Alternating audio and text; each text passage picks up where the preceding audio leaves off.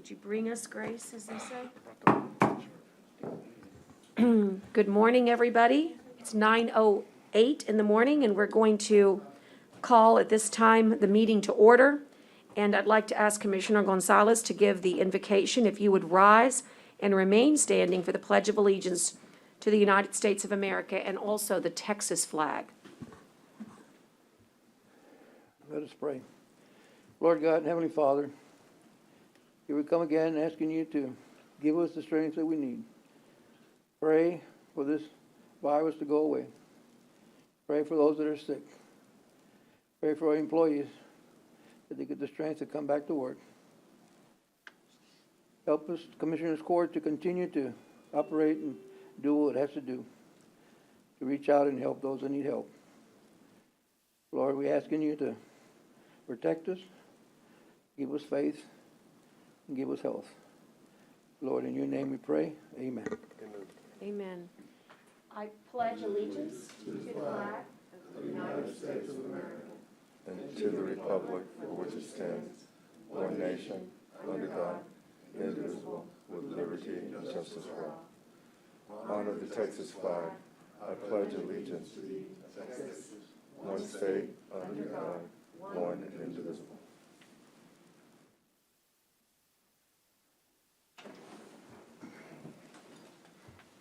So at this time, I'll note for the clerk that all commissioners are present, and we have July 29th, 2020 is the date for today's 9 a.m. meeting on the third floor of Nueces County Courthouse. And the time, I guess, exactly is 9:10 a.m. So, Madam Clerk, we are ready to roll as a quorum is present. Timothy, take us through a safety briefing. Good morning, Judge. Good morning. Commissioners, ma'am. We're meeting here once again on the third floor of the Nueces County Courthouse, located at 901 Leopard Street. Restrooms are located on the third floor atrium as you exit the courtroom on the right-hand side. Please note there is a fire extinguisher at the rear of the courtroom as well. In addition, there are 5 fire extinguishers throughout the third floor atrium area. In the event of a cardiac emergency, the AED is also located on the third floor atrium level by the HR office. Participants responsible for dialing 911 today will be Tyner. CPR certified participants in attendance today are Margaret and Dale.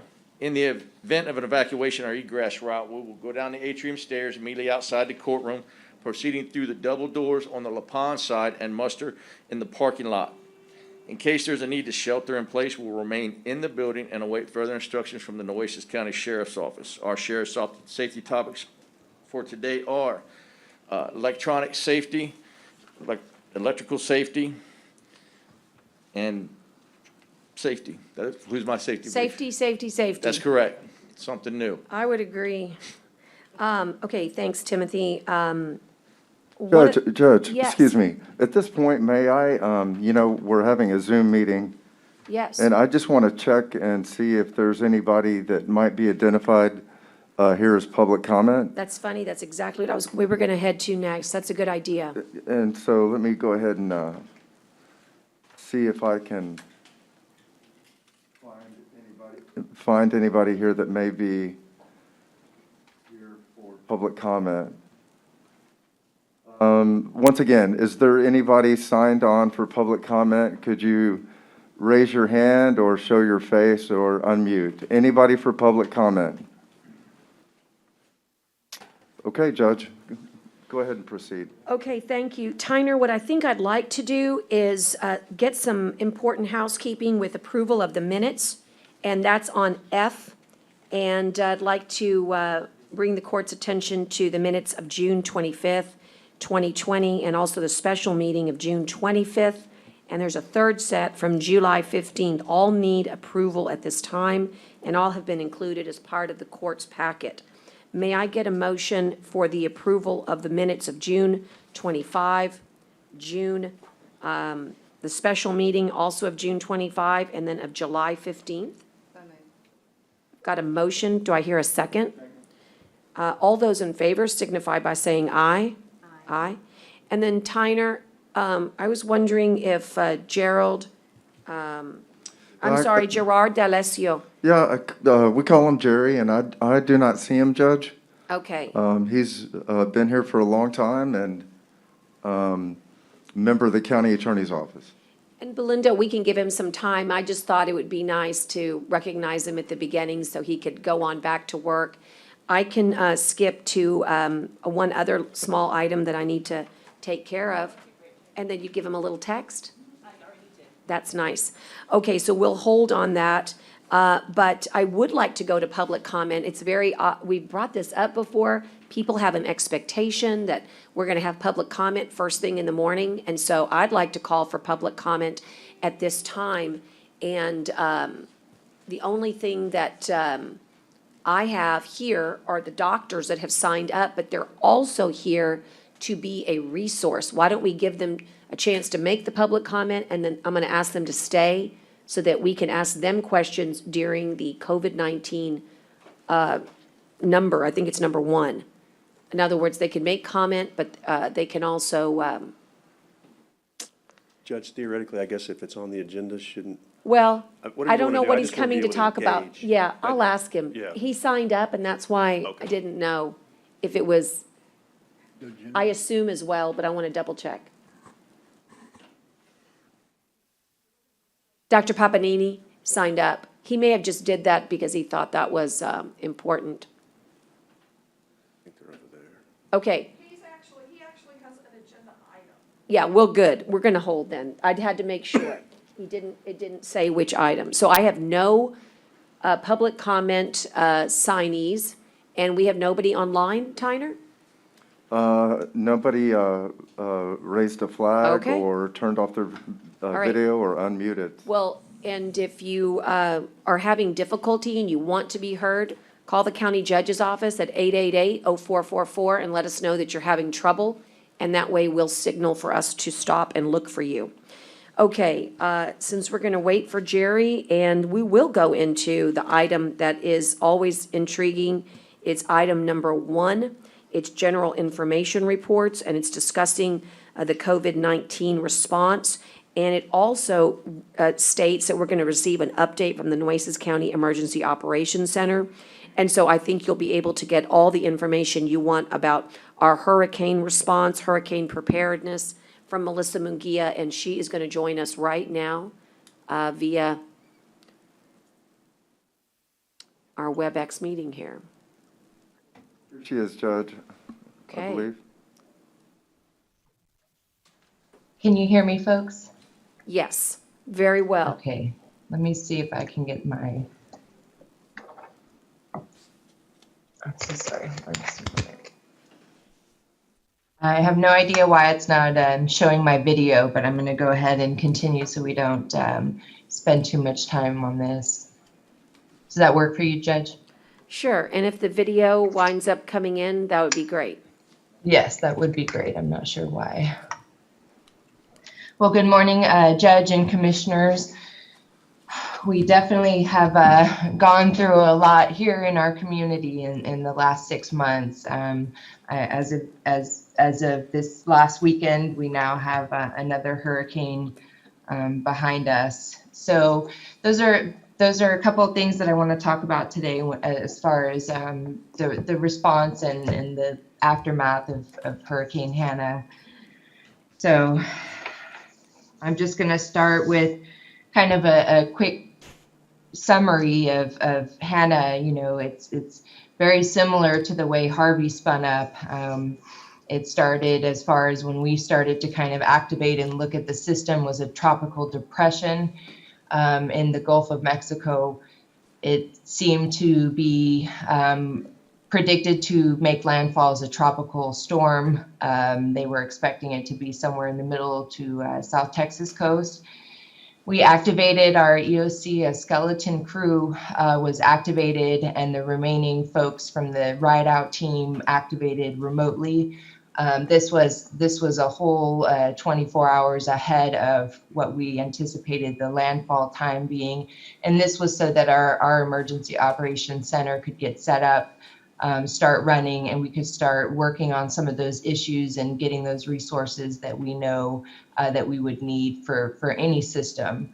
Over time, it began to come closer and closer to the coast, and then we got informed that it was in fact increasing to a Category 1, which, as it made landfall in the North Padre Island area, we did have wind speeds that were almost a Category 2. But the biggest thing with Hurricane Hannah that's very different than Harvey was the storm surge. The storm surge, Hannah was a wider storm. So just like Sandy happened in the East Coast, it was only a Category 2, but it produced 25, 30 feet of storm surge. So it's really about the size and how long that system remains large enough and pushing water ahead of us. So we did see more substantial storm surge than we were first expecting at the beginning of the system. Hold on just a moment. Okay, while I'm talking, I've got help here to try to get my video on.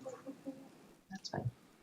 So we ended up having Category 1 make landfall with the storm surge that we were not expecting in the beginning, but with the quick spin up, similar to Harvey, that kind of very limited, you're talking less than 30 hours of that spinning up and becoming something larger than we anticipated. Now, we always do plan for the next size up.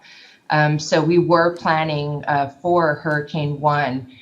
It's just the storm surge that ended up being so much more substantial than we were expecting. And because of that, that leads me to kind of my biggest item here to discuss with you is bringing forward what happened to Bob Hall Pier.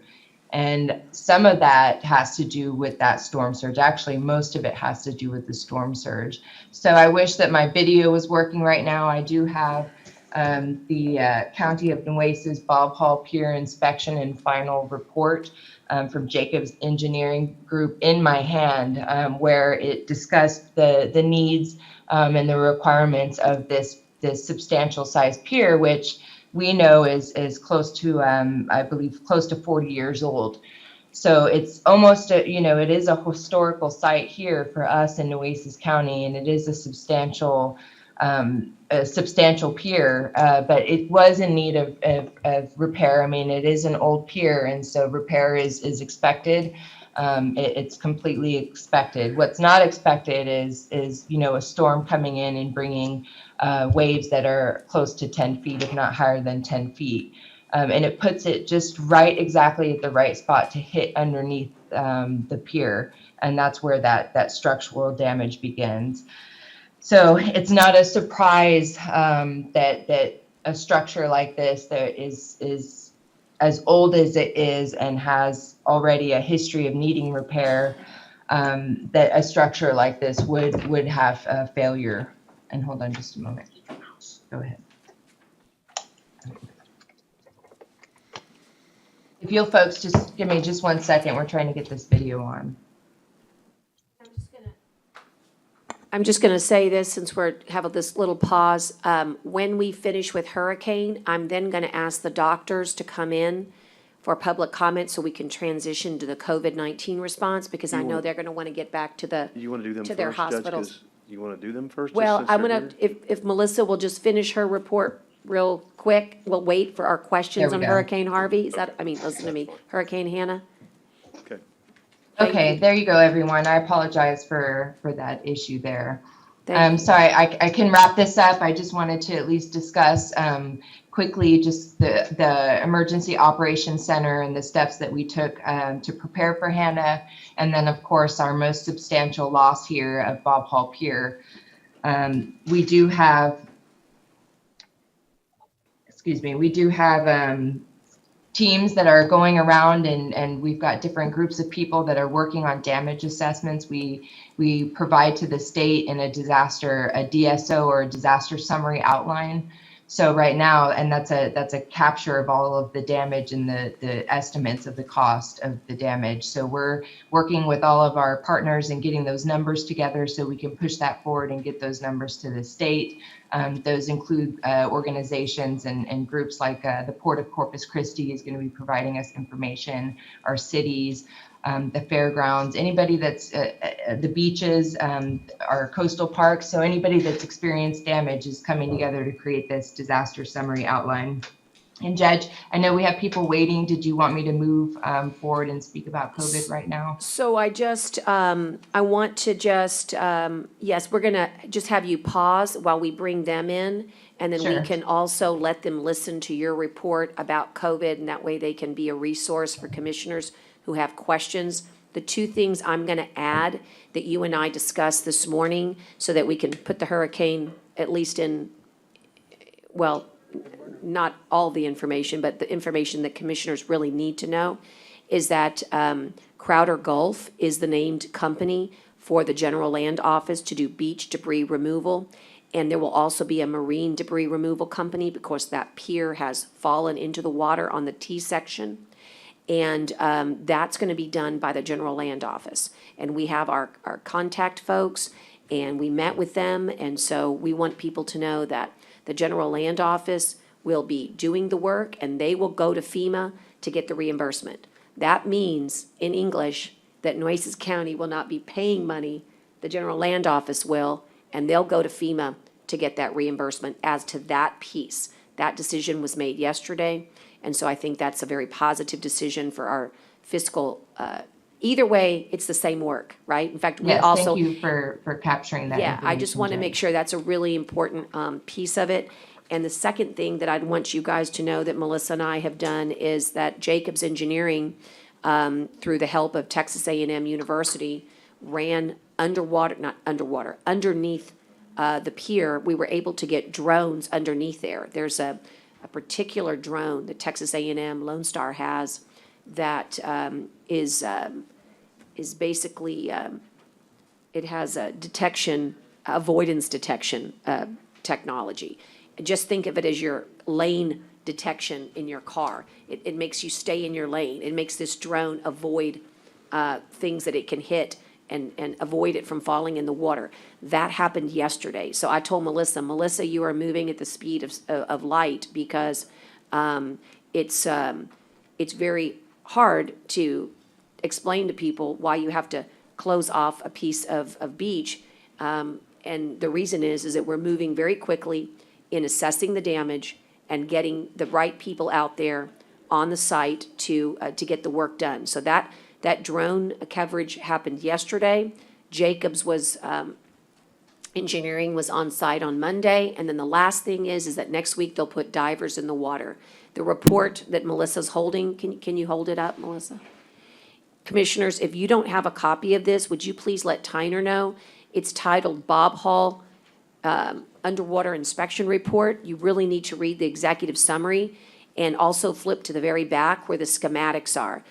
The big crux of it are tons and tons of pictures outlining the work that needed to be done. So those are the things that I wanted to say about Bob Hall Pier, and then. And Judge, Yes. real quick, since we're talking about essentially Coastal Parks Department, I did want to kind of make at least a suggestion or a recommendation at the possibility of closing some of the damaged access roads, so that we can keep, one, people safe, and then two, keep the area cleared out so that those repairs can happen. And I just feel like that's something that might be important for us to do to keep things moving forward and to keep the public safe.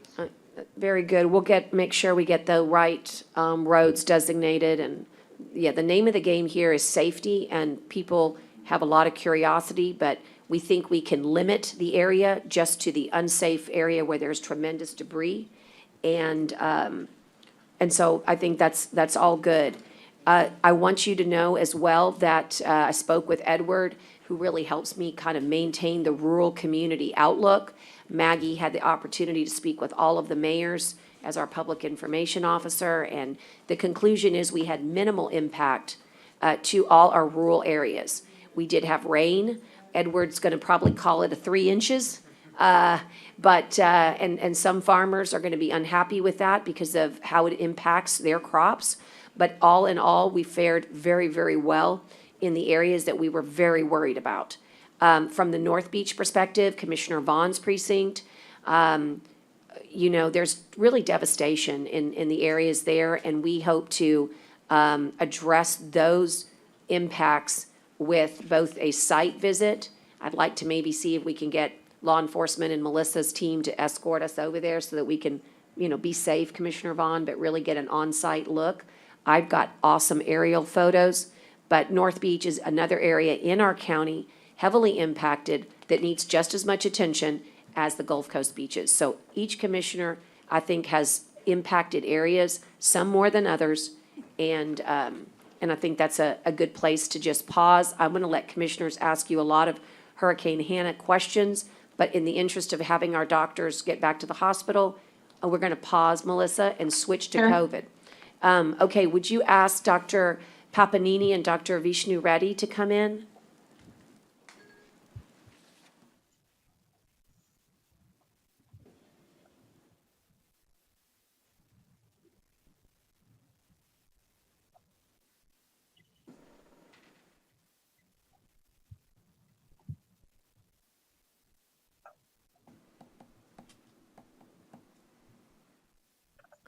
Welcome, Dr. Papanini. Dr. Papanini, welcome, Dr. Reddy. We've been talking hurricane, we just now switched to COVID. We want to have you be able to listen to Melissa's report, but first, we wanted to give you an opportunity to give us a glimpse on the inside. And also, please accept the court's sincerest sympathies and for the loss of one of your brothers, really, a critical care physician, young, incredibly talented, and his loss yesterday is a great one to our community, and we extend our deepest condolences. Thank you, Judge Canales and the court. Good morning. And last time we met, it was in April. Things were a lot better back then. But since Memorial Day, we've seen a surge of patients in the hospital.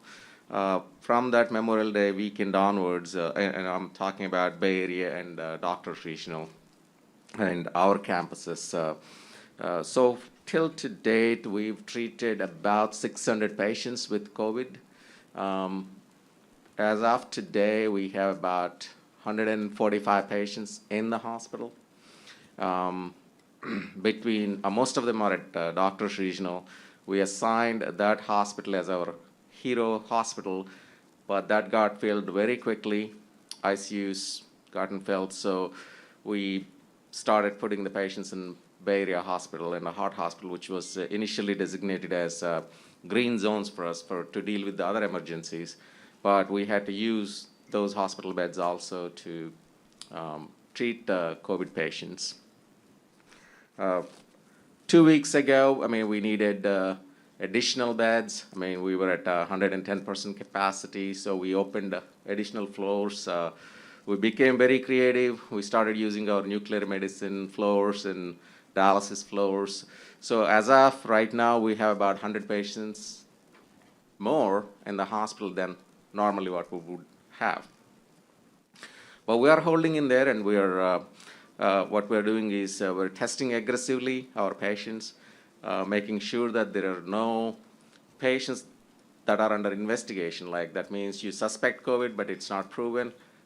We realize that if you leave a large number of patients like that, that's consuming our resources. So we've been fortunate to have HCA do an aggressive testing and trying to clear out the backlog and know whether the patient is positive or negative.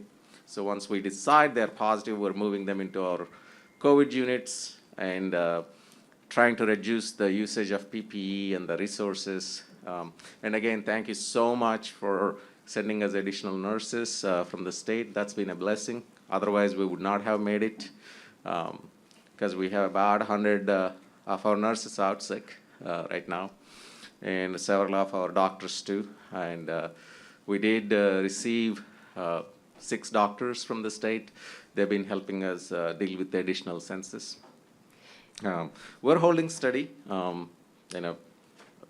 Things to me, in my personal opinion, we hit the peak, and we should see some improvement in the next few weeks as far as the number of inpatients.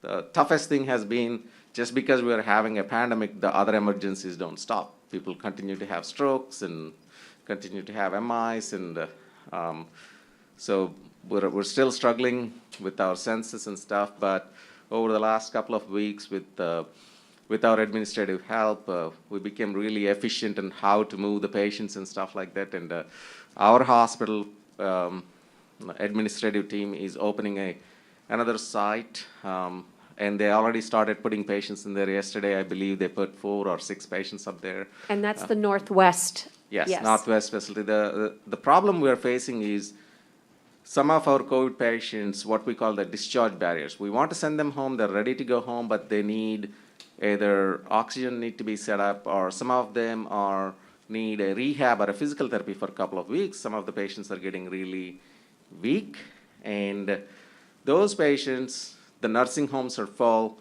so they're holding up a bed, and they really don't need the critical care doctor. So for that reason, we kind of brainstormed and, okay, let's open our Northwest facility where they don't need the acute care, but they need the physical therapy and rehab, so we're sending them there. And can you remind the court how many beds are there? Is it 34 or 40? I think it's about, I don't know the exact number, I think Judge. we were teetering somewhere between 34 and 40, Yeah. but I'm not sure whatever. I think it's around 30. I heard Okay, 35, I heard 35, I don't know if Okay, that's so right. that was a perfect 30, I- 40. yeah, I think- Okay, That's what I 35. heard, but I don't know that that's right. And also, we want to acknowledge Eric Evans and HCA for all of their good work, and Dr. Deppert and yourself, Dr. Papanini, Dr. Reddy.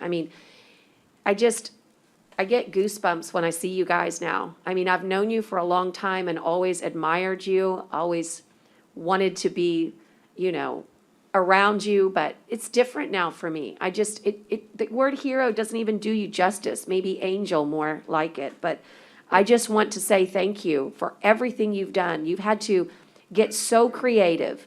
Can you tell the court a little bit about your needs right now, about medication? We get asked all the time, and of course, I'm lucky because I get to see the star requests, but the court, I'm sure, and you all chime in, what would you like to know from Dr. Papanini? Or tell us about your needs first, and then let the court ask. Thank you. Again, thank you for acknowledging the work, Judge Canales and the commissioners. Yesterday, we lost a dear friend and our partner. Him and I worked side by side, and he's only 54, Dr. Guzman. He was the residency program director, and we lost him. And it was really a tough day, and we had to move on. We had to show up, within 15-minute break, and then you got to go in and take care of the patients. And that was really hard yesterday working. And not just for me, but he has trained hundreds of doctors and most of our nurses, so those are the battles we're facing right now. But as far as the need, we're good, at least in where I am right now. We have enough PPE, and we could always use some shortages with the remdesivir medication that Right. seems to be working. You're good on the steroid, good on the Pepsid. Good on the steroid. Pepsid, yes, we are facing some shortages with Pepsid and remdesivir. Those are the And two. remdesivir, okay. Yeah. As plasma too. And also. plasma. Yeah. And we're working so hard on that, to get people, we've got a lot of PSAs out. Yeah. See, the thing is, we have our own experience now. In April, it was theories, but since April, we've treated so many patients, and these treatments work efficiently if you give them early on. So the problem is we could order a plasma, but then we're waiting 4 or 5 days, but then we're losing the competitive edge, like to. You need it immediately. Yes. Early on, when we order it, it's nice if it's available. But if you're waiting 4 or 5 days, the effectiveness of the treatment is not as good. Okay, good. And Judge, Commissioners? real quick, I did just want to say Yes. that there was confirmed there were 4 patients that moved to Northwest yesterday. That's great news to have that step-down unit, Yeah. and it's absolutely needed, and I know that it's gonna get filled, because there's so many people that, for example, all the shelters, any vulnerable population that winds up in the hospital needs most likely a step-down place to go to. They still need care, but they can't go home, wherever home is.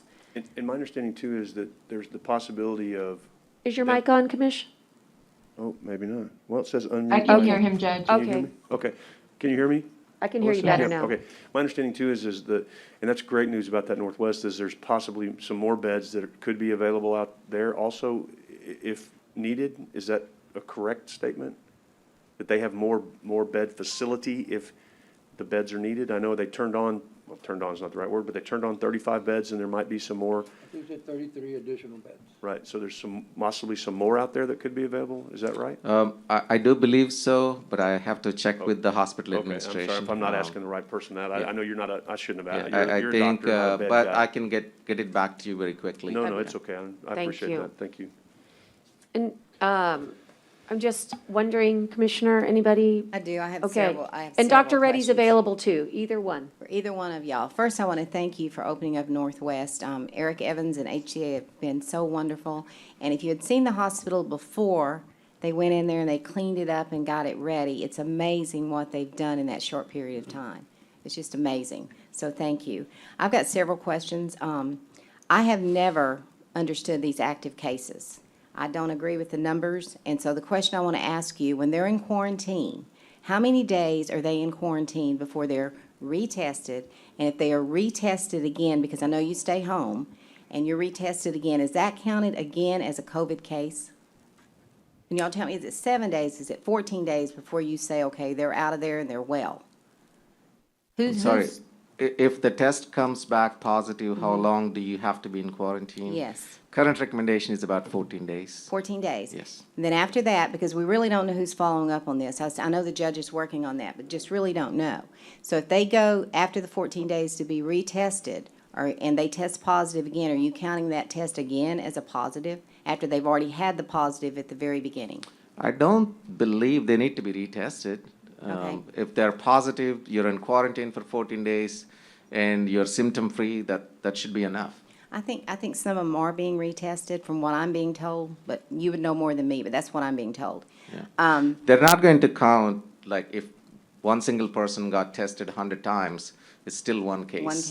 Yeah, Okay, it's that's- not 100 tests that are positive. And that's the question that's being asked, because we know that the public doesn't trust what's going on. It's unfortunate. Ask but them it's- to step into the hospital, they Yeah. will believe. But no, I think they Yeah. believe that COVID is real, but I don't believe they believe all the numbers Yeah. because of everything that's been told to us from Nate, from the federal, everyone. Mm-hmm. I'm going to ask a couple of tough questions here, but I'm hoping I get an answer. And the reason I'm asking them is because the public wants to know. You know, when you're in there and you die alone, that's so difficult for you, the doctors and the nurses, but it's so difficult for loved ones that aren't allowed in there. And I understand why you're not doing it, because it is so contagious. But to me, you're in there with these masks and these shields on.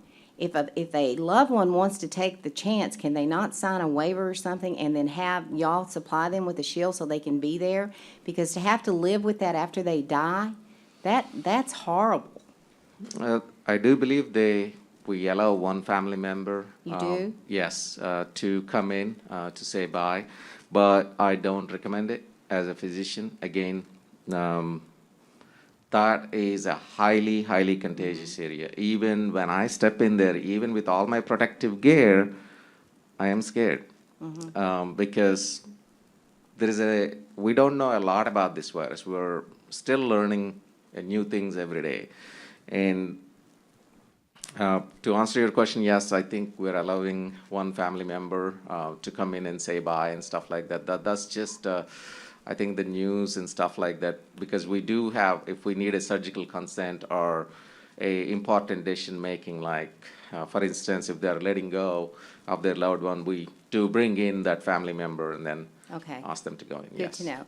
Okay, the other question I want to ask is, I know that you're talking about some of the treatments, and, you know, on Facebook, you're seeing all kinds of things that are going on all across the states, and there's some kind of treatment out of Midland that they're using. Don't know what that is. Are y'all using different things other than the remdesivir? It's better than I it think used to what you're referring to is the budesonide nebulizer treatment. Yeah. That is a inhaled steroid. That would probably, in theory, work for mild cases. What I'm talking about, the treatment is patients that are in the ICU or patients that are declining really fast. If you remember my April, when I was here, if there is 100 people that are exposed to the virus, 90 of them will recover without any treatment. Of those 90, 80 may or may not have any symptoms. They probably don't even know they are exposed to the virus. But about 10 patients out of the 100 will experience symptoms like shortness of breath. We admit them once we see they're experiencing shortness of breath, and we check the pulse ox, and if it's dropping, that's a serious sign. That's when we admit them. That's where what we are saying in the last 2 to 3 months is if you give plasma, if you give all these treatments, a large percentage of them are improving. And budesonide, for those patients that are the pulse ox dropping and people having shortness of breath and getting hypoxic, budesonide alone won't work. What we are giving IV steroids immediately and IV remdesivir. And if they go on to the vent, we are using tocilizumab. So those are the treatments that what we have seen are working efficiently. Okay. And one last question, and this is just something that's going around. I don't know that I believe it. I just don't know. But they say that in depths, in the middle of somewhere in that CARES Act, that the hospitals are getting a certain amount of money for a patient that has COVID, a certain amount of money for a person that is on a ventilator, and a certain amount of money if they die. Is that true? I am a physician. In the I don't get paid a penny. No, I know that. I'm not talking about you. I'm talking about the hospital, so y'all would have no knowledge of that. No, that would be a question for Mr. Evans, our CEO, or Dr. Blow, CEO of Okay. Spawn. All right. As far as we as physicians are concerned, I'm not here to represent the hospital or anything. I'm here as one of the frontline physicians to give you an update on the treatments. But I really don't know. I didn't even have time I don't even know what CARES Act is. And I appreciate that, and I hate to ask it, but I thought maybe someone might know that. But we thank you for all that y'all have done. We Thank really you. do. Thank you. Yes, commissioners, anybody? Okay, I just, the only thing I wanted you to do, if you had 5 minutes more, Melissa Mugia, who's you see on the screen, is our emergency manager. She's about to give you and the court, or give the audience and the court an update about our COVID clinic. And I think for the rest of the week, we're all gonna be meeting, so we're gonna be talking about it. But I really think this COVID clinic, like your step-down unit, it is really gonna be important. One of the things that we're gonna talk about is also adding to our testing sites a pulse ox reading. So that way, if you test and then you test positive, we actually have a pulse ox on you. And if we see that pulse ox is low, then we know we need to target that person immediately for clinical care.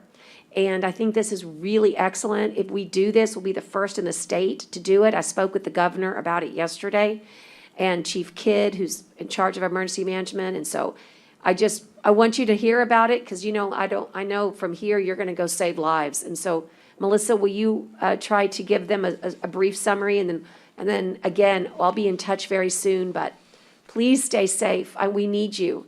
If I get sick, I want you to Yeah. make sure you take care of me and everybody else. I have so much faith and confidence that you're on duty. I can't share that enough with you. You make me feel safe.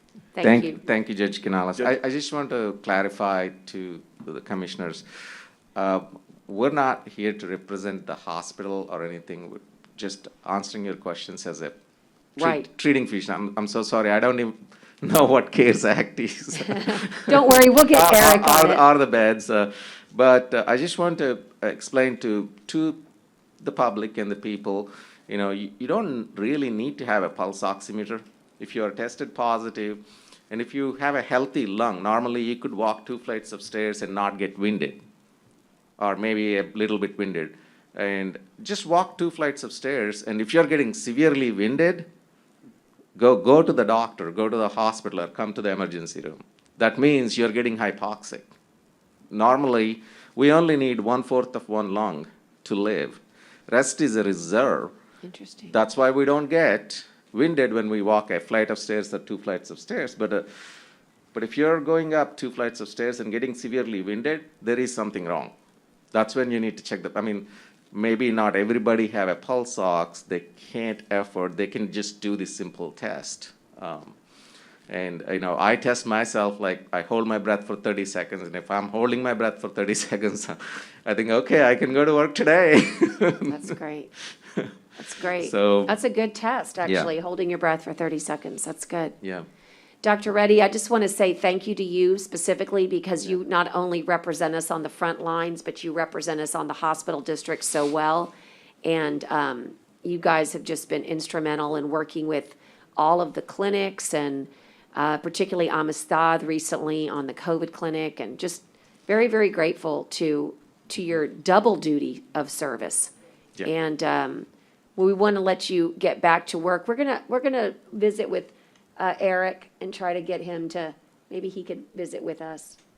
You know Eric, so we're gonna be able to work with him, but, so, anyway, guys, I just want to say thank you, there you Doctor. go. Thank you for all you do. Thank you, sir. Thank you. Thank And, you. You know, I really admire the fact that you said that you are afraid, because people, sometimes they don't hear that.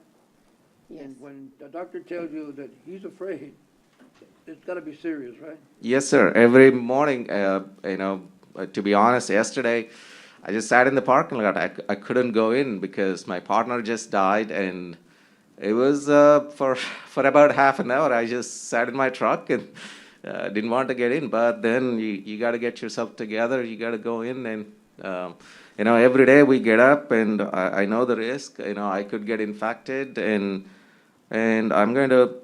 There is a very good chance I'm going to bring it home and to my family. So the situation is very scary. 2 weeks ago, it was even worse, and things are much, much more organized now. Thanks to HCA being the huge organization in this country, they helped us immensely, pouring resources and educational materials and daily conferences and changing treatments and stuff. But yes, it is scary, and every critical care doctor in our hospital, we can see it in their faces. Thank you, Doctor. But we just have to do what we have to do. Thank you. Thank you again. Also, Dr. Reddy wants to say something, and listen, I almost called you Dr. Modis. Commissioner Modis wants to say something. Dr. Reddy? Well, most of everything that we are seeing these days is all covered by my colleague, Dr. Papineni, but I don't want to leave this court without deeply, without deeply thanking our judge and you all commissioners and Governor Abbott. I mean, without you all, it would have been very difficult. We, for our little city of Corpus Christi compared to the New Yorks and the Houstons, you all sending the nurses, they just, I remember in one of our meetings, we made a request on Friday, the nurses showed up on Sunday, right? Wow. So thank you very much, and we'll continue this together and see what happens. Yes. That's all I have. Thank you. Thank you. Thank you. Thank you all very much. Commissioner Modis? Thank you, Judge. Doctors, Commissioner Modis is going to say something real quick for Dr. Reddy. You're going to tell us that you're not part of. There you go. One more time, John. There we go, now it's on. All right.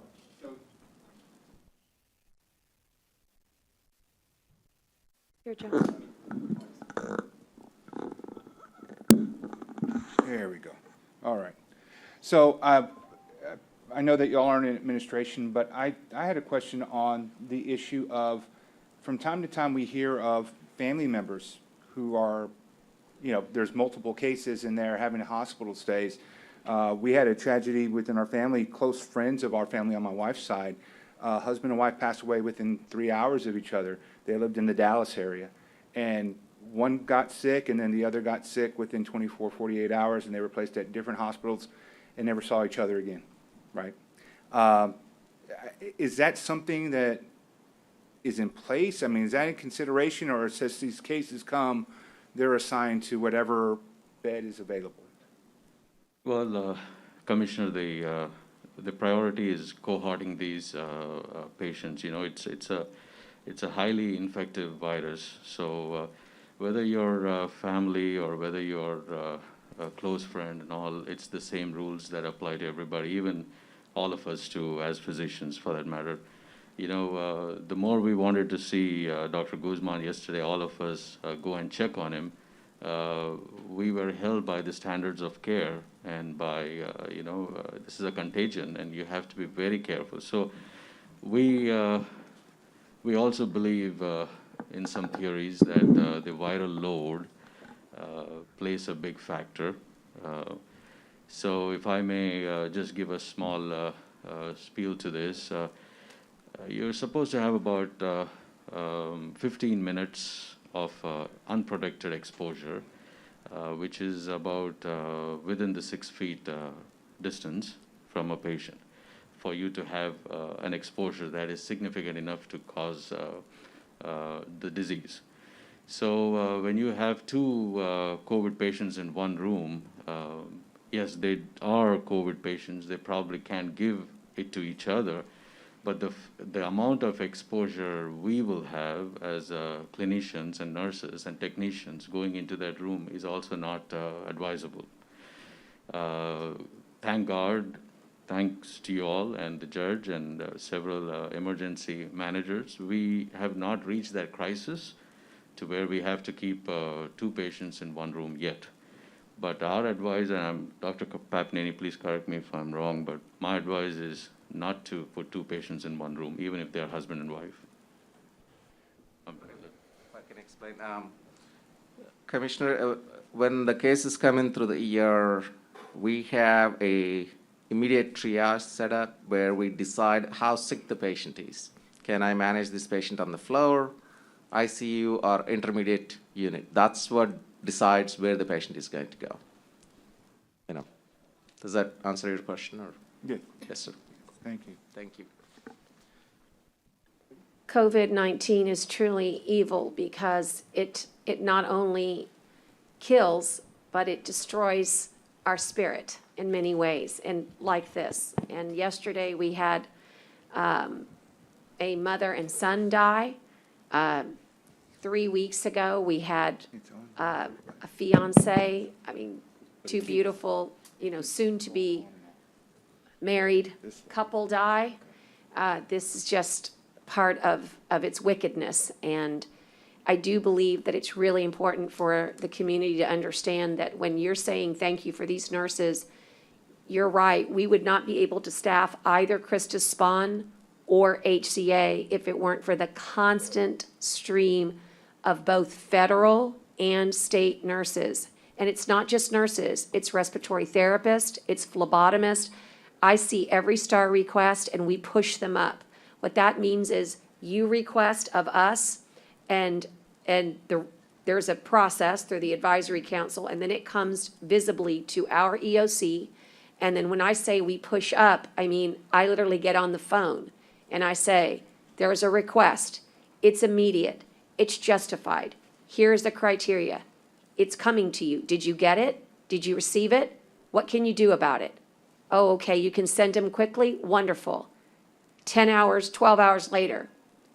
How quickly is quickly? Are we confirmed, right? And then we're not satisfied until I get the call from a CEO that says they're arrived, right? So this is what it means to push. And we even had a request for OB nurses. Why?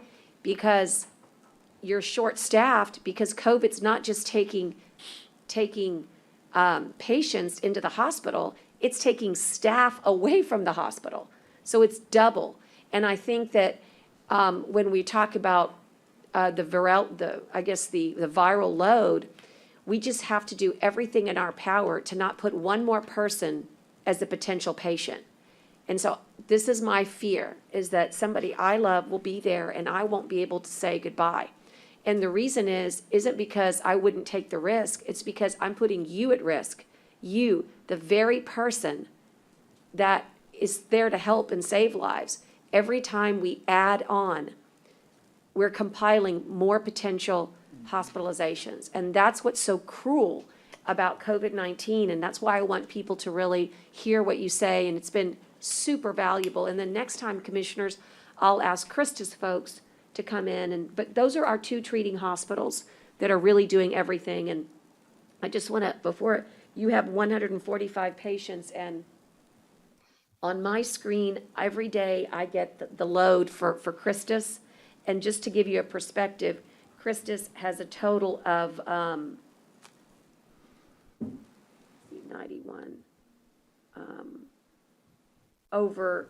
they have over 200 patients. So, you know, there's sort of a 2/3, 1/3, but out of our 400 patients, you guys have about 145, and then Christus has the rest. So it's just a tremendous load for one community. Yes. That's all I wanted to say. Thank you. And thank you again for, I didn't realize you guys were responsible for the request for sending in additional nurses and doctors. We put in the request, I put in a request Friday evening. Somebody showed up Saturday morning. That was amazingly fast. And thank you again, commissioners and judge. That was Well, really and it's helpful. really thanks to the governor and thanks to Tatum, who Yeah. really make it happen. We tried to give our thanks yesterday. I mean, I almost wanted to cry. I Yeah. mean, I don't know what else to say except for, and every 2 weeks, we have to renew the request. Okay. So just because you get them doesn't mean they're gonna stay. So Okay. every 2 weeks, we have to renew it. But this is what's required, and I just want you to know, we'll keep sending them. You just have to keep asking. Whatever you need, it's our duty to get them for you. And it's a really, I mean, obviously, all doctors are selfless in one way or another, but what you're doing now is beyond words. Thank you. So thank you. And one final thing, last time I was here, somebody asked me, does the heat and the humidity kill the virus? I think the virus answered itself. You know, we had our peak in the middle of July. Now, I don't think it's the heat and the humidity, it's the ultraviolet rays outside, so that sanitizes the virus. So the outside risk is a little bit less compared to the inside risk, so thank you again. Thank you again. Thank you all so much. Melissa, will you finish for us? Yes, absolutely. And thank you, Dr. Panini, as well. It's, excuse me, my phone keeps going off. It's, it really is, if the public isn't viewing this as a very serious situation, I think now is the time to start. I mean, we are losing people that we know and close to us, and you see it more now, and our physicians and our nurses are doing their best. And I know it's difficult, this conversation.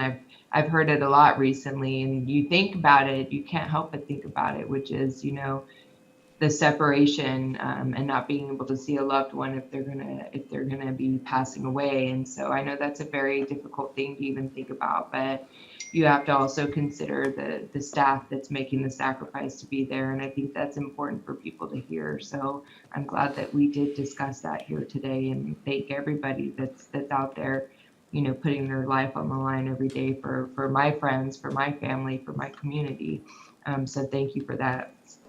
On a lighter note, we are coming up with solutions, and we are trying to come up with ways of streamlining processes and making sure that we're capturing data and all of these kind of these gaps that we've noticed in recent times. And so one of those things is the COVID clinic. So the COVID clinic is, there have been several logistic meetings, and the layout and the logistics of the COVID clinic are being squared away, what the needs are, what the resources needed are. And then, of course, also, it's hard not to talk about COVID. It's all interconnected now at this point, so it's difficult to only talk about the clinic. So we also have the isolation facility that's being worked on as well, the same site since the beginning. But now we're creating like a system, and it's a whole program. And so there are alternative places for people to go other than just the hospital. And so that's the point of the clinic. And then the point of the alternative care site isn't just to take the burden also off of the clinic so they can take more patients, but also to create a space where folks can go that don't want to go home and spread the virus, that can also be monitored through the COVID clinic. And so there's been a lot of work done. Kathy Ardblatner, the judge, they were out there walking around with Dr. Phillips, making sure that the layout and what type of remodeling needs to occur. Judge, can I just So ask the real code, quick? go ahead. I'm sorry. I did have a lot of questions on 12, which is the ratifying on the lease. Are we moving in, can we moving into that? Are we talking about this now? I'm just a little, I want to make sure we're, if I can, You want to ask? yeah, can I, ask is it Melissa? okay? Just ask her questions. Well, I don't, I think we need to go into that item, because it's an item. yeah, I wanted to talk about, Tell me what, just well, want to ask the question of Melissa, or? well, I don't know exactly because, and I don't know, it's on the ratify lease one that's on the consent agenda. Right, Because- okay. So I don't want Let me to get out of order. Let me get I'm Melissa. just trying to figure out what I'm Let me supposed to just do. get Melissa to get her a little bit more She's info talking about on the that. clinic, so Belinda, I don't know what I'm supposed to do here.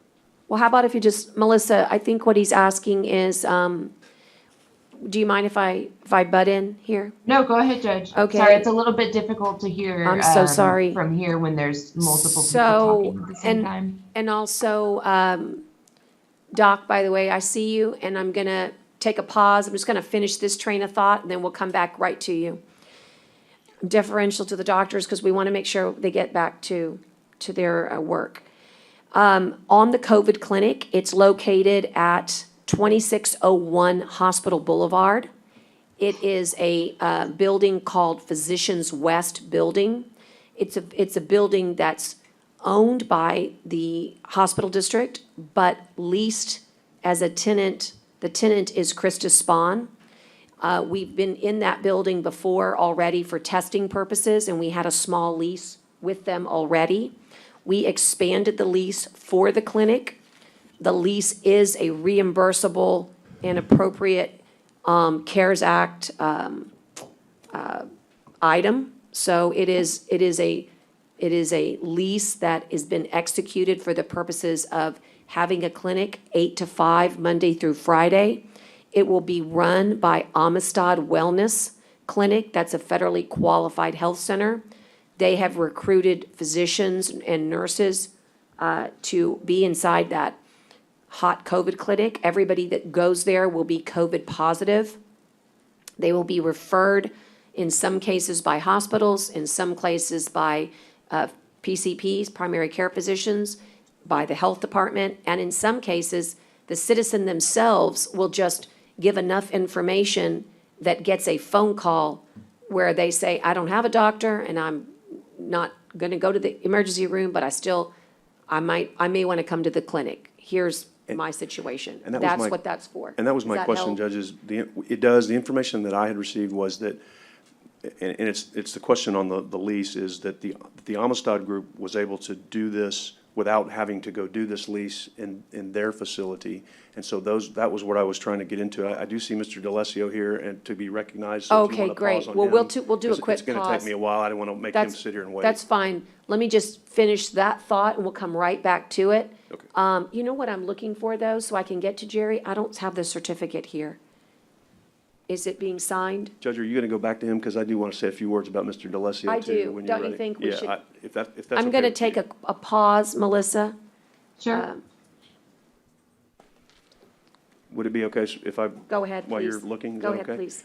Judge, I know we're recognizing Mr. DeLassio today, and I will tell you, I worked with Mr. DeLassio. He was the CPS prosecutor, I guess that's the right term, when I was the judge in that court.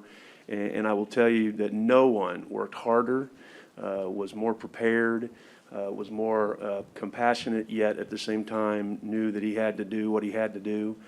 He was definitely a great representative all the years that I worked with him for Nueces County and certainly for the county attorney's office. That's why I guess he lasted there as long as he did. And quite frankly, I don't really even understand how he did what he did for as long as he did, because there were plenty of days where I know he was very frustrated by and I'll say it, he doesn't have to, he was very frustrated by his client, as was I, but at the same time, he was very frustrated with the other side of the aisle too, because he dealt with a lot of people that weren't the best of people. He really did the Lord's work, as we would say, because he was protecting children. That was always his highest and utmost goal when he did his job. Didn't always agree with him. We didn't always agree, but I always had the most utmost respect for him. I never had to question his integrity. I never had to question whether he said something if he believed it was true. He never tried to fool the court. He never tried to pull anything over on anybody. He just did his job with the highest level of integrity and commitment, and he will definitely be missed over there. I quite frankly, he trained so many of those people that came and went, because if you think, we hear about tough jobs all the time, but being the CPS prosecutor is a tough emotional job. So I just wanted to, personally thank him for all the hard work he did. I'm sorry to see that he's leaving, but again, he's still a young enough guy to be able to get the heck out of there and enjoy his life and not be so stressed over this. But he was a wonderful guy in that courtroom, and I really appreciated everything he did. So thank you very much, Mr. Alessio. I appreciate all you did. Thank you, sir. And Judge, if I can say a few words. Absolutely.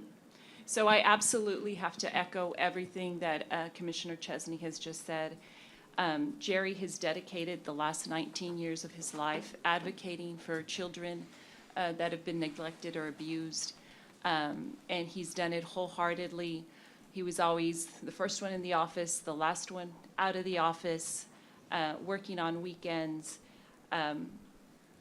Jerry's also everybody's buddy. There's only one Jerry D'Alessio, and he definitely can never be replaced. And so we're absolutely going to miss him.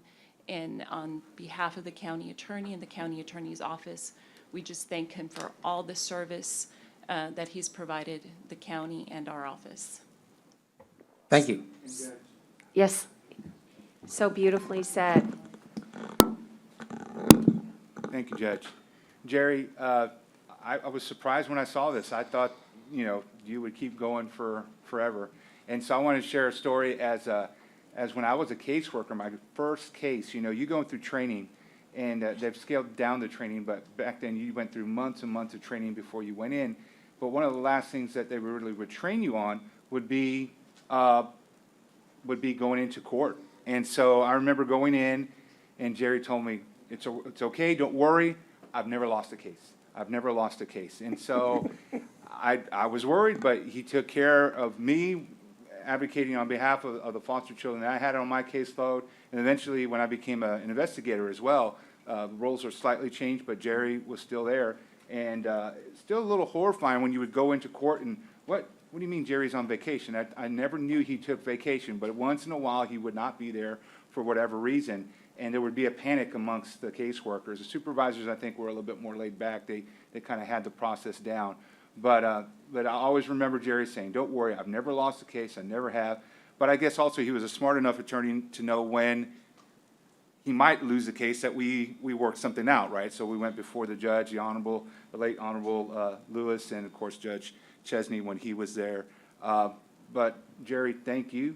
Thank you on behalf of the county, and I'm sure, and I know that all the CPS workers that have gone through, supervisors, program directors, everyone that knew that you were there on our side, and we never had to worry about having a competent, confident attorney representing us, our interests, but also the children's interests, and also working on behalf of families to reunite when there was that need to really bring families back from treatment or other things that were happening.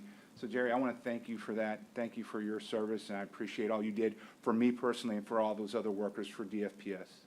And Judge, he had a great poker face, and when you're sitting up there trying to kind of watch and see if you could pick up any signs, if he was just steady Eddie all the way. And Belinda did that for a long time over there too, Judge, and I think she had her fill pretty quick and moved up the ladder and is doing it differently. But I can't stress enough, that is a tough job over there.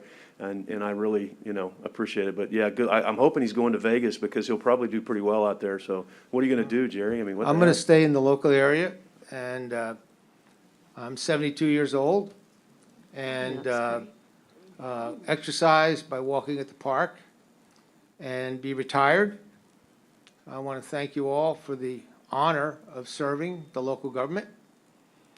And I will not be working. I will be relaxing. I will stay in the community. I stay very close to home, and I want to thank you very much. Well, Jerry, I think all of the comments are a testament to a life and a dedication to this Nueces County Attorney's Office. You are so valued and treasured and appreciated, and I'm only sorry that I didn't get the chance to work with you, because I would have liked to have had someone at my side that had that kind of work ethic and commitment. And I hope to see you, as they say, just walking around the park, so I can get to remember how many lives you affected. And I just want to thank you personally on behalf of Nueces County. I have a certificate that reads as follows: we hereby express our sincere appreciation to Gerard, your formal name, D'Alessio Jr., County Attorney's Office, retiring after 19 years of service to Nueces County, signed this day, August 31st. Whoops, it's not quite August 31st. That must be your day, the last day? Yes, ma'am. Okay, recognizing that you'll be here with us through the month of August. And it's signed by all of us, and it's a small token of a grateful county. Thank you. Thank you very much. Hey, you. Jerry, I just want to say thank you for everything you've done. It's tough working with that population. Takes a special kind of person to do that. And I know you still haven't lost a case, right? Jerry? You haven't lost a case yet, have you? The work requires that we perform our obligations in the best interest of the children and the families. I can honestly say that I've never lost a case based on the best interest of a child. We've always had great trials, great judges, well-empaneled juries. So we've always done it in the best interest of the children. The question of winning cases, 99%. But Judge Chesney knows the law is strict and every child is safe. I can honestly say I did not lose any cases. I can honestly say that all the children are very, very safe where they are, because there are children in our community. The service to the community is so important. Maintaining the homes and families is very important. Thank you very much, Commissioner. Thank you, sir. Thank you. Thank We you. need to do it's just okay, never mind. May I be excused? Yes, please, yes, you're Thanks. excused. Thanks, Thank Jerry. you. Good luck. Hey, Jerry, don't lose a case in that last month, buddy. Don't lose your streak in the last month. That's all I gotta say. Melissa, Thank you. I want to just pause. Dr. Mike McCutcheon is here. Is it relating to the agenda item on COVID-19? Okay, I'm going to go ahead and return back to Melissa. Melissa will finish, and then we'll resume with the public comment. Melissa, when we took our break to recognize Jerry, I was talking about the details of the lease. Commissioner Chesney's comment in response basically indicated that Amistad could take care of these folks at their place. Let me elaborate, because I've had the opportunity, we've had to divide and conquer, commissioners. That's the only way you can prepare for a hurricane and create a COVID clinic at the exact same time. And so on the COVID clinic, Amistad does have a mobile medical trailer, kind of like ours, Commissioner. It's got 3 bays, but it is not suitable for 750 patients a week or 10 different physicians. It's certainly not available to do social distancing in the proper way. We cannot put the safety protocols in place. I've had the opportunity to take the health department and Amistad, and I'm trying to think of who else has been over there, but just everybody who would be a major stakeholder with both the county and the city's EOCs, and we all agree that this clinic, of course, it's great because it was a clinic. It's not that we're reinventing it. It literally was medical offices and a clinic. It's just that it's not being used. There's nobody in the building, so there's a safety net that's there. And again, this is with so many active cases. Every week, we've been averaging anywhere from 1,700 to, the average range is 1,700 to 2,600 cases in the last 3 weeks. So when you take those cases and recognize there's a 14-day period, you're going to have thousands of people that potentially could need attention. We've never had this many people die in their home before. So this clinic is in an effort to decompress our emergency rooms. It's also in an effort to get the right treatment. So is the right treatment, you just need to be educated and you stay at home? Or is it, I need to use my telephone and have telehealth?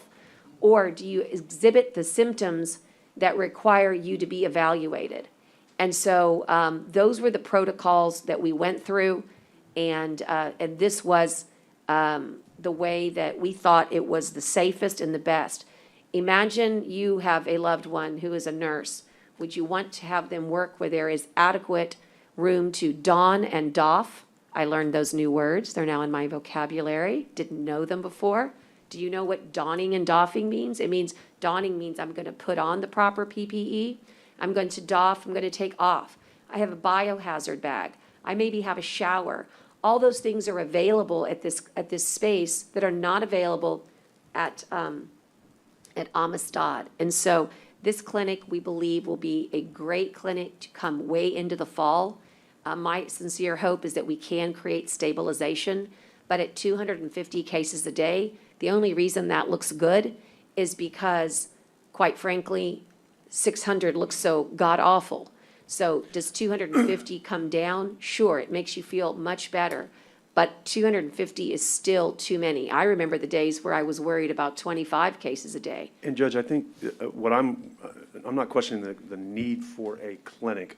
I have just been given information that I was just recently given, and I would like to hear from Amistad, because obviously if Amistad has, and I understand you say you don't feel they do, but if Amistad has the infrastructure and the staff to do it at their facility, I think the court ought to at least listen to them before we just ratify a lease that and I know you think it will be reimbursable, but there's no guarantee on anything being reimbursable. And so if someone already has it, and if Amistad, it sounds like they're going to run this clinic anyway, is what I think I heard you just say, wherever we do it. So all I was going to suggest was that, and I'm not 100% sure we're on this agenda item yet, but I was just going to suggest we table the consent agenda number F and let Amistad come back and tell us, and then when the court sees that they don't have it, Right. then we could. And I don't move know forward with if I should maybe allow Belinda to explain a little further, but this lease is already signed by me and my emergency powers. So the ratification is just that. It's a ratification. And we are opening this clinic with Amistad in a matter of days. And Amistad is 100% in agreement and on board with this. I don't know where your information is coming from. I wouldn't mind at all if you shared it with me so that I could vet it properly. But I'm letting you know that I've been working with Dr. Phillips for the last month on this particular clinic and on this particular site. And so Amistad can still see patients and test patients at their clinic, but everybody has been working. This is part of our COVID-19 emergency management response. We're still under that disaster declaration, both federally and by state. And Then I guess my question is, why do we even need to ratify it? Because my understanding of a ratification is it can't be done unless we ratify it. If we don't need to have it on the agenda, Belinda, then get it off the agenda, because I'm not comfortable voting on it based on what I know. But if she's correct that she has the right to do this and we have no say, then why is it on? Why are we putting stuff on the agenda that doesn't need to be on the agenda? And again, so if she's got, Right. if she's right, then let's get it off the agenda and and go forward, but if I'm supposed to vote on something and I'm getting information that says differently. What's then really odd to me, I'd like to know what the source of the information is, because I have to be honest with you, I've never lied to you or to this court. And I'm certifying to you as not only as the judge, but as an officer of the court, that Dr. Phillips, the health department, the doctors from Christus Spawn and HCA and Driscoll are all sending staff to this site because they think it's in the best interest of the community. And I'm wondering where your information comes from, because you have no background. I mean, you have no, what is the background for it? What is the Let me say person something, that's saying Judge. it? Can I say something? You know, Well, I'd like him to answer the question, if you don't mind, and then I'll call on Well, you. Who is telling you I've these talked to various erroneous? medical professionals, I've talked to Who? people with the Name hospital them. district board, and they've represented to me that Amistad made a proposal to have it at their clinic and to do it with their infrastructure, and that we didn't need to lease the space. Is that not true? Did Amistad not come forward and say, originally, we can do this? In fact, it was a public presentation that was made at the hospital district board, or it was made to the hospital district board that said, we can do this, we have the infrastructure, we don't need to go rent a space. That was what I was told by people that were at the hospital district board. And is And not- that was before they saw the space, No, no, and no, that no, was it's just before that the we Amistad discussed. space or the physician's The Physicians Plaza? West. I'm gonna tell you, your information is not the most current information, and it's not accurate. And I And don't think- Amistad is 100% understanding that this is the very best space for this clinic. All they have is a medical trailer. They were ready to do anything because they're in the business of saving lives. And of course, before we had this opportunity, they wanted to do anything. Dr. Phillips is an incredible humanitarian, but this space is necessary, is needed, and is much safer. And I know you believe that. I don't think you're lying. Please don't think just because I'm raising questions that I think anybody's lying about anything. I've just been told that a presentation was made to the hospital district board that Amistad could do this without the space that we're spending money on. All I asked was, can we have Amistad come forward and talk about it? If she has the ability to do this without us, Belinda, that was my question to you, we can stop having this discussion. But if it's, when I see it on the agenda as a ratify, that tells me, in my experience as a commissioner, You know, and that we can't do it without I ratifying. talked Hold to on, Ken. can I just get? I'm sorry. No, I just want Belinda to answer my legal question, because it doesn't need to be on here. I don't need to argue about this for 30 more minutes. As you know, Commissioner, the authorities under 418 are written very broadly for that very purpose, so that they can react immediately to the needs of the public. And so the county judge does have authority under 418 to enter into agreements. We can certainly look into that further. And if we need to put it on the agenda, just as accepting it into the record. Then this doesn't, are you saying this doesn't need to be on the agenda? Like I said, I I think that- haven't looked at that issue Yeah, I think the issue specifically, was, but- is that you all wanted everything to come as part of transparency and making sure that you knew what we were doing in emergency management, and that it would be a good thing for you to have a say-so, in that you were saying, hey, I ratify what emergency management is doing. If you don't want that, we can just do an acceptance, but I think whatever you know. I think you don't want to take a record vote, but if Well, you I'll be want happy to to take take a a, record well, vote. let's take No, it. wait, what I'm saying Because to you're you, getting Judge- information that's erroneous. No, what I'm saying to you, Judge, is the same thing I said to you the last time this came up. I don't think it's either all or nothing. If you remember, we had this discussion on one of the other items, I don't remember what it was, and it was gonna be on, you wanted to potentially vote on something, and I said, hey, look, I don't wanna vote on piecemeal things. If you have the authority to do it, and I'm saying if in a manner of not questioning, I'm saying if the law says she had the authority to do that, I don't need to come back and vote on certain things and not other things, because where's the line? Yeah. If you have the authority to do this, I'm not trying to usurp your authority, but I don't need to argue about items for 30 minutes that don't need to be on here. So I'm saying if she can do this, and the legal opinion is she can do it, then let's take it off the agenda and move on. That's all I'm saying. That's fine. I mean, I'm not, I just find that odd that a court wouldn't want to discuss something so important as getting people, Well, You know, and I just basically want- That's what I clinical said health. I did. I wanted to discuss it, but I mean, I did, that's why I said, can we bring Amistad in and discuss what was presented? And if something has changed, then let Amistad tell us, but that made you think I was accusing you of lying, which is not what I was accusing you of doing. I was just raising questions. But what I'm also saying is, if you have the authority to do it without us, I'm saying that Amistad has already agreed that this clinic is the best location for this service. And we have been working diligently with the city of Corpus Christi, with City County Health, with HCA, with Driscoll, and with Christus. And everybody has been spending, my goodness, I mean, weeks of worth of time. And so that's what I'm trying to bring forth to the court, is that Amistad And you've is a been part transparent. of this. And actually, COVID clinic, I think, has probably been mentioned in the last 4 courts. yep, And, agreed. Nobody's accusing you right. of not And I want to bringing also something just forward. quickly address the CARES Act. We will get reimbursed. It is a reimbursable expense. We have discussed it with Tatum. I've discussed it with the governor. I've discussed it with Chief Kidd. I've discussed it with Dishes, Dr. Cuevas, Dr. Pro. Again, we're going to be proactive people. I want to be proactive so that we can suppress this virus.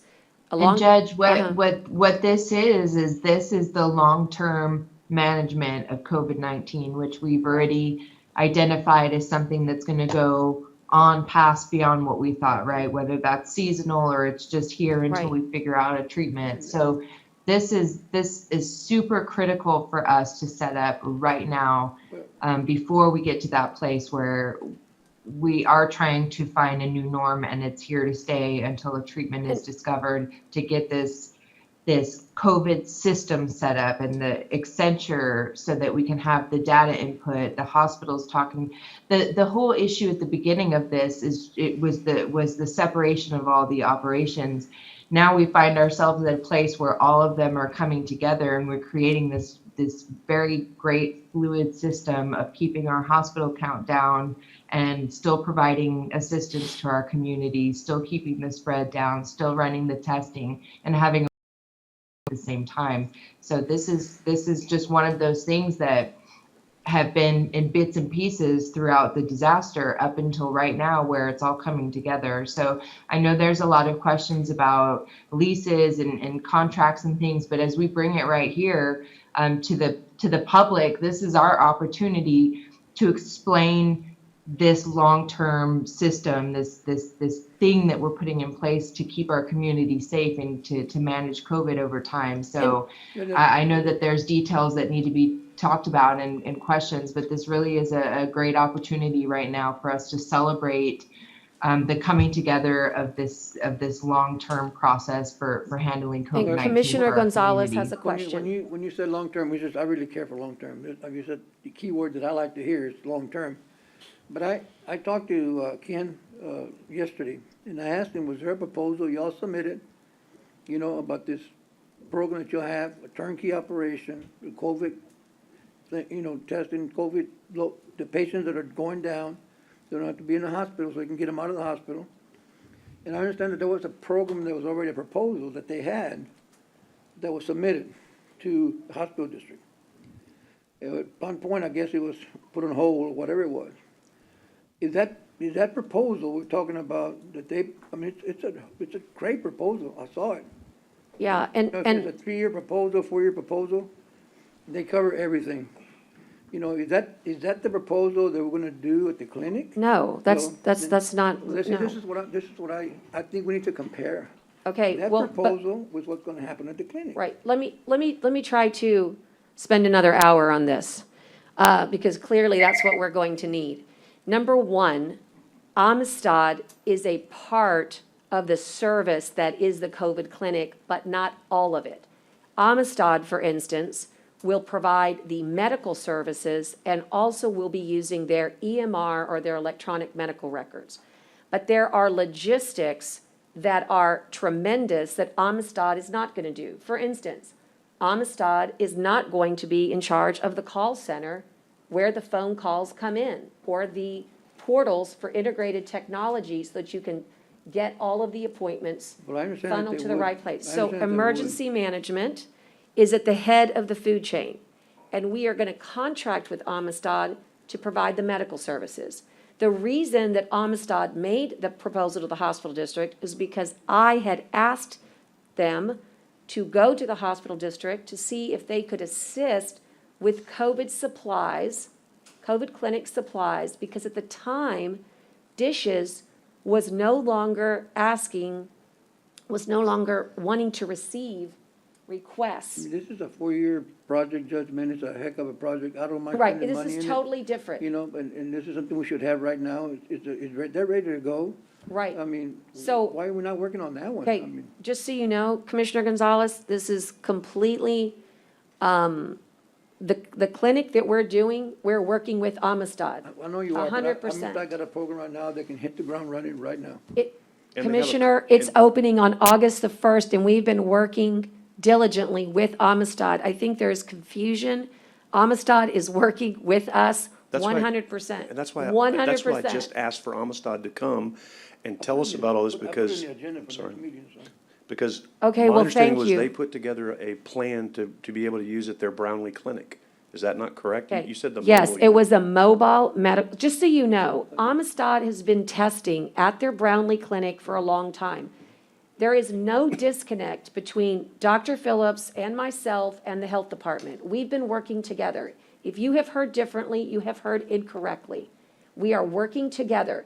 The reason the hospital district came up is because we believed at the time we would need a funding source. Since then, just so you know, there is a funding source, and it's the 1115 waiver program. And also, since then, Maria, because she's fantastic, has been working with our team to help identify a funding source for hospital districts to be reimbursed through the CARES Act. This is what emergency management response is doing. And there is nobody that is not taking advantage. I promise you, if there is something that someone can do for us, we go and grab it. And Amistad is working 100% with us on the opening of this clinic, which will be a soft opening in a matter of days. So the reason this lease is on your agenda is not only to give you situational awareness, but we've been talking about it for 4 weeks. I think it's important that you see everything that we do. That's what you asked of me. From the day that we created these workshops and put it number 1 on the commissioner's agenda, you said, we want to know what you're doing. Now you're saying, we don't care what you're doing. No, I'm not, You just Judge. I'm do- saying, can you please bring Amistad and let us discuss it? And then you It's- accuse me of saying that I'm you're happy to lying. have Amistad come, but I want you to Okay, know I- that we're opening the doors to the Okay, clinic. then you don't need, that's what I'm saying, then you don't need us to do this, you've already done it. All I asked was, can we bring Amistad in to hear this proposal, and you then accuse me of accusing you of lying? So that is Hey, where Brent, you it do a gets good enough difficult. job all on your own. I don't have to make any accusations. Your implications are God. always No, it's not, very Judge. evident. You, All you have to do is it's evident to you rewind because you the get tape. mad at anybody who No, I'm not questions mad. anything you do.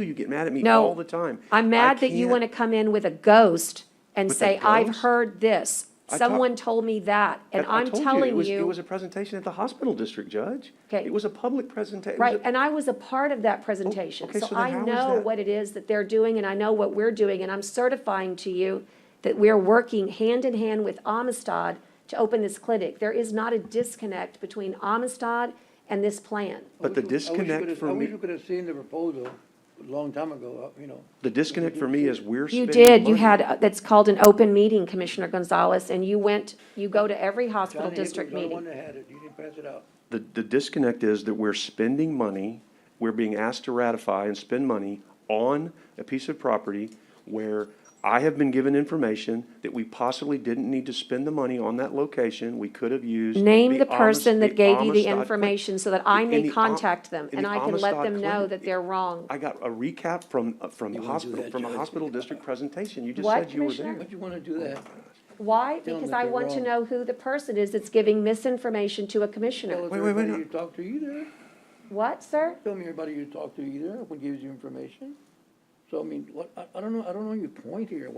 I mean, you go and you. The point is that you don't know what you're talking about, and I want to make But you sure keep- that you you make get the them- right you- information, Go to sir. a meeting, you. I talk want down- to make sure that the court talk gets the down right to them. information. Well, I do too. That's why I think. we Well, I should think look that at it. innuendo is not information.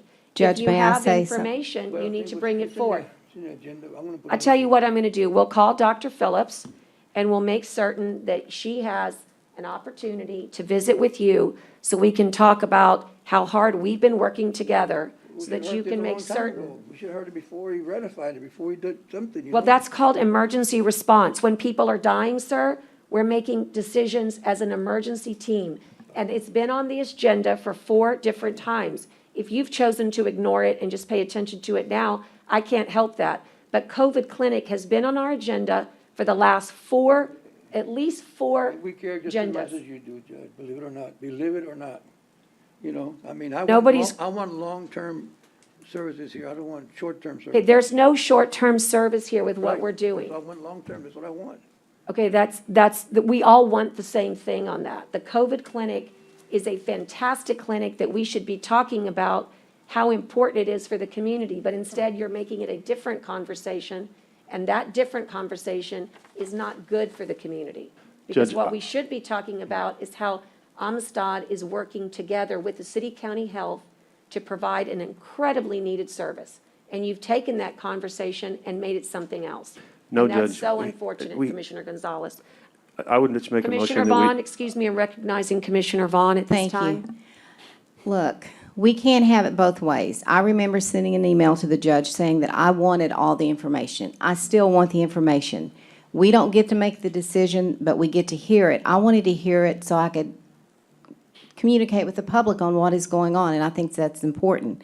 It is obvious that she has the power to make these decisions in her capacity. I don't have a problem with that, because if you have the power, then you ought to be able to do it. You know, I was on that line the other day when the hospital district had their meeting. I don't know how long their meeting went, but just on one subject, after 2.5 hours, I got off. Because this is ridiculous. When you are in an emergency, you almost have to make split decisions sometime. If this is what we have to do, Judge, I'm going to support it. I don't have a problem making a vote, because we've been told you have that power. You've already done it. You've already signed it. The only question that I would ask is this. It's my understanding the hospital district owns it, and they lease it to Christus Spawn. So right now, Christus Spawn is paying the hospital district something to lease it. Was this $12,000, I think is what it was? Was that reasonable for the space that you got? It was, in fact, we're required by law to make a fair market value lease, and I worked with the county attorney's office, and they worked with Krista Spawn's attorneys. But the one thing you should know is that we have had very good discussions with Johnny Hip, and we said, hey, look, if Christus isn't using the building and you own the building, why don't you guys, since it's an emergency, we're gonna execute the lease, but why don't you guys try to work immediately to try to find a way that it can be part of a comprehensive, agreement, so that way you get it back in your hands and give it to us at the best rate possible. Maybe even a pro bono, in-kind donation. So having said all that, they're fully aware of that, and we need them to do that. But the law requires that I execute a lease with the person who has the proper rights to sublease, and that, in this case, is Krista Spawn. And like I said, this is not the first time we do this amendment. This is this lease. This is the second time. And if you want to know, you all ratified it the first time. So again, I brought it to you because this is the process. I'm a process person, and this is the way you wanted to see it, and I'm happy to change it, but I think this is the right thing to do. Well, I'd say, Judge, go ahead. I'm sorry. Y'all had been discussing the COVID clinic just generally and all the aspects of it, Amistad and all, but now if y'all are discussing the actual lease terms, if you can go ahead and call consent agenda item 3F. All right. So that if y'all can discuss those terms and take any vote if y'all wanted to. And then, Judge, I just had a question on Accenture, and I heard Melissa mentioning that, and just wanting to know what their role in this is and what their cost involvement in this is as well. That Sure. was my next line of questions. Sure. Let me do this. I'm going to take a quick pause because that's going to take some time. And I'm not actually wanting Dr. McCutcheon to be here if he needs to get back to work. I'm going to take a quick pause. He did call Tyner Little, and he asked to be placed on public comment. And this is why I'm choosing now to reopen public comment, even though it's already concluded, to allow Dr. McCutcheon the opportunity to speak. And so, Doctor, I'm gonna, for the clerk's purpose, I'm moving off agenda item number 1. I'm gonna come into public comment at this time, and then I'll close it again for the duration. But I do appreciate you calling Tyner, that let us know that you were coming. And thank you for recognizing me and allowing me to take a little bit of time. I did not want to come down here, but, and I also thank you for not asking me to weigh in on the Amistad Clinic stuff. I know a little about that, but I'm not gonna, not gonna weigh in on that. So the issue that brought me down here may seem small, but it's really, it's about 2 things. Number one, it's about from Friday through the end of Monday, I think, the ability to go surfing in Corpus Christi was restricted. And that kind of seems like a small thing, but it's really not when you consider that your order and the mayor's order was that for the least amount of time possible, that beaches were to be closed. So Friday, I was told by a police officer that if I were to go surfing, I'd be ordered out of the water and issued a citation. The waves were about this big. So I contacted you and the mayor, and both responded to me. And both stuck to your guns and said you have a duty to protect. And when that storm came in, it went away. The next day, the waves were small again. We're still told for a few days, no, you can't go in the water. We have a duty to protect. That's what I'm calling into question. I can't think of a single other place in the world where the government says we have a duty to protect you from going surfing. I mean, California, big swells come, people paddle out, people get injured, people die. The government doesn't have the duty to protect people. It's akin to saying, gosh, there's been a heavy snowstorm. We're closing all backcountry skiing, or no, you can't climb that mountain face. That's too dangerous. It's perplexing. And this came up before, I can't remember if it was when I was on city council or after, but there was a long line of prominent citizens that came forward and said, this just isn't right. These are conditions that we really wait for. Now, the conditions weren't very good the past few days, so you haven't seen as big a response. But we have another storm potentially reaching the Gulf this weekend. There's going to be another storm swell, and so I just wanted to get this clarified. What's the response going to be? Are we going to be ordered out of the water for days on end when there's a storm swell? It doesn't happen anywhere else in the world. It's really perplexing to me. And so I'm just asking you, and I tried to make it to the city council meeting yesterday. I wasn't able to. I know they received a whole lot of letters and public comment. Those were just not even read. They were accepted into the record. So I have to kind of come down here to kind of raise the level a little bit, because I sent all y'all an email yesterday, and you may be planning to get back to me, but I hadn't received a response, so I thought I'd come down here. I really do want to address this before it happens again. And normally in public comment, I didn't know what you were going to say, so typically the rule is that we don't speak back, but because, and I I'll get. understand you can't take action. Right. We discussed this with the county attorney. Right. But you can talk. Right, but because it's part of the hurricane preparedness on number 1, I can close comment and return back to the item that we're on, but jump out of COVID and go back to hurricane preparedness with your blessing, Belinda. Okay, so I'm going to ask you just to leave the mic and maybe just sit in the audience so it doesn't look like I am responding to your public comment. Thank you for the public comment. I'm closing public comment. Tyner, if there's anybody else, will you say so now? Okay, hearing none. Going into, just to allow the doctor to hear a response, I always think it's nice to hear one if you can get one. I had the opportunity to visit with Cliff Schlabach at Surfrider Foundation, and I took that measure. I don't know if he visited with you, but I did call him and had about, I don't know, pretty great 45-minute conversation, I guess, with him. And during our first stay-at-home orders, I specifically crafted that order along with the county attorney, but I'd like to say that my hand was on it specifically when it came to certain elements, and surfing was one of them. So while there was perhaps a lot of areas that were not considered essential when we were on stay-at-home, for me, we were one of the first in communities that were coastal to specifically list surfing, fishing, windsurfing, kayaking. The idea being is that I supported, as an emergency manager, the wellness aspect and the exercise aspect and just the whole composition that brings to people who love the water. That was the first way we treated surfing and surfers. And I thought that was a very positive, I received very positive comments from surf riders. The second thing that you addressed was the Friday at noon pedestrian access restriction.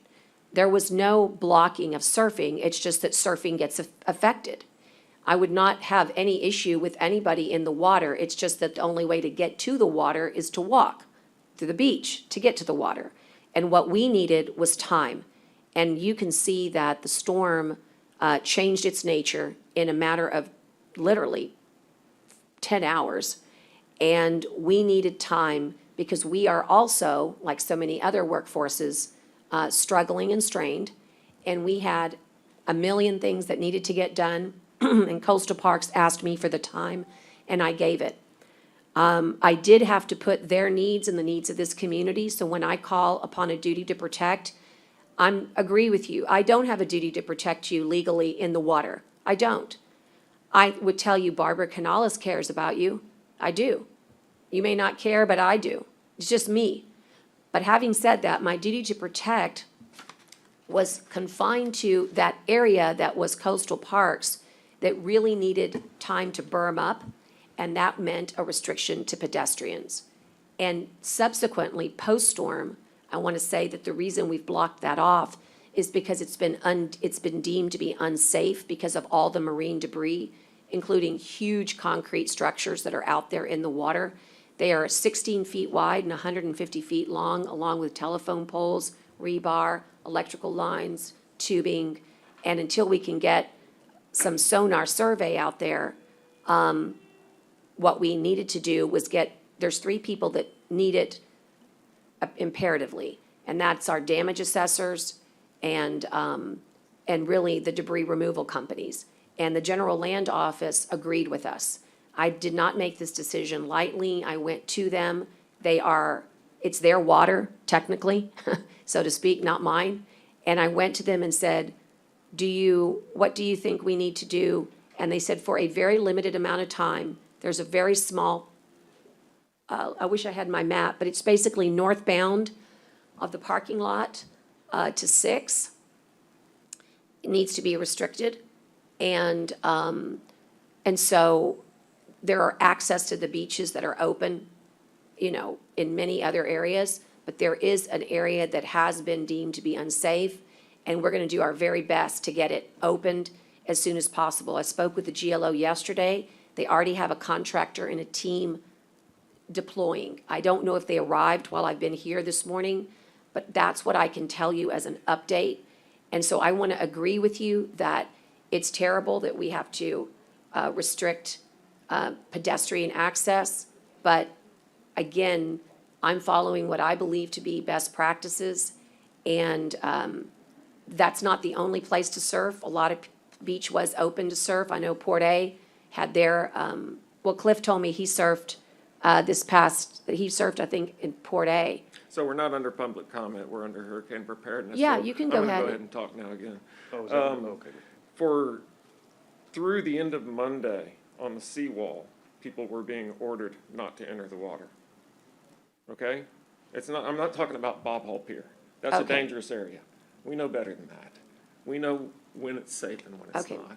So the order existed for all the beaches, city and county, through the end of Monday.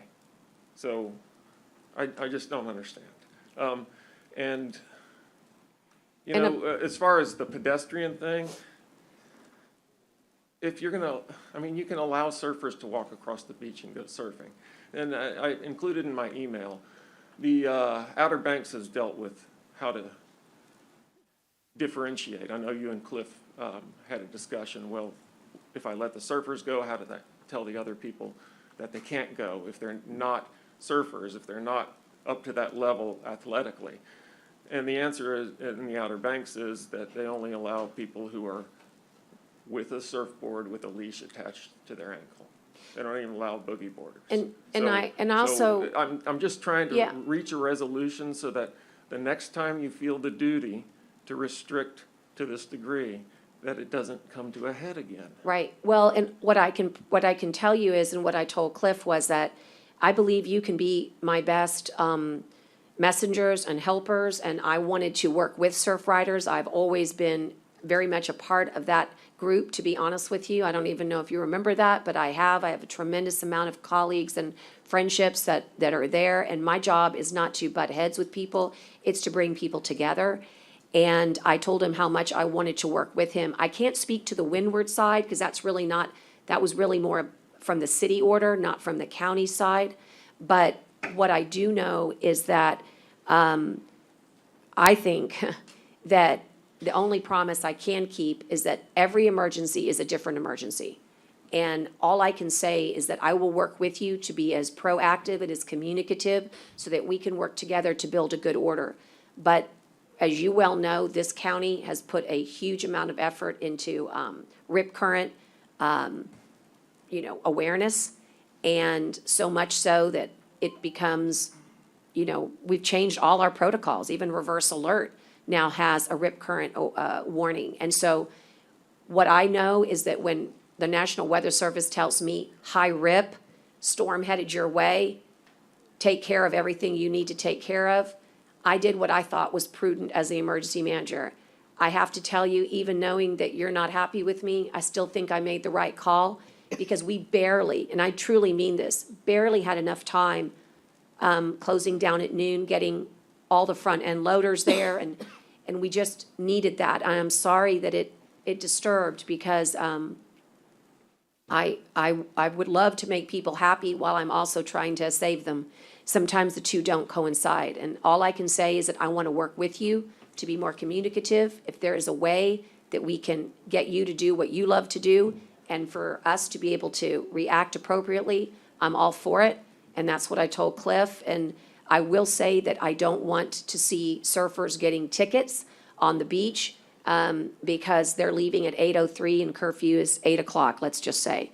And I've addressed that specifically with Chief Merkel, and he agreed there should be a reasonableness factor, and that's not reasonable. We give warnings, and the goal here is not to be punitive. And I think that we agree that that's not a good way to treat each other. And that's, I don't know if commissioners want to, Commissioner Chesney, it's your precinct. What do you say? Judge, I feel, and I did respond late, Dr. McCutcheon, I apologize for that. I certainly, I appreciate those comments. I do feel, if anyone knows that it's the Surf Riders and the Surf Riders Foundation and those who have been out there. You are correct. I mean, most places do allow for people to be able to go out there and surf and do the things that they're able to do. Maybe there should be some sort of, when the storm's coming at 7, you got to be off by 2, or I don't know. There's got to be something. But I also think you know what you're doing. I think you're safe. I think you're going to go out and do it. I would not have ticketed surfers, and I would not have hassled surfers if I were out there doing it. So, I mean, I get that it's a tough job, and I've tried very hard not to, and I wasn't going to weigh in because I'm trying very hard not to weigh in on things that she has to make decisions all the time on, and they're her decisions, and I don't want to be an armchair quarterback, but on that particular case, I don't know that I would have probably prohibited surfers from being out there. And I appreciate that, and I really don't think there ever has existed in the United States it's too dangerous to go surf, you can't go surf. And again, It's let's just be clear, ridiculous. let's be clear that there was no prohibition on surfing. There was. There were police officers ordering Okay, people I'm not out in of the charge of water. CCPD, and the prohibition was, for my order had to do with pedestrian access. And so Commissioner Chesney, if you would not have ordered pedestrian access, that's fine. Surfers. But, I I know, just but said there the was no surfers. order regarding surfing. And There was you a just asked me. consequence of no pedestrian access. The reason that CCPD did what they did is because we had our arms full in getting ready for hurricane. Yeah. And that's why they wanted to make sure that people were not there, because they knew that both the city and the county had asked people to be off the beach. That's it. That's the simple fact. And again, it's a consequence of the action. But let's just say this, if anybody, had we not had the proper time to move the things that we needed, to bring in heavy equipment, I have to be worried, it's my job to worry about getting that beach and that beachhead protected. Those berms saved the park office. They saved access roads. They saved you as a taxpayer millions of dollars. And if surfing on that one day was a consequence, 4 days. well, on that particular day Friday, was Saturday, Friday. Sunday, Monday. Well, I'm sorry, but Saturday I was in EOC with a storm surge of 6 feet, Yeah. and it was And unsafe to nobody be out wanted to there. go out there. Right, There were no so that's surfers day number entering the two. water. Right, that's day number 2, and then day number 3, the order ended. And day number 3, around Bob Hall Pier, we did have to assess storm damage. And again, I think that you've made yourself clear. I understand your heartache over it, and heartburn, I should say. And like I said, the best I can tell you is that we're a surfing family ourselves. We love it, we get it, and, this was what we needed to do. We all wear different hats, and in the hats that I'm wearing right now as emergency manager, I'm gonna make a lot of people unhappy. But I'm gonna err on the side of caution and lives every single time, and I promise that what we can do is the next time we have a storm, which will be the next issue, we're gonna work together. Okay, that's all I ask. Thank you. Judge, I don't know if we're going to go back to them. Could I ask Belinda my question again? And I just want to get a clarification on my question on that. Of back on that course. agenda item. Belinda? So, and let me again say that I appreciate the information we get. I am just unclear on the process, and as Judge said, she's a process person, so am I. My understanding on a process is if something says ratified, then that means we are required to vote on something. I'm not saying I don't want the information. I'm saying I want to be clear on the process. If we don't have to vote on something, then I don't, because she has the ability, then I think we should either put everything on or nothing on and not pick and choose which ones to put on. And I'm not, please don't take that as a negative. I'm not implying anything. I'm just trying to ask a question. So do we or do we not have to vote on this based on her emergency powers? That's the question. I want the information. I appreciate the information. I crave the information. I just want to know what the process is so that if I do have to vote on something, I will. If I don't have to vote on something because she has the ability, I'm fine with that too. So that was my question to you. That didn't really, I get an answer for. Commissioner, to the extent she signed something under her emergency powers, then it would not require the full court vote on it. We would still recommend that y'all accept it into the record so that it is with the county clerk's files and it can be tracked.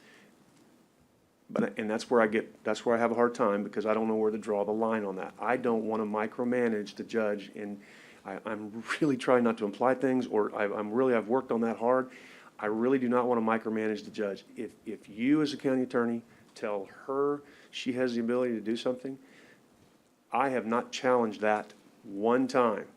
But when it gets on the agenda, then it confuses it for me. I know you would rather that be the case, but legally, we don't have to do it. Is that what you're saying?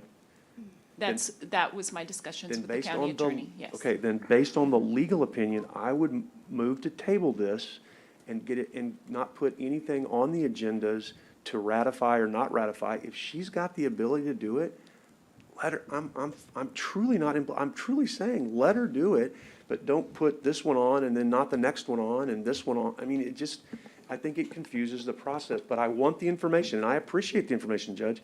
So But if it gets on the agenda, then I also feel an obligation to ask questions that I have about it, and that elongates meetings and changes the demeanor and gets everybody mad, and that's not what I'm trying to do.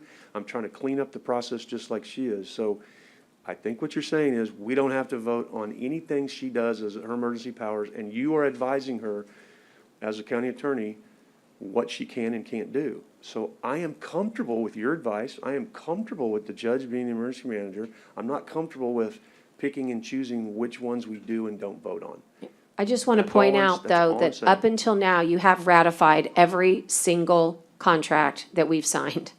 And so you just going forward, if that's the case, I find that, What do we that the court maybe should have a weigh-in, not just one person, as to whether or not you should ratify. Whatever. You can vote against it if you don't want to ratify. Your choice is to ratify it. I don't think you need to table it, just vote against it.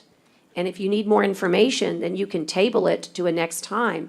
But to take it off the agenda seems, quite frankly, for you not to weigh in on something that I think you said initially was very important for everybody to weigh in. You wanted to be able to have these discussions. If they don't get on the agenda, then you don't really have the ability to have these types of meaningful discussions. But we do under that agenda item that's the catch-all. That's why we put the catch-all on there, was for us to be able to. Okay, well, then I'm just gonna right? have to basically remember all the contracts that we sign. I think it's important when you see the ratification, you're getting a checks and balances on the things that we're doing. Quite frankly, we've got 20 projects that all have important things, and I use county attorney to check on each and every one of them.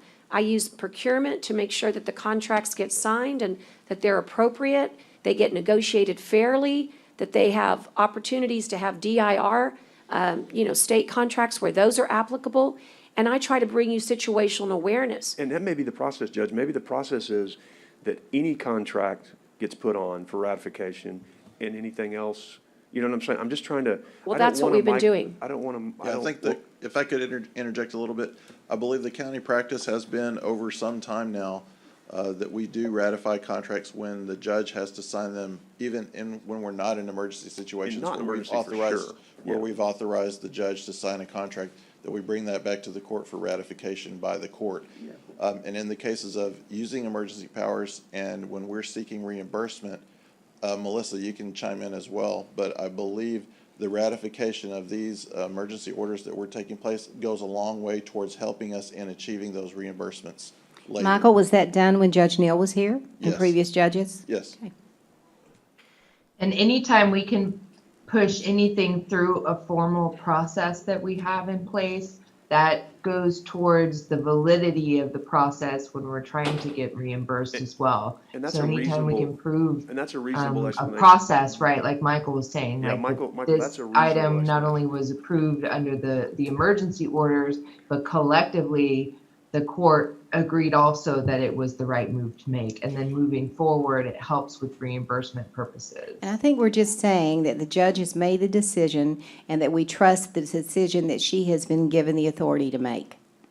I don't have a problem. If we need to ratify it, I will vote to ratify. It doesn't matter to me because she has the authority anyway. And if you don't, I guess, if we don't like what she's ratifying, I guess you can vote no. But to me, I think we're just saying we trust her. She has the authority to do Yeah, I it. think the That's ratification terminology is probably more like a legal term of I will stipulate to the fact that the judge had this authority. And yes.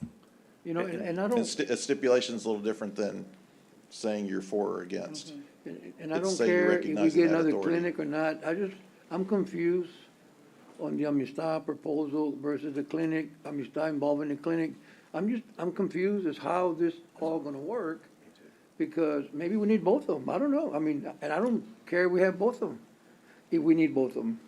But I think that proposal that Amistad has is an I awesome think- proposal, and it's I for think the 3-4 years. proposal is what we're doing. That's what I'm trying to express to you, is that we have been working with Amistad since day one. The minute they had just so you know, this all got started by a Zoom meeting with Nueces County Medical Society. They said they want to help. They felt helpless and they wanted to help.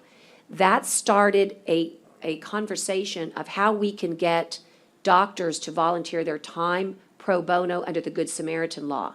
That then transcended to, can Coastal Bend Wellness join us? And they said, hey, I'll tell you what, I'll help, I can't give you doctors because we're so short-staffed, but you can send us some people and we'll treat them here in our bays. And we said, great. Then Amistad said, hey, we can do that too. And we'll send some people here, but we prefer, since they treat pediatrics and behavioral health care there, plus they treat so many people that they thought it best to be outdoors the way they had been testing in their parking lot in a mobile medical trailer. And then we all said, that needs to morph into a real clinic. Because when this was, again, when you go back in time, it's been 4 weeks since our spike, but 4 weeks ago, when we started talking about the clinic, we weren't dealing with thousands of cases a week. Now that we're dealing with thousands of cases a week, that proposal, which was basically to say, hey, let us do a couple of things. Let us use our EMR, electronic medical record format. Let us help do the telehealth. So for example, I can give you a link that comes to your phone. I press that link and I see Dr. Phillips or another doctor from Amistad. So Amistad is the comprehensive medical care and electronic medical record. And for that, we're going to be signing a contract with Amistad. But they're not in charge of the whole program, because if Amistad decided tomorrow that they didn't want to do 100 patients, they only wanted to do 10, they would have, if they were doing everything, they would have the right to cut back. But when you're running emergency management, you know that's your duty to provide a consistent response over time. So we all deemed it in everybody's best interest to make sure that emergency management was the program manager. And for that program manager, we have brought in some extra help. And this is a city-county type of help that goes into great depth, Brent, and we could get there, but I would like to put it on our special commission meeting because A, I'd like for them to participate. B, I would need to get you backup data, and I couldn't possibly articulate it in any short amount of time. What I want you to know is that with the emergency powers, yes, I make decisions, but I don't do them in a vacuum. I don't just think of it all myself. I vet it through the county attorney. I work with Michael to see if there's certain contracts, which are the best ones to execute. And then we work with all the stakeholders so that we can make the decisions as quickly as possible and getting enough response and feedback back. And like I said, with the case of Amistad, we've been working on it solid for a month. And the goal is to see as many patients as safely as possible. Be a 4-year agreement with Amistad? Well, we don't know if COVID's going to be for 4 years. I don't know what you're talking about, 4 years, but I can tell you that it would be available to us, their services, as long as they could provide it. I don't know if you're aware, but these are pro bono people. They're going to charge if people have insurance, but no copay. So I don't think they would be interested in executing a 4-year document, because a 4-year document for no pay, if we get a vaccine next March, things will change. So I don't believe that. We'd be supplementing them, we'd be supplementing them. Right. for doing What it. we're looking at right now is a document that gets us through December to be extended. Right. Okay? For a Because year. we're That's the first looking, year. we're looking at the year. And then we're going to reinvent. But remember, Amistad is a federally qualified health center doing business in our community, providing all of the gap funding gap care that we have. And they're already doing it. That we don't need a contract for them to keep doing what they're doing. The clinic, we need a contract because these doctors are working for free. And they're working with nurses for free. And we need a lot of, it's almost like putting together a little hospital. And what I'd like to do is, today was meant to be an overview with the first piece is, hey, this is where we're going to go. Here are our hours. Here's who's going to provide the medical care. And then let us on the special meeting. Tyner, is it too late? Are we within the 72 hours? To post on the earliest I could do it on a Wednesday would be we could possibly post something Friday afternoon. Wait, Okay. no, Saturday would be the earliest. Okay, so, well, shoot. Well, look, I will work with you so that we can get the court, the full breadth of the clinic. You know, like anything, we are trying to do this in emergency real time, and I thought the ratification is in keeping with everything else we've ratified. Obviously, I'm here to chair the meeting and to follow the parliamentary procedure. If you have a motion to table it and it's seconded, I can't stop it, but I'm telling you that I think it's bad precedent to pick and choose what you want to ratify and what you don't want to ratify, because, you know, and again, I don't mind answering questions. I welcome them. I know so much about this. I can't wait to answer your questions. But what I don't like, and quite frankly, don't appreciate, is this idea that you get to say, somebody told me, I've heard, I mean, bring me the evidence of what you've heard in vivo, and I'd like to address it. But I think it's wrong to say, hey, I've heard this, or I think A that. copy of the proposal in my office, you want to see it? Well, that's not what I'm talking about. I'm talking about what he's heard. I have the proposal. I'm telling you, I was a part of the proposal. But it was I just- mean, I think I did. I said it's from the hospital district presentation. right, you said you've heard that they could do something, and as if somehow the clinic that we've chosen is not the right choice. So I can only surmise that somebody told you, No, I just heard there But was they another don't want- proposal. That was all I said. I heard, and then you said who, and I said it was made at the hospital district, and Right, that's what I and- said, so I okay, so wasn't you trying don't to, have like- any evidence to present to this court that Amistad doesn't want to do the clinic at the place that we've all agreed to do the clinic? No, I just asked Okay. for Amistad to come and tell us their proposal so that we could see it. That was all I was trying Right. to get done to start Okay. with, and I'm sorry if I implied something that you thought I implied, No, I because think, I really I think wasn't. I think we're good now, because I think you've agreed that you don't have any evidence that Amistad doesn't want to be at the clinic that we've all agreed, since they've been meeting with me every day this week at the clinic, that they No, I want just to heard be They made there. an alternate proposal on their Brownsville clinic, that was all. They made that before we made this one. That, in other words, that was iteration number one. We've developed the clinic over time. The proposal that you brought forth was the first one. And then we got better at it, and we're continuing to refine it. That's good, that first one is real good. I mean, I like the first one. I don't know, I haven't seen the second one, but I mean, I like the first one. But Well, the first one is the second one. It's just a different location. It's a location that's better. We cannot safely put people in a trailer like we can in a clinic. That's the bottom line. And there's a viral, my gosh, I'm having trouble with the word. There's a virality to this virus. In other words, the closer the virus lives, we can put HEPA filters, for instance, in this clinic, okay? We can put plexiglass in this clinic. We can put safety so that the receptionist can let you in. We can put a security guard inside this clinic. I can do things in this clinic as an emergency manager that I cannot do inside of a trailer. And that's why the proposal you saw was iteration number one and not the final result. And that's what I want to share with you. Wasn't there a clinic across from Mista that was vacant also? Like, used to be PNS Hospital or somebody, I don't know, that's why I didn't get, I read it, but I didn't remember what it said about that clinic, but All I know is when Dr. Phillips, who's running the program for us for the COVID clinic, saw this clinic, you know what she said to me? She said, I wish this could be our clinic.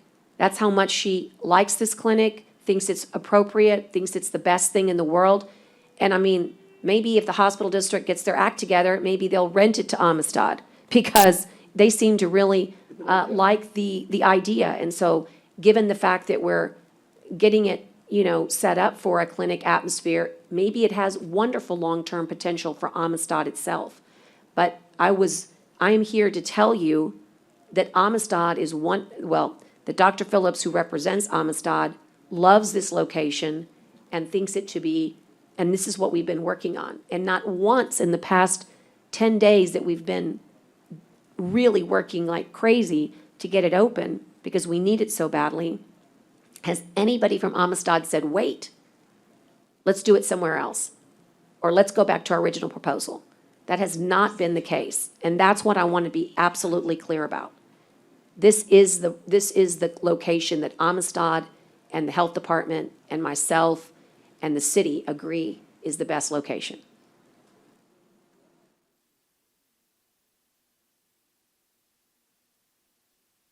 Melissa?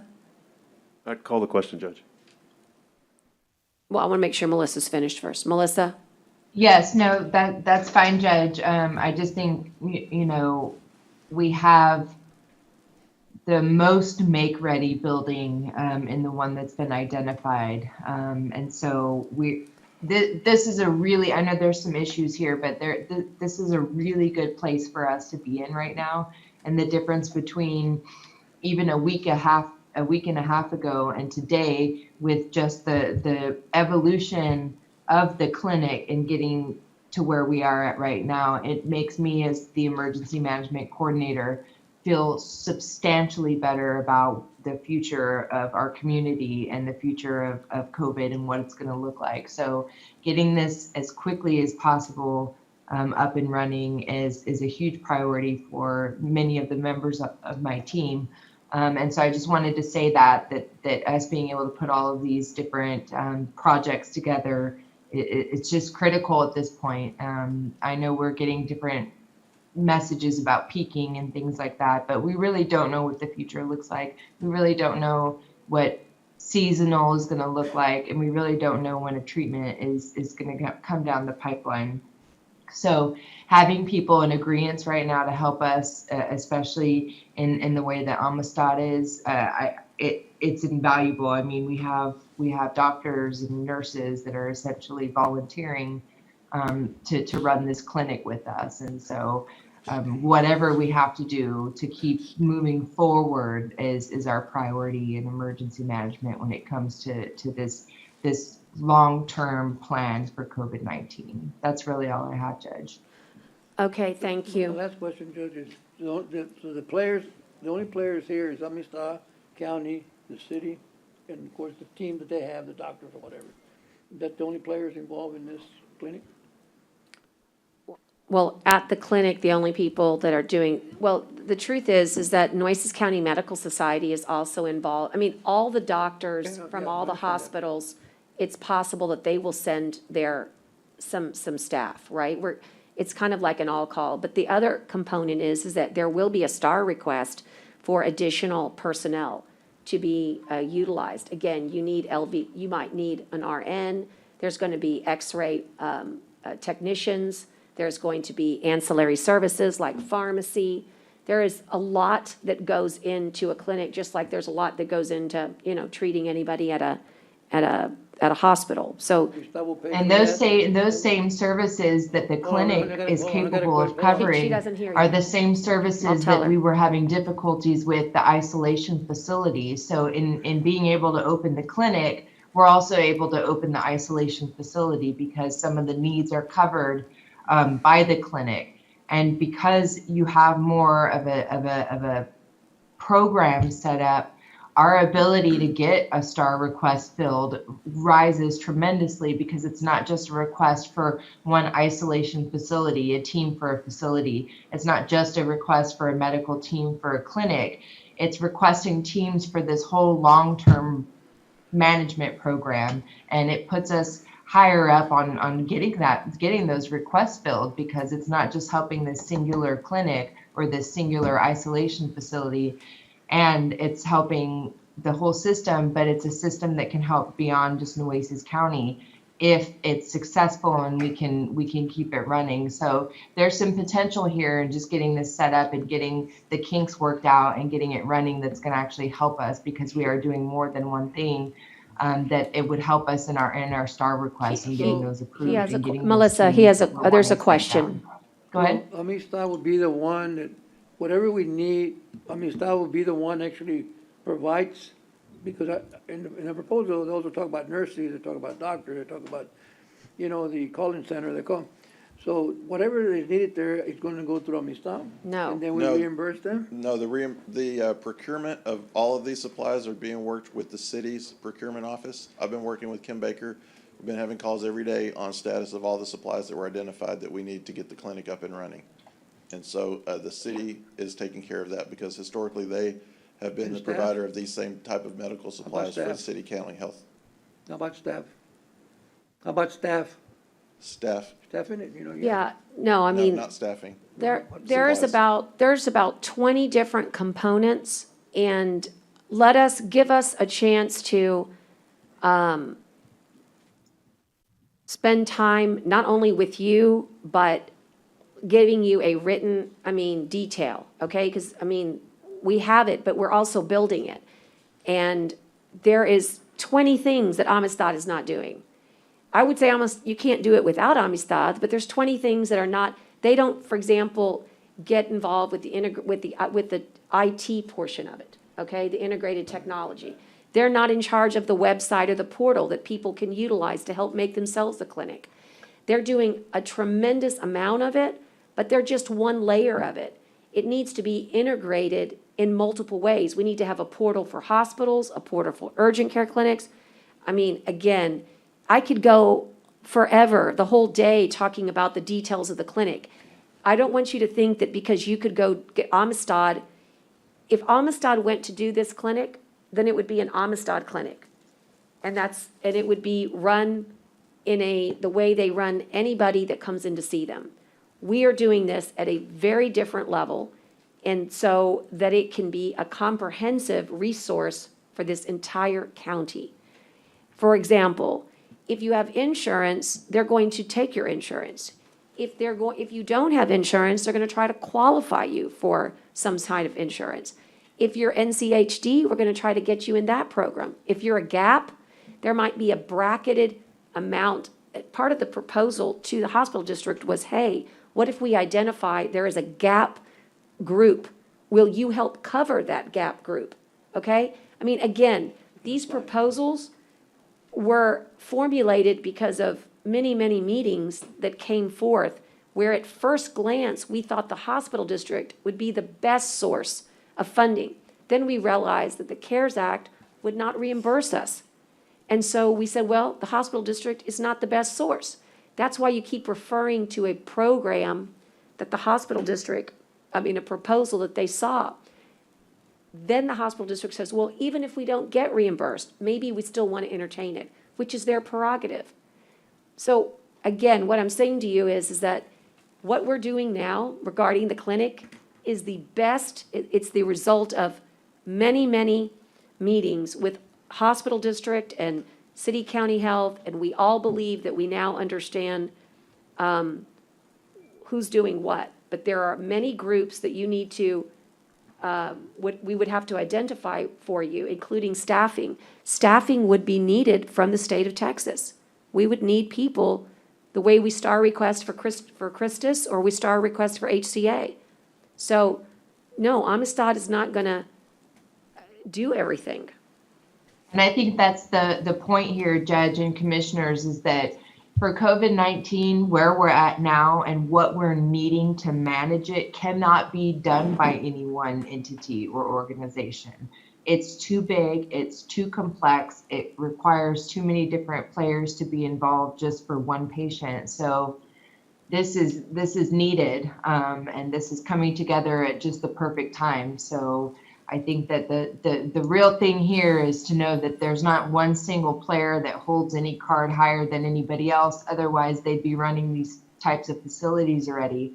The point is that it's a whole community effort right now in order to put these types of long-term.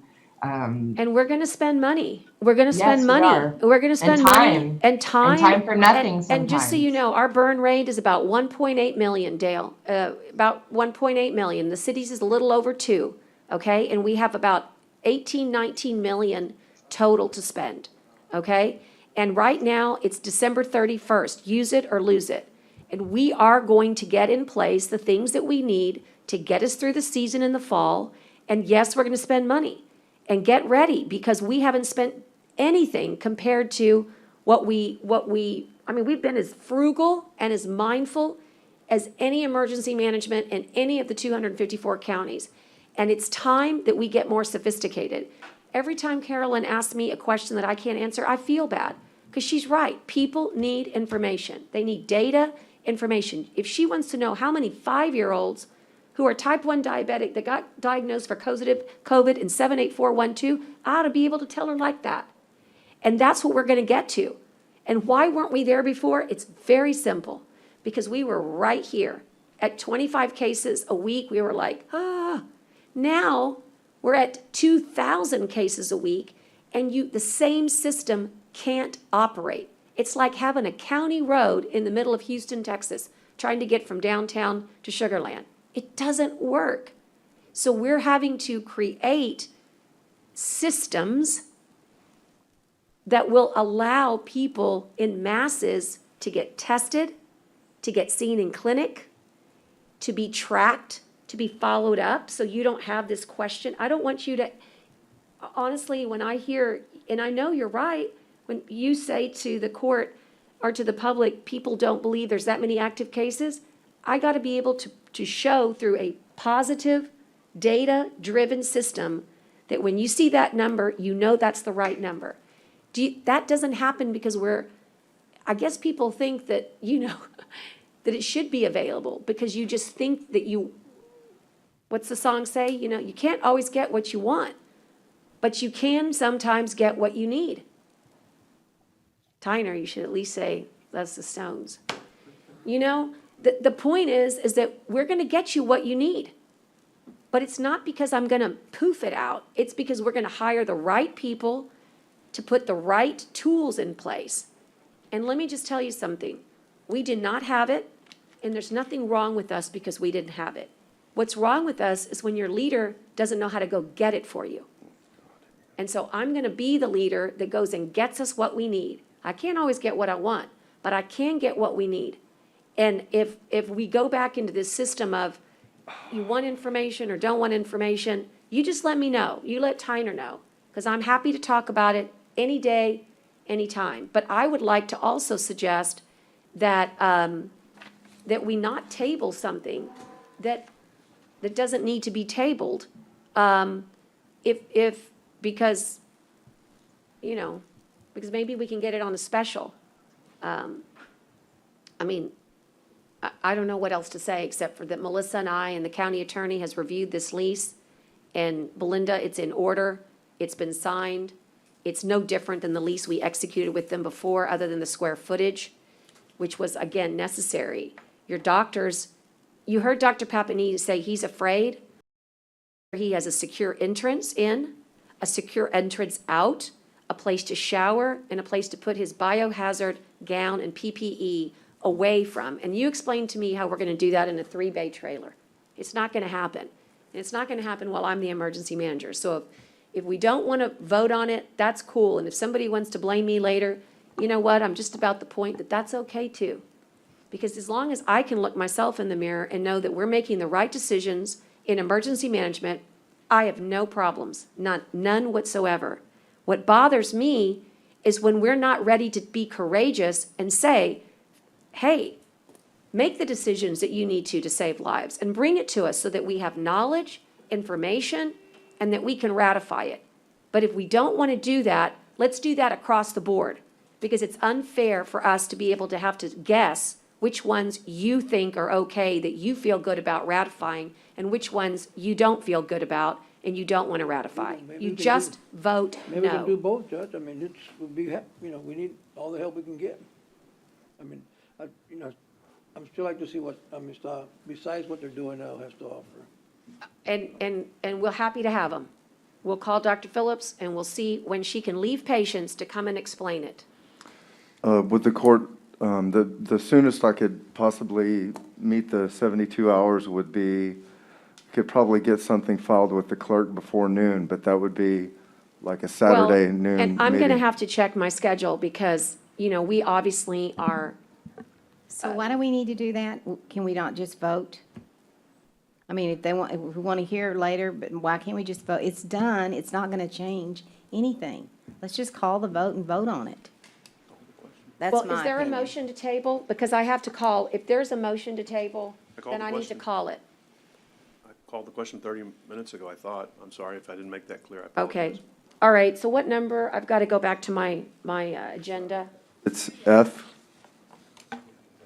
on the So we're consent. taking this out of order to go to EF, E, F. letter E. No, I'm sorry, that's wrong. 3F? 3F. 3F. Oh, my gosh, no wonder I'm looking the wrong one. Okay, 3F. 3F on the consent agenda. And is there a motion to ratify? Motion and then a second? Second. A second, okay, a second. And then all those in favor signify by saying aye, and then nay, clearly nay. Aye. Aye. I'm just abstaining. One abstention. Commissioner Gonzalez? Abstention or? Abstention, yeah. 2 abstentions and 3 yays?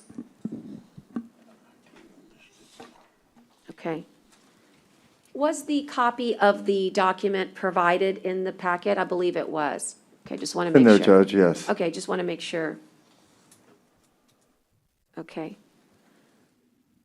Melissa, can I assume that, do you have anything further? I know that there's other things.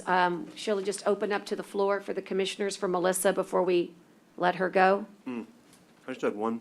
I'm sorry, Judge, I had to go get something to eat. This is more of a comment than a question. My frustration, and I know yours is, well, I don't know yours is, I take that back.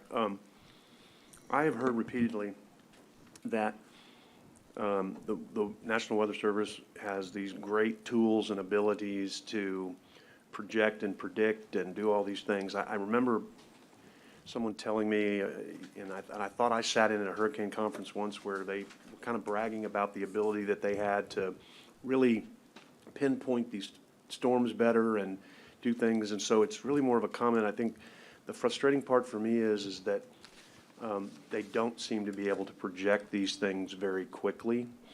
Now, I know things change, I get it, but in the world of technology today, it would certainly seem that their technology should be better. Like I said, it's more of a comment. It's nothing anybody, I'm just very frustrated because, I don't know, Thursday afternoon, Thursday night, it was this low-grade tropical storm with a 1-foot surge, and then, boy, Friday morning, it just all of a sudden turned into the surge from you-know-where. So I don't know how to even address that, but it's just, I hear that constantly in the community from people saying, how can this National Weather Service be so wrong or so behind or not be able to? And so I don't know it's just more venting a frustration. I don't expect an answer or a response. I'm just very frustrated by the whole situation because, and I know when you're in an emergency situation and you're trying to plan and you're trying to evacuate or not evacuate or advise the community, it's got to be frustrating for you guys sitting in that EOC as well. So I don't know what can be done or if anything can be done, but I'm just really frustrated with that weather service. I think they really missed it on this one. Well, actually, the European model called it perfectly. So there's 2 things. Okay. What the Weather Service does brilliantly in today's modeling with currents is they predicted coming to the South Texas coast very early on, okay? When it was over Cuba, we actually knew that it was coming towards the Gulf of Mexico.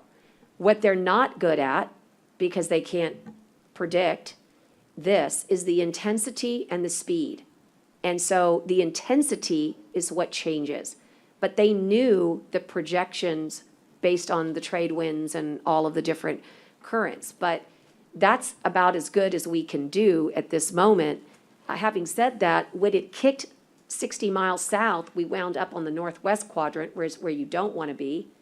And that's where, like in Katrina, and I think that it's very, very important to realize that there are things that are in our control, there are things that are not in our control. And, but the European model nailed it as far as the Gulf of Mexico, just like they nailed it on Gonzalo dissipating. And I thought to myself, how could they possibly know that it's going to dissipate? And then it did.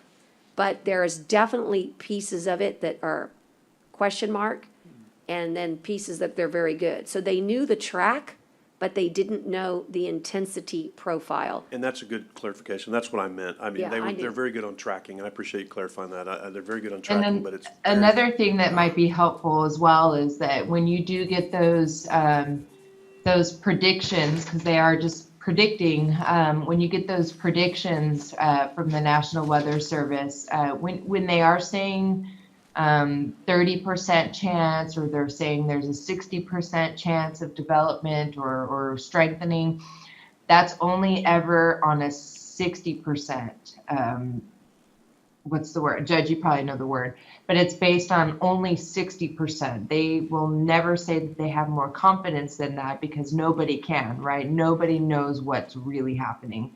So when they say 30% chance of strengthening or 60% chance of strengthening, that's 60% out of 60, or that's 30% out of 60, not out of 100%. So it's even a lower percent if you look at it that way. But I can assure you, Commissioner Chesney, that those folks that are working at the National Hurricane Center in Miami and those folks that are here at the Corpus Christi National Weather Service office, everybody is equally as frustrated. As emergency management planners, we're frustrated. There are just certain elements that we don't know, and there's so many little minor changes, like you going from being even in the eye of it, now you're actually going to be in that, what we call that, the critical quadrant, where you're expecting more storm surge and other types of hazards. So we really just don't know enough about it. At least on this one, we knew the track and we knew that we had to activate. We just didn't know to what level. And in this case, you have many decisions to make also, to consider, the safety precautions and practices for COVID. So this was really dynamic, and the last minute spin up, I mean, gosh, I really wish we had a crystal ball for those things. It is incredibly frustrating when it does spin up at the last minute. But I think now that for sure we've had Harvey that's kind of spun up at the last minute, and now here, 2 years later, 3 years later, we're having Hannah spinning up just the same way. I just think it was a little bit closer to the coast. Had it been farther away, when it did start spinning up, we could have seen something very similar to Harvey again. So now it's up to us to make those decisions when we do have something else that's predicted to come into the Gulf, but only as a tropical depression. Do you then, get trigger happy because you know that when it enters the Gulf, it's going to just speed up right before it gets to us? We can't make that assumption that it's going to happen every time. But now that we've had it, it's been 47 years since something really hit us, and then we had Harvey. Now we have two systems within a 5-year period that we can compare and see what they did. So we now have something to base our decisions off of that we didn't have before, because we didn't have anything really to look at except for something that had occurred half a century before. And Melissa, So, we didn't go get the ahead. chance, Melissa, we didn't, the court did, you were not the emergency manager during Harvey. Chris Boyd. No, I was the deputy. Deputy. But we did not have the opportunity to develop a resiliency or a report, right? In other words, we didn't do a sort of a follow-up report after Harvey. And I think that now. So we did do an after-action review, okay. but it's not as comprehensive as it could have been. And so now. So maybe we can. At the backside of Hannah, we have the opportunity to do an after-action review that covers a lot more components that I just think it was not knowing exactly what we should have covered before that I feel like isn't really captured. And it's the difference of focusing more on what we were missing just right here in the county and maybe our EOC and exactly what we experienced, and including things more like our communications with our partners and just things that are outside of your limit of your jurisdiction and things like that. So on the back of Hannah, I can see more that I would include in the after action review that wasn't in Harvey's. So we will be producing an after action review. It will come much later, but this is when we have the opportunity to do lessons learned and those things that we need to make adjustments for. Yeah, I think the court's going to really like that. And I even think that, developing kind of a protocol, if you are not here or I'm not here, whoever the next people that replace us are, can learn from the experience that we've had. And I think that every storm is a unique storm, but I think whatever report we can put forth of the court is going to be a great one for them to see. And I'll give you one final closing thought, is that we needed a front end loader and we needed it quick, on Friday. And, it started on Thursday, the request. And it was very clear that not having one accessible to us quickly was a unique concern. And even though we did a STAR request, and we knew that that was not ever gonna be fulfilled. That's a lesson learned for me, and that there are certain pieces of even equipment that we now know after 2 storms back to back, that this county either needs to get prepped for owning because you're in too much of a jam when you gotta go borrow or beg for one, and you know that you're not gonna get one from the state. And so I think that those are the types of real specifics that the court's gonna wanna know about, because then they can make a good decision, we can make a good decision about how we wanna make investments going forward, or putting forth pre-position contracts for, hey, just like we go get ourselves generators, we're gonna go get ourselves front-end loaders, or whatever the case of the equipment might be. Those are the kinds of things that this court is gonna probably find very, very important. You need those equipments. And 'Cause we Judge, didn't can I have just it. say that I think it's also, you know, we haven't been in this situation where we're having a disaster, if you will, occurring in the middle of a long-term disaster where we've kind of already found ourselves not really getting what we're requesting from the state due to just shortage and need. So it really has kind of redefined how I think about writing our plans, and we really need to be developing, I think a lot of our plans really say, and then ask the state, or then the state's gonna come assist us. So it really makes me want to revamp all of our plans for them to be written for that self-sustainability, that self-help, that local response, and not really kind of lean on asking the state for assistance. And I kind of want to see that removed from our plans. We know it's there. We know that we have that ability, but what's our real plan? What's our local plan? Because I think that we could see ourselves in another situation like this at some point in time. I hope not, but everything's possible. And that we would be working simultaneous disasters, and that resources could be strapped across the nation and things like that, like we found ourselves here this time. And so moving forward, I really, really want to see our plans written differently, and I want our thought processes to be reshaped to look within ourselves and our own community for our answers. And so that's kind of the approach that I'm going to be taking as we start updating our hurricane plans and our annexes and things like that. And that was the only comment I wanted to make. Okay, well, thank you. Thank you, Melissa. I mean, there's always so much to talk about when it comes to emergency management. I can't believe I'm saying this, but I think this court needs to prepare itself for me signing a third, disaster by the end of this year. The way the storms are looking in the Atlantic, it is completely foreseeable that we could have 3 disaster declarations at the same time. We already have 2, and you better just go ahead and get mentally prepared, because I have mentally prepared myself, and for being in the middle of 3 disasters. And so that is very, very much a part of what we're living with. And, we just have to accept it as our reality, and that we'll know that things will get better someday. Thanks, Melissa, very, very much. And thanks to Kathy and to Brenda. You're welcome. And to everybody in the EOC team. That was just incredible, really incredible. I'd also like to take the commissioners up, or I'm just gonna invite you, since we really probably shouldn't make like reunions up there, but would you guys maybe think about going up to the 5th floor on, one at a time, and checking out the multi-purpose room so that you can see for yourself that we were able to sleep up there, we were able to eat up there, we were able to work. It was a great opportunity to function in a way that we had not functioned before. And I think it's just a tribute to Public Works and Michael and everybody who made that possible.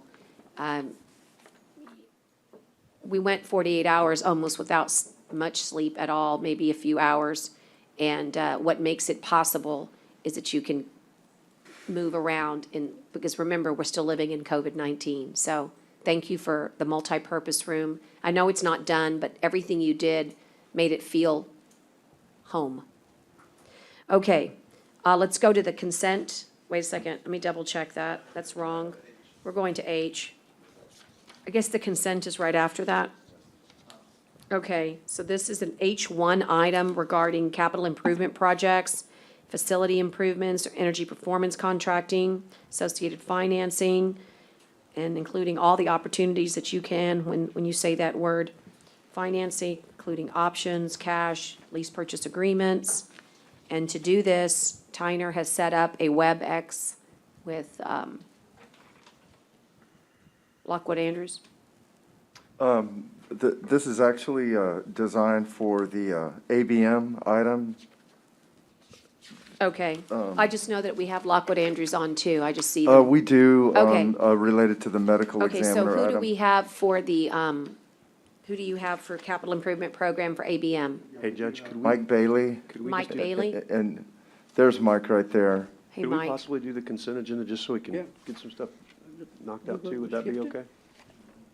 Just, I mean, I think that's gonna be, unless somebody has something to pull, I think it's gonna be pretty quick. Just make me feel like we got something. Well, If you don't I'll want tell to, you it's what fine. I tell If my you don't want children to. about time. We can do it now or we can do it later, but it doesn't change the clock. I'm happy to do it. Let's do it. Hold on, Mike, give us a second. Yes, ma'am. How about number 3? Do you have any commissioner items to pull out, A through L? I do want to say something about Are you gonna be able to weigh in? Oh, yeah. You need to?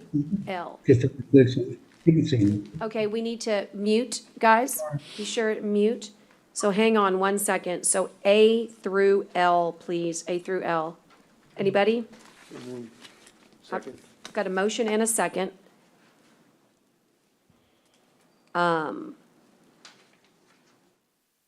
Thank you, Judge. Oh, just, All those in favor signify by saying aye. aye. Aye.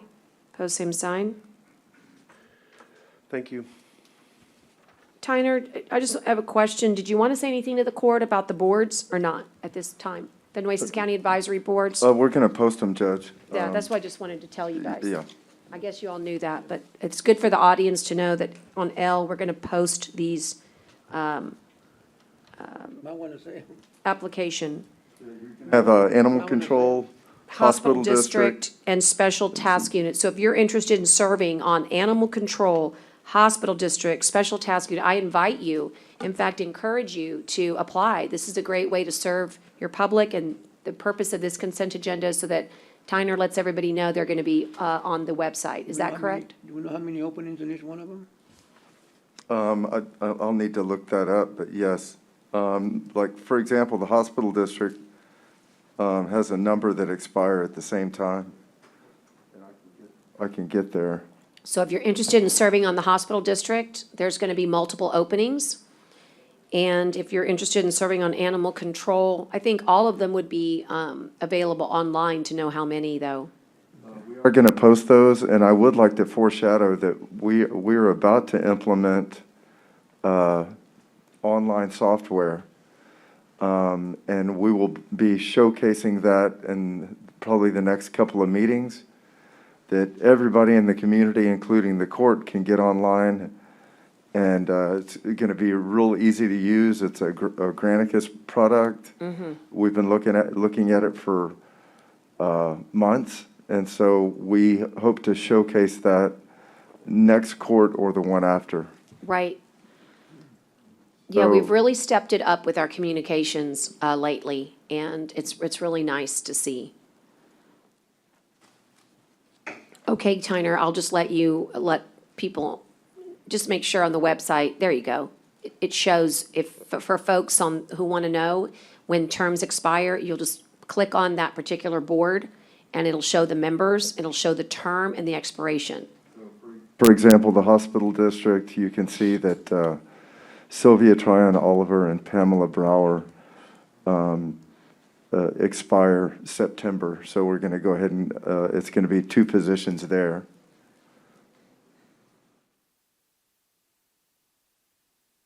And then for the special task unit, all those positions, you have 2 vacancies, but all those are going to expire. 1, 2, 3, 4, 5, 6. Is they all going to expire, Judge? Can we stagger them or something? I mean, You cannot do anything with regards to the hospital district without No, I'm saying that- statutory. but the Oh, other for the other one? yeah. Well, I'd have to look at how the composition is All at and the how they're same time. created statutorily. Yeah, that was a new statute. I remember when that Yeah, I mean, came about. we are going to, in our legislative, when we put our agenda together, and I know that they're meeting with you now, bring that up, because there are other boards that we have that have no staggered terms, that need to have staggered terms, because otherwise, it's not good governance. So, wherever there's non-staggered terms, we need to address that comprehensively. Wherever there are not term limits, we need to address that comprehensively. And we need to decide as a court, do we think 9 years or 12 years is appropriate? Some people think 9, like RTA, other people think 12, like the port. So, those are the things that we're gonna get unified on, and then we're gonna go to the legislature and ask our local delegation for their help. And then again, Judge, a reminder for animal control. There's two vacancies, and we still need a veterinarian. And I know we've made the call. I know we've made the call so many times, but once again, if there is a veterinarian out there, please know that this consent agenda item opens up the opportunity for you to apply. Okay, can y'all help me? Did we already voted on the consent? Yes, so we're good. All right, Tyner, that was good update information. Let's move back in time to the workshop, please.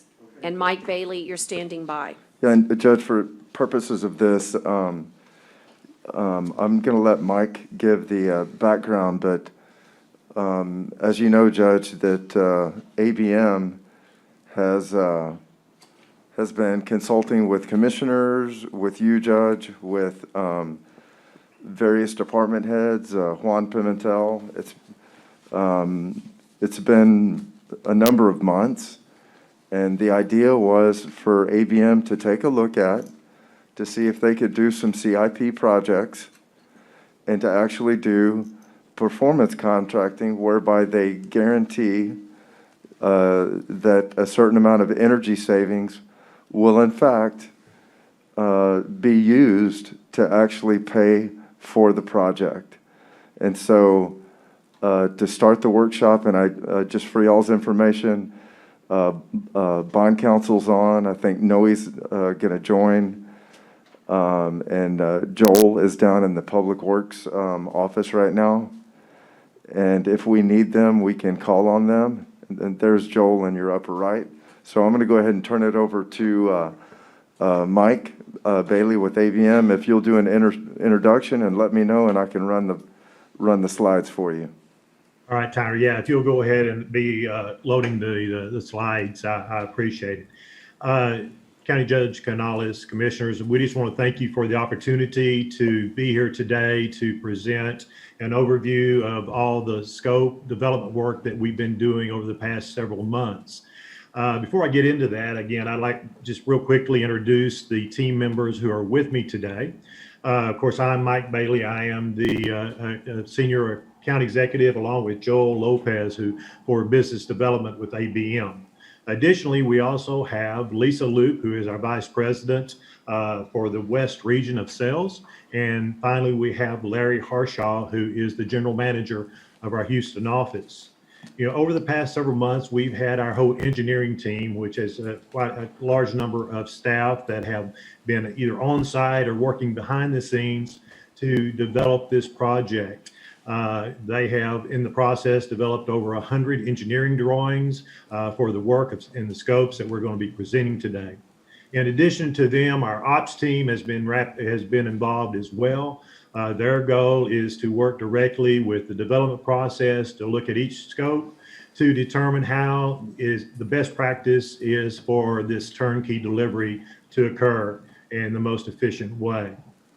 As Tyler mentioned, throughout this process, we have had many meetings with staff, many meetings with commissioners. In those meetings, we have continued to show them the scope that we are developing, that we have developed, and to discuss that with them to make sure that those scopes are, in line with their goals. Additionally, we've done a lot of listening, and as part of that process, through that listening process, we've learned that there have been a lot of items, deferred maintenance, park improvements, things like that, for which there has not been funding for in the past. And so looking at this as a funding mechanism, they were very interested in adding to that scope those projects that needed to be addressed at this time that have not been addressed. And you'll see that as we get into the specific detail of the scopes. Tony, you want to go to the next slide, please? There you go. Thank you, Tyler. So as we, obviously the starting point for this was the county CIP. In that CIP, we attended those workshops. Understand there's $150 million. We obtained a copy of that. So what we did was we went through that CIP and we looked at anything that was HVAC, electrical, plumbing, building envelope, or roofing, because those items form the core scopes for a performance contract. And so as we looked at those, we identified those, and that was the starting point for our development process, is developing detailed engineering drawings and pricing around those. As we mentioned, in addition to that, as we met, had meetings and presented, the base concept, there was additional deferred maintenance items that were addressed by staff that they would like to have seen provided through our contract. Funding for improvement of county parks was a big issue. There was projects out there that were needing to be completed, again, that were not moving forward. And so this was an opportunity to be able to move forward with those. The fairgrounds was another priority.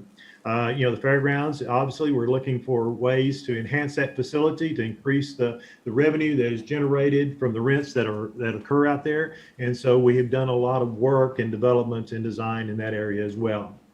And obviously, as we talked, this is about, providing quality community and a community that attracts not only businesses, but attracts new families. And we saw the amenities that we're adding, whether it be the fairgrounds or the parks improvements, those things as being ways to really provide that incentive for people to want to be in the community. Tyler, you want to go to the next slide? So our focus with Nueces County, obviously, it is a turnkey solution. We're doing the engineering, we're going to do the delivery. Obviously, at the core of it, it's about improving efficiency. How do we take your existing M&O spend, your maintenance and operating budget, general fund spend, and reduce that spend and capture those dollars to be able to pay a portion of these capital improvements that we're going to be presenting today? We want to look for ways to be creative in the funding, work, with your FA to be able to address that funding mechanism. We want to obviously find the best interest rates that are out there. We don't provide the financing, so that is worked out through a third party. And so but we do want to be actively involved in making those decisions in the best interest of the county. Obviously, the other part is that we looked at this as an opportunity to provide some stimulus in the local economy as well. I mean, obviously, COVID has hit us all, and y'all spent a lot of time this morning talking about that. But of our project developed to date, 70% of it will be delivered by local contractors. And we see that as very important, since that is going to have a tremendous impact on your local economy. And again, the amenity issue. Tyler, next slide, please. So procurement, this project is under Texas Local Government Code Section 302, which authorizes public entities to enter into performance contracting. The goal of this section is to provide counties and public entities another funding mechanism to be able to address significant capital improvements. There's obviously other ways to do this, whether it be bonds or whatever passages, but this was put in place to be able to allow, to look at ways to use existing dollars in the budget to be more efficient and to provide funding to be able to make the facility improvements required. It requires that ABM provide a guarantee for the energy savings that we have quantified. that is part of our contract, that we do that. If there are shortfalls on an annual basis, we're required to make up that shortfall in the form of a check back to the county. And so the other part of that is, under the statute, it requires that there be a third-party engineer review our savings calculations and our overall design and deliverability of this project. That review has been completed. I believe there was an opinion letter issued yesterday by the third-party engineer that supported all of our calculations as being accurate and even conservative. So we're very pleased that was put forth. I plan to, be able to pull up a copy of that and show that to you. And unfortunately, in this, with the way we're doing this today, I can't. I passed it out, Mike. Okay, all right, thank you. And we actually have the engineers online. Okay, all right, good deal. Obviously, as we already said, this is about a turnkey approach. There's a lot of work to be done here. And when we get into this, you're going to see that. It's a lot of complicated work. And so, for us to be able to deliver this on a turnkey basis takes a tremendous burden off of your staff. It provides a single choke point. The other key point is, because this is a turnkey solution, there are no change orders. We will not come to the county with a change order. The only time a change order can occur is if the county requests additional scope be added to our project that was not originally included, then a change order could occur. But if it's anything that we are touching, then no, there will be no change orders. The other big thing is, and this is where the very important point is, under section 302.004-A-1, it allows the county to bring additional scope to the project to be delivered under this turnkey solution that is ancillary to the projects being done, that allows, but it does not have to be funded through energy savings. It has to be funded by the county's own funds or by, third-party financing that is to be provided. And so that is a very key important element as we look at this. So let's just real quickly go through how we got here today. Back on December 4th, the county, with a unanimous vote, approved a letter of intent with ABM to begin detailed project development.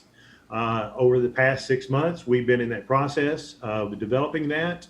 As I say, there's been ongoing meetings throughout this development process with staff and commissioners to explain the scopes, to explain exactly what we're developing. And so as of June 24th, we had completed that process and had provided contractual documents to the county for review. The third-party engineer, as I said, completed their task on the 28th. And you can see the next steps there, and that's where we are today, is presenting this in this workshop and moving toward, the approval, development of financing strategies, and moving forward, with the implementation of the project. Mike, I'm just going to interrupt just for a moment. You're doing so great, but I want to just underscore that when you say you've done a lot of work, regardless of what this court decides to do, it's been I want to highlight how much work. Almost every project has a design associated with it. Whether or not we decide to pursue it is another matter, but you all have brought forth actual renderings, design, in some cases, structural and or mechanical engineers when it was coming to boilers for the jail, or I just wanted to bring forth a little bit more detail as to the extent of your preliminary work, all of which has a value associated with it that I've been sucked in this vortex that's COVID-19, and I had not had a chance to say publicly what high quality all the people that you brought to the table,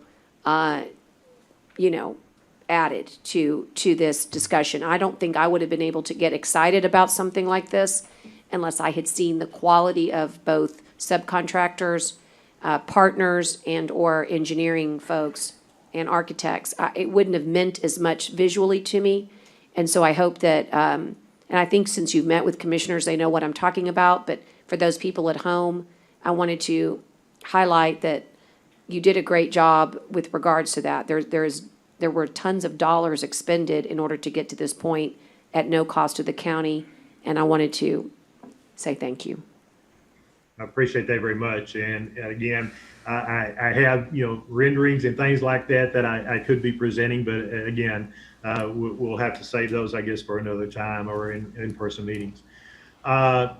Just to highlight a few of the audit findings, and as we look at these again, you look at this list, and a lot of these are associated with the energy conservation measures that we looked at. So obviously, LED lighting still has tremendous savings potential. And so we've looked at an LED lighting solution in the facilities throughout the county, at the parks, both interior and exterior of facilities. We've looked at, using at the fairgrounds color tunable LED lighting solutions to enhance that environment out there. You mentioned, like the boiler plant within the jail and the courthouse. That design, obviously, we're looking at efficiency there. How do we bring, the right holistic solution to that, but still, provide the best efficiencies. And when you look at efficiencies, it's not just only in energy savings. It also has to be in the operation of it ongoing. You have to provide a solution that the county staff can operate and maintain appropriately. DDC controls was another one. One of the things you'll see is that in part of the jail facilities, you had pneumatic controls. Pneumatic controls, they're about as old technology as it gets. They're hard to maintain. There are lots of pressure leaks and things like that create a lot of comfort issues and just ongoing maintenance issues. Obviously, chiller replacements are part of this. Again, improving efficiency and comfort of those facilities. Cooling towers for support the chillers. Package rooftop units, again, using high efficiency units. One of the things we do is what we call is HVAC armor coil coating of DX equipment. So you have existing equipment which has, still has useful life in it. Coming in and cleaning the fins on those units and coating those fins, we're able to extend the life of that unit. And so as opposed to having to pay for a replacement of that unit, we're able to extend the life of that. So it's not just about let's come in, rip something out and put something new in. We want to look at ways to use your dollars the best we can to enhance what you have and provide longevity to the equipment that you already have in place. Building envelopes. Obviously, there's a lot of lost energy in the buildings that you have. Caulking around windows, door seals. There's just a lot of things there that can be very cost effectively done that provide a lot of savings ongoing. Also helps with pest penetration and things like that is kind of an ancillary side to that. Water conservation, again, water and sewer and trash garbage rates are expensive.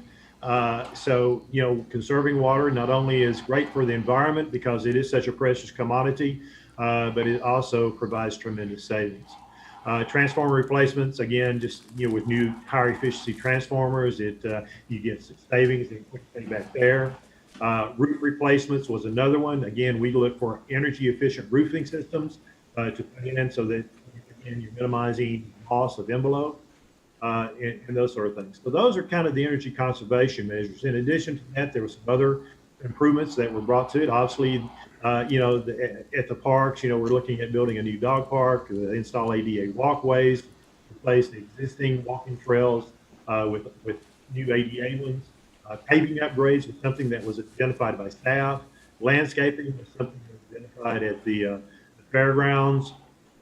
An amphitheater is also part of it at the fairgrounds as well. So those are the things that were done there. So Tyler, go to the next slide, please.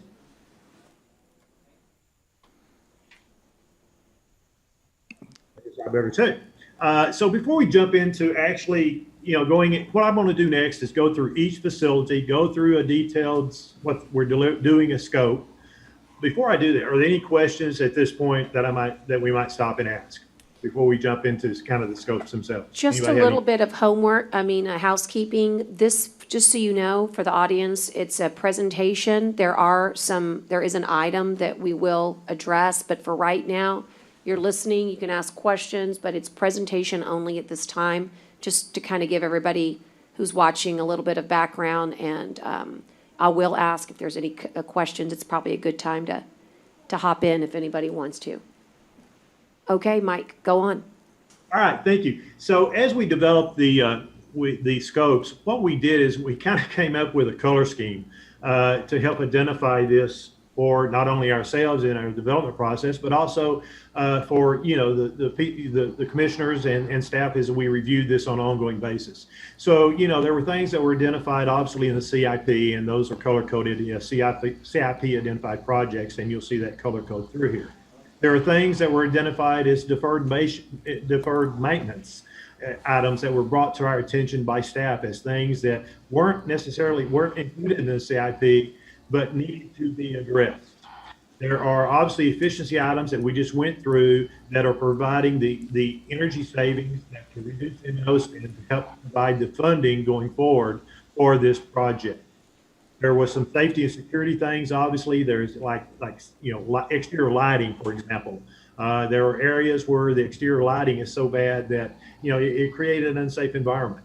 Sidewalks, there's some sidewalks that are being addressed where there's actually trip hazards, and so this was an opportunity to address those.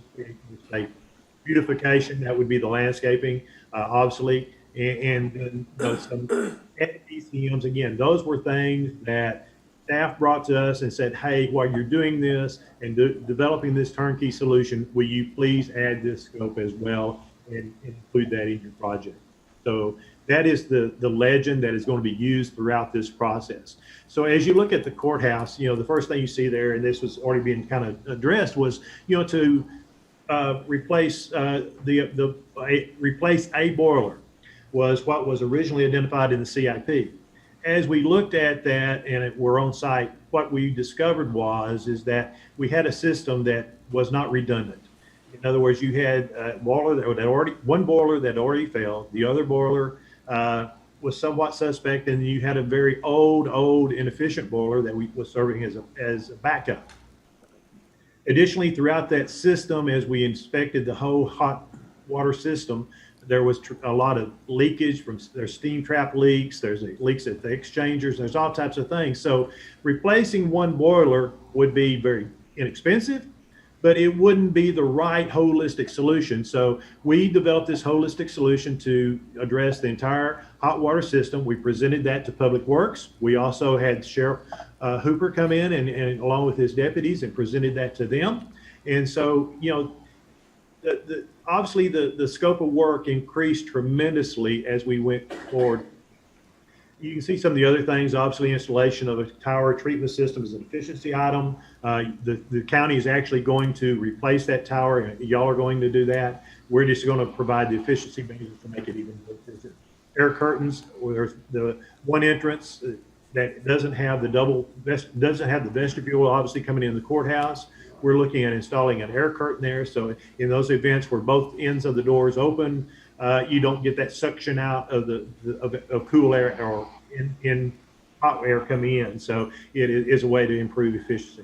HVAC armor, again, is being used here, replacing some pumps. Obviously, LED lighting, as we've said, throughout these facilities, you're going to see that. The building envelope modifications, you're going to see that throughout. And transformer upgrades, you're going to see that throughout in a lot of the facilities. So I won't continue to address those, just do the specific ones to that.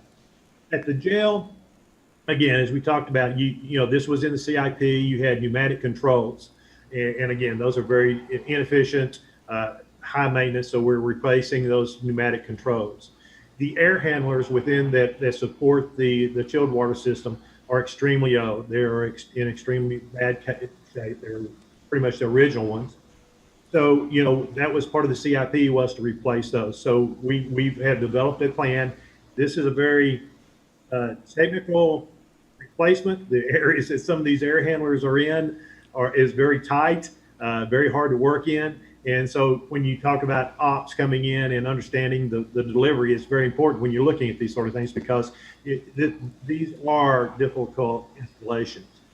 The other part is we got into that, though, was, there was, like smoke purges. When you touch those air handlers, you got to make sure that you're still addressing the smoke purge that's required.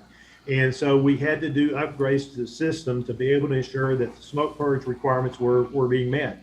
Also, as we got into it, we found out that the existing fire panel was so outdated that it couldn't even be upgraded with parts. So we've had to replace the fire panel. So again, as we've gone into this, we're not only looking at doing, one thing, we're looking at the holistic view and trying to provide the right solution for the county, not only that just band-aids something, but really addresses the need. So again, so those are the kind of the highlights there. Also doing water conservation and some ozone laundry systems, again, which is a water conservation measure. Go to the next slide, please, Tyler. Okay, just at McKenzie is at the top. Yes, sir. Thank you. So McKenzie, we're doing a lot of extensive HVAC work there at McKenzie. There are two 200-ton chillers there that are very, very old. They're at the end of their life. And they also do not operate in a redundant system. And so, which means if one goes down, you can't still maintain cooling at that facility. So the plan there, and this was in the CIP, is that we're going to remove that entire chiller plant, bring in a temporary chiller system. We will repipe that plant, install two new 200-ton chillers and control systems on that that will provide both efficiency, comfort, as well as redundancy. And so that facility will be operating going forward in a manner that you can have dependability and comfort. There's also some one DX split system over there, rooftop unit that needs to be replaced, including that. And again, you can see the things that were added there. Going down to the last item, which is blue, that item is the parking lot replacement / repair there at the McKenzie building. Again, that was one that was added by staff for us to address while we were on site doing the other work. Going to Galahar, or the juvenile detention area, again, the cooling tower there is in extremely bad shape, so we're going to go in, repair, upgrade, and refurbish that. We're going to do a lot of roof replacement. We're actually doing roof replacement on those buildings there. And so that is a very large, significant project to provide the roof replacement there. And then again, and that was, again, you said that as a blue. That was added by staff. And another blue there was the parking lot replacement / repair there as part of that facility as well. Next slide. Okay. So the Bishop building, again, doing some work there. The biggest thing that we're doing there obviously is the main electrical service panel there needs to be upgraded. That was in the CIP. Again, LED lighting and building envelope are there as well. Aquaduce, roof replacement there. In the original CIP, there's actually 3 separate facilities at Aquaduce, and only one of those was identified. We have included and have discussed with staff that the inclusion that all 3 of those facilities should be re-roofed at the time so that we get efficiency as far as mobilization of one time and doing that as cost effectively as possible. Calderon, one of the things, originally the chiller and the cooling tower was on the CIP for this. As we looked at this, we did evaluation of the chiller. It is well within its useful life. We felt that it really should not be replaced at this time, and so that was our recommendation to staff, was not to replace it.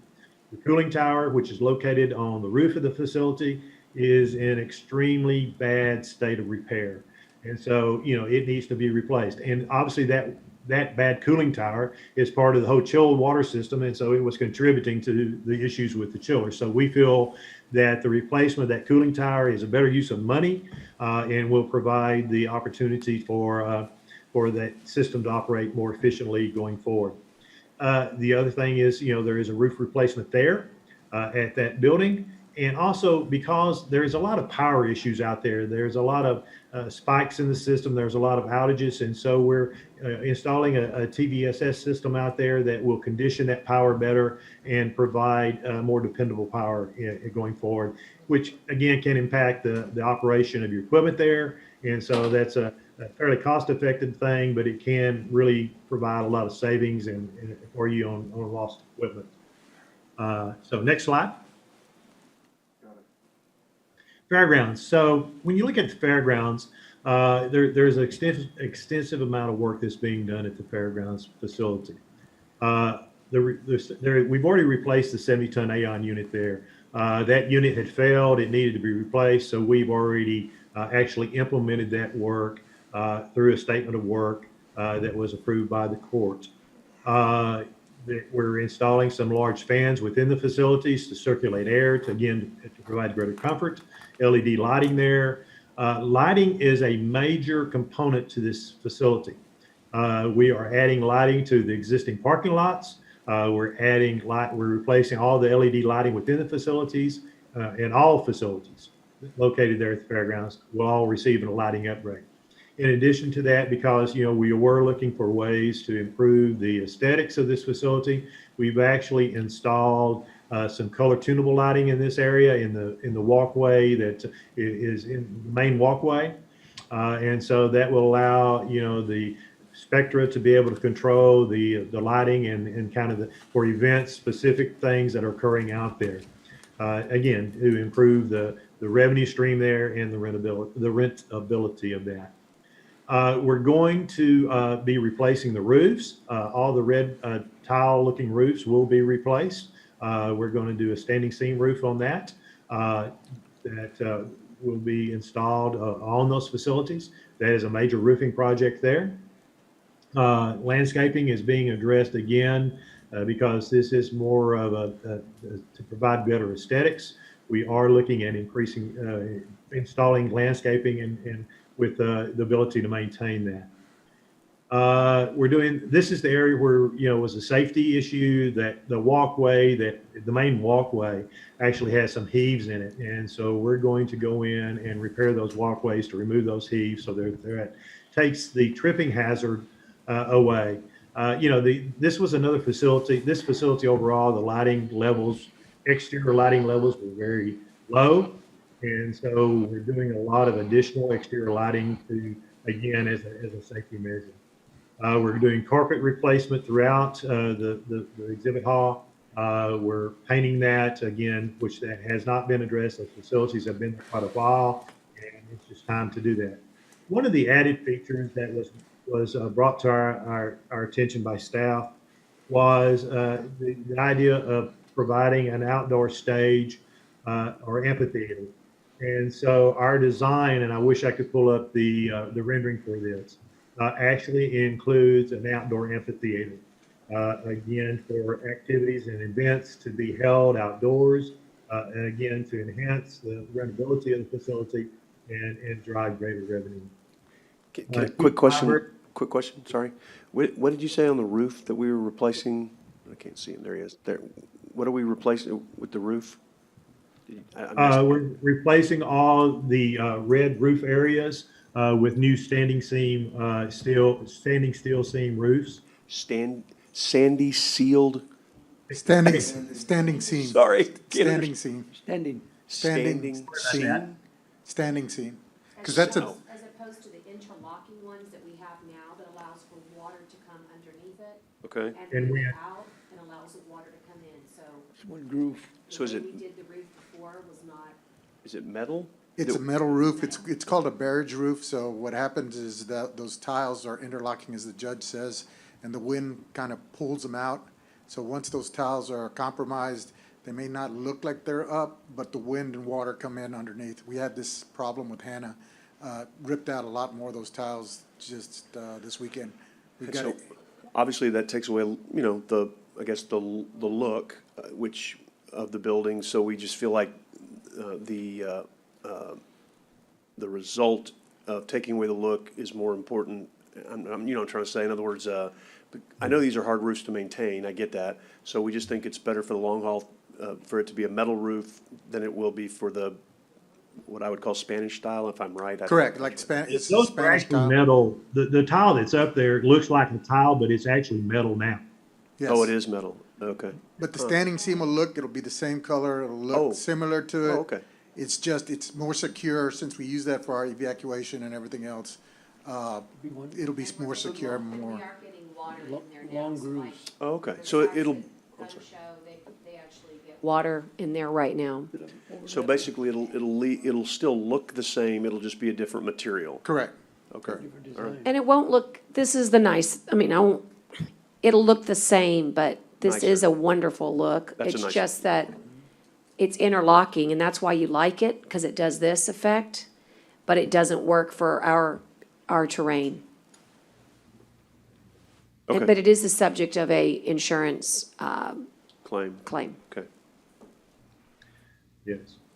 The Keach Family Library doing some, again, LED lighting over there, HVAC armor on some of the rooftop units there. Next slide, please.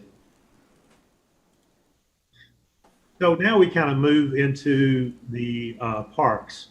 And again, this came from working with Edward and working with the individual commissioners for upgrades that they were looking to be able to fund and get implemented at these parks. Again, we see this being done under that section 302-04-A-1 as ancillary to what we're doing.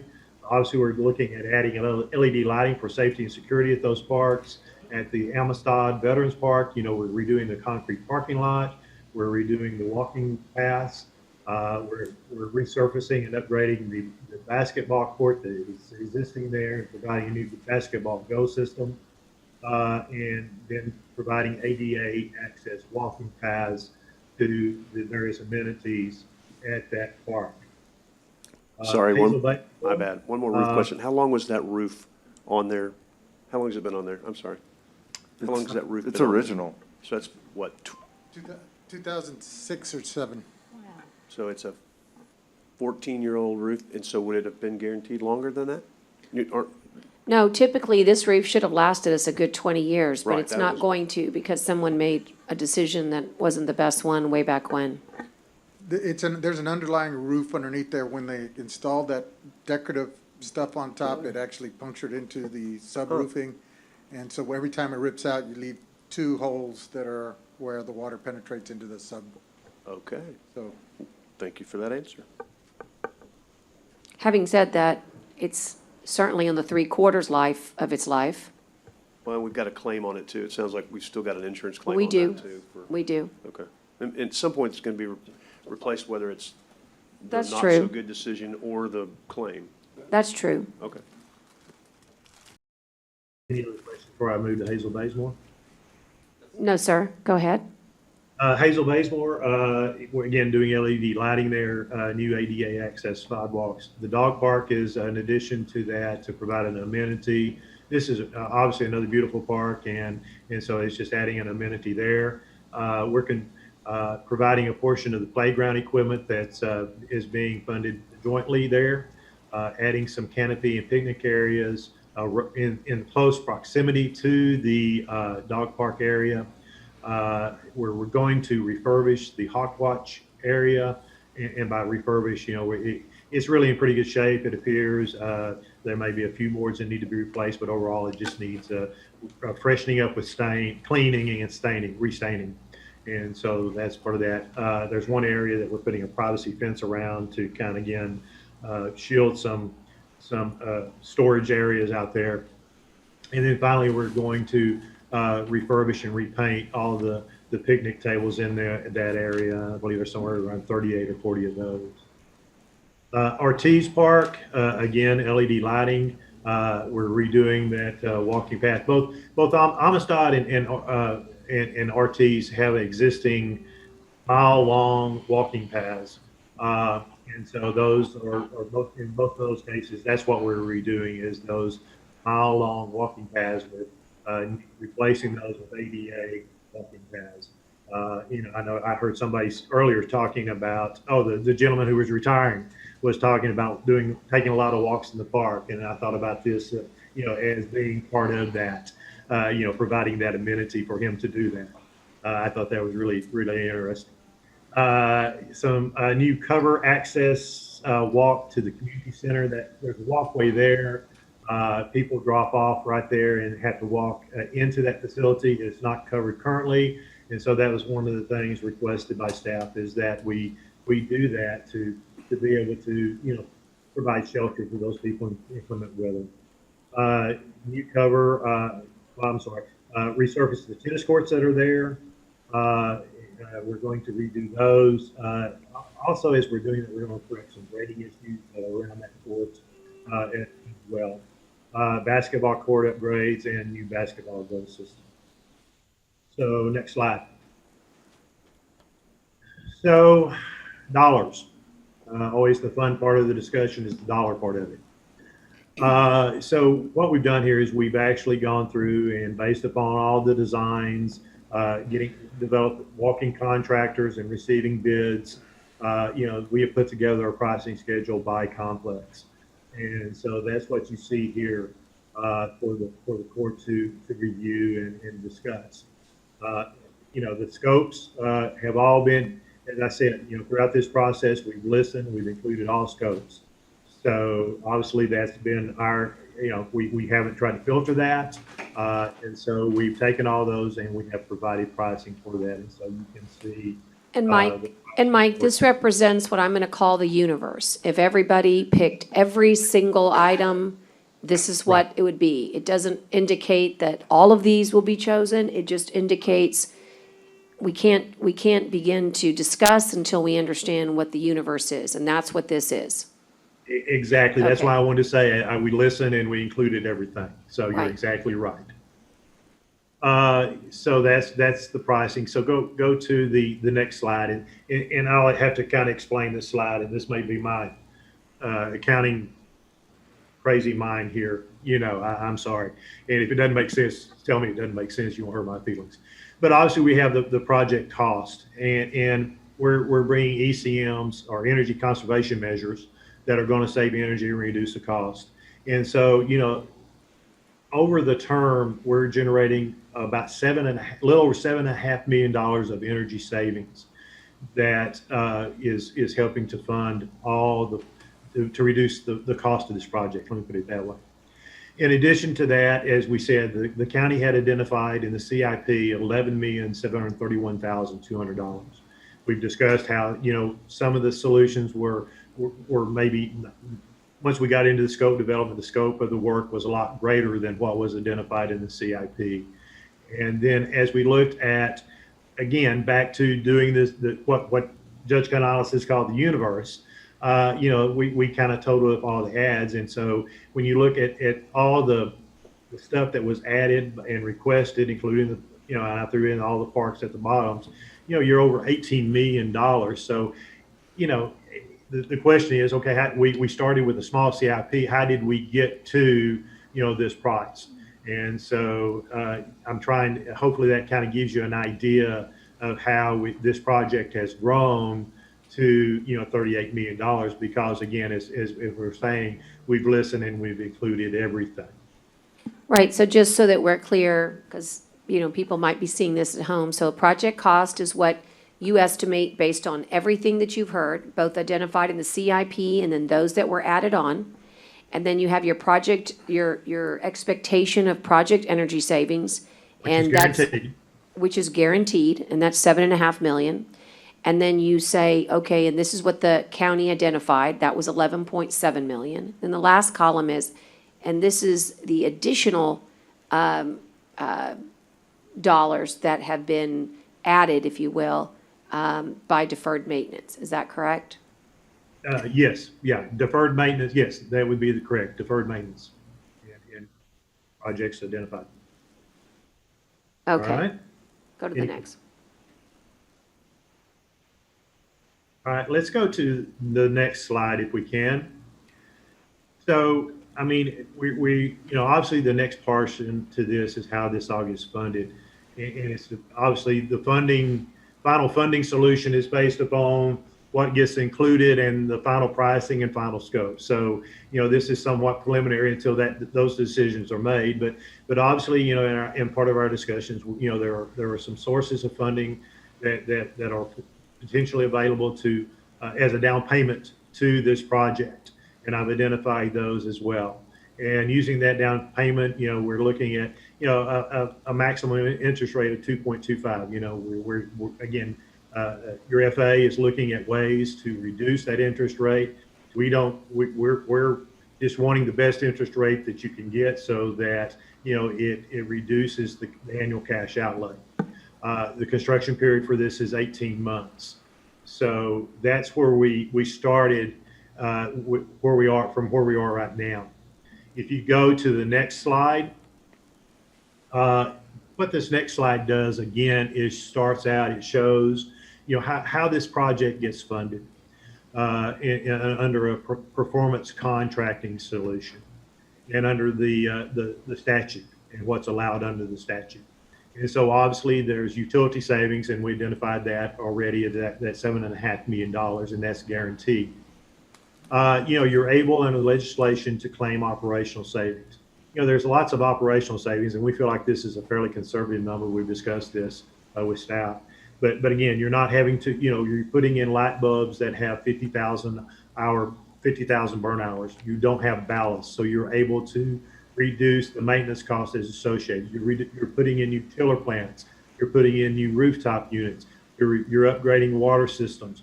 You're doing all this work with the idea that it's going to reduce your annual outlay in your operating budget to repair and maintain those, because this is being done as new work. The other part that we've looked at is the potential. You're proposing, let me put it this way, not doing, but proposing a lot of work at the fairgrounds.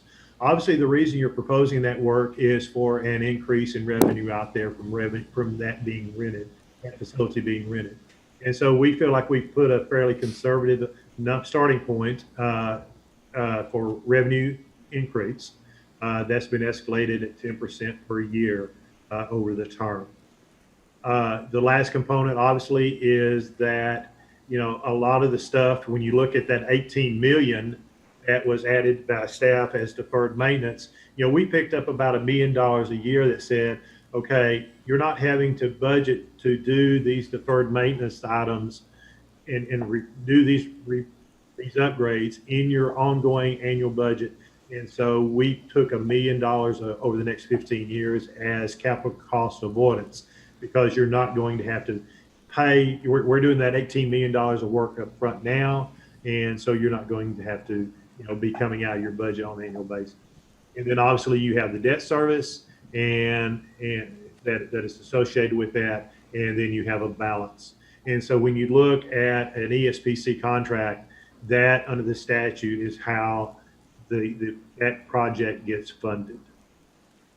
And that's kind of the end of the presentation. Thank you, Mike. That was thorough.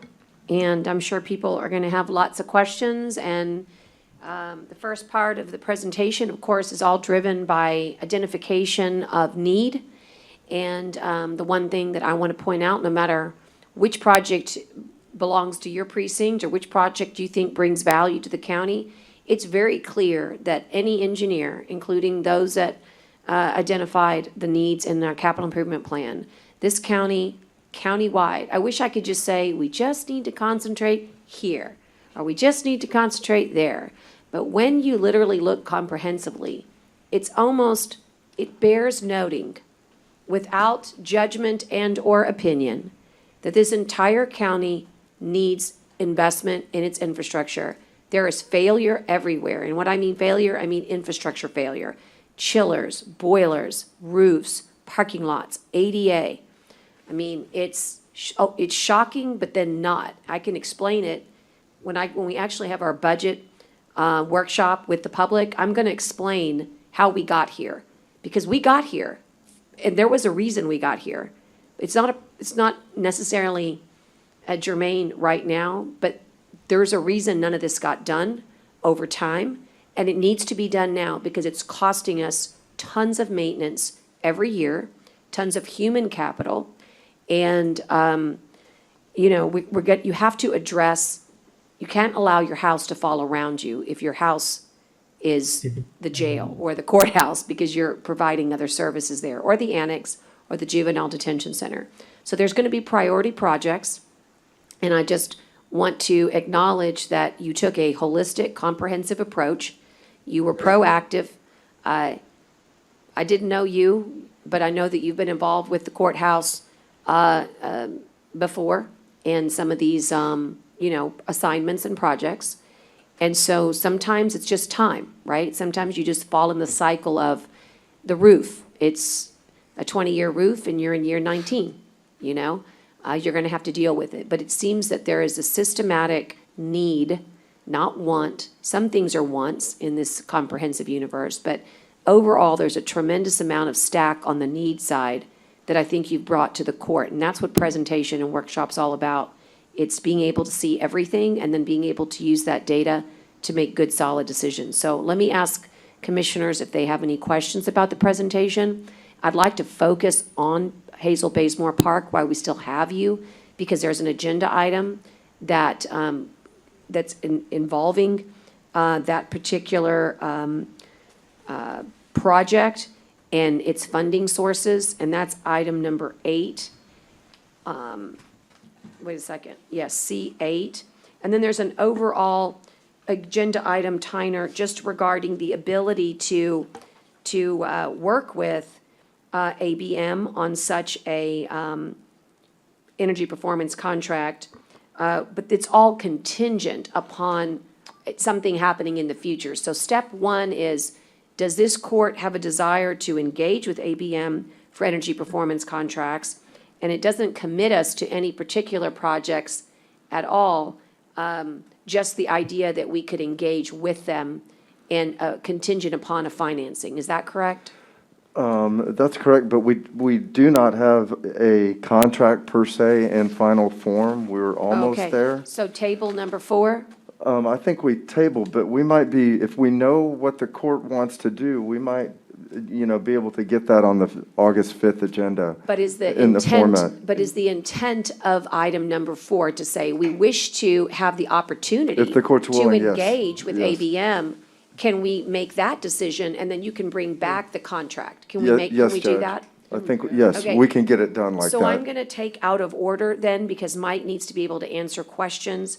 And also, Mike, I'm going to ask you to even do more homework. By the time we meet again, there are thousands of jobs that can be established by working on some of these projects, okay? Sometimes it's hundreds, sometimes it's thousands, depending on how comprehensive this court gets. But there's going to be jobs created. There's going to be local contractors that are getting hired. There's a tremendous need in our community for economic development. You made mention of something earlier that I want to highlight. This court cares about local jobs. This court cares about how many subs you're going to use, locally in our area. So I might have you address that the next time we meet, to the best of your ability, right?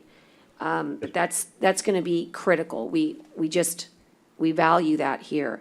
But this time I'd take a motion for item number 4A4 to consider the approval to be able to have the opportunity to engage with energy performance contracts through Allied States Purchasing Cooperative Contract. And then, of course, this is contingent upon the contract being brought forth. It just gets us to the first step.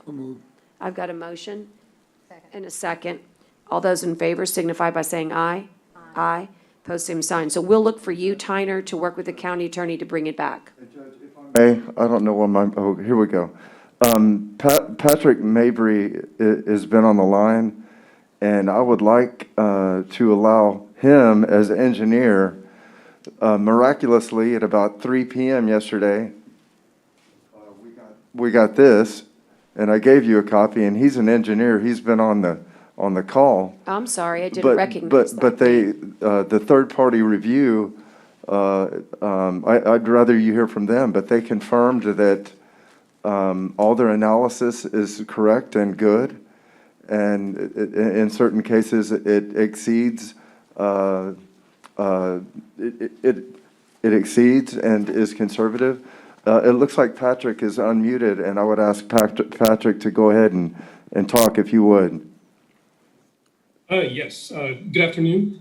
Thank you for the opportunity to have a chance to give our 2 cents, as it were. Again, my name is Patrick Mabry, and I work for a company called Highland Commissioning And we are sister companies to Silber and Associates, who is actually the engineer who provided the report. Travis is not able to make the call today, but I am here in his absence. And we did do an extensive assessment of the report and the proposal, and we're able to come to the conclusion that, yes, the findings were valid and reasonable, and the math checked out. And again, I'm not an engineer by any means, but I did go through this proposal pretty extensively along with Travis.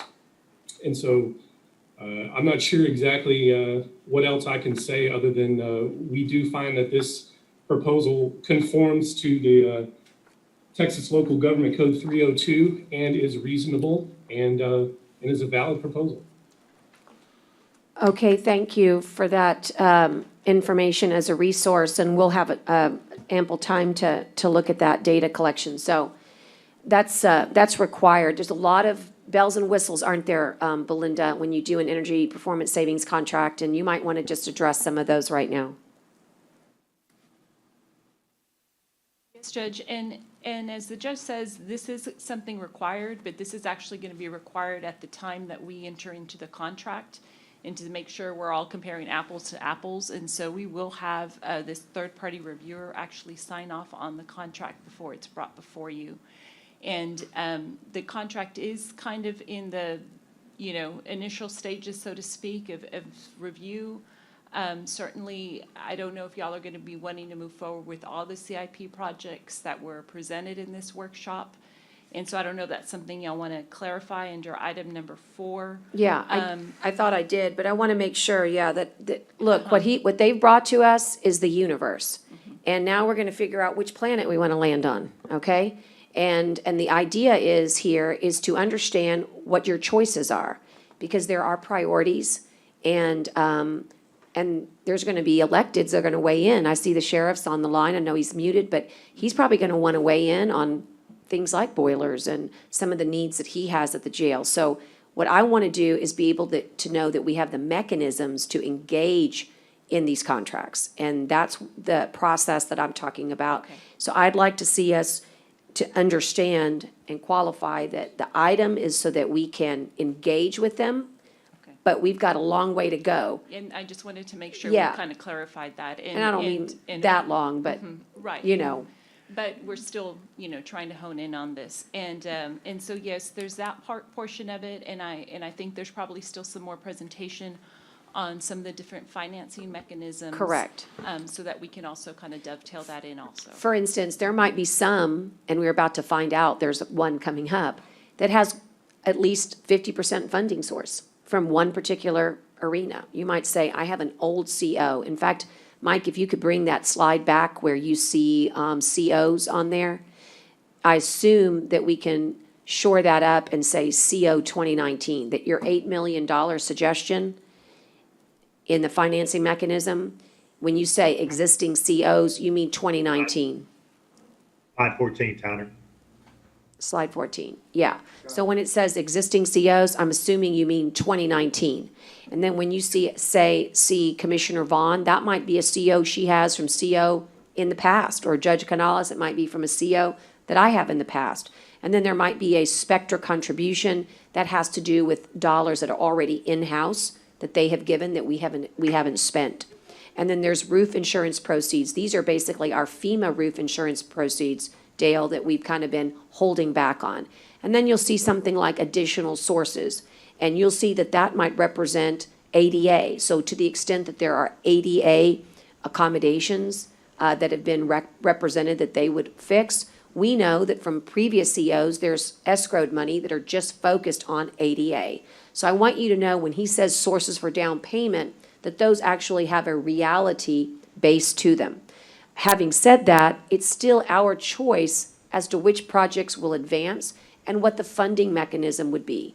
Theoretically, I told Mike I could take a pen, I don't have this dollars, but if we did, we could take a pen and write, checks for all of these, right? But there's, even within projects, there's prioritizing what's important inside, let's say, the jail.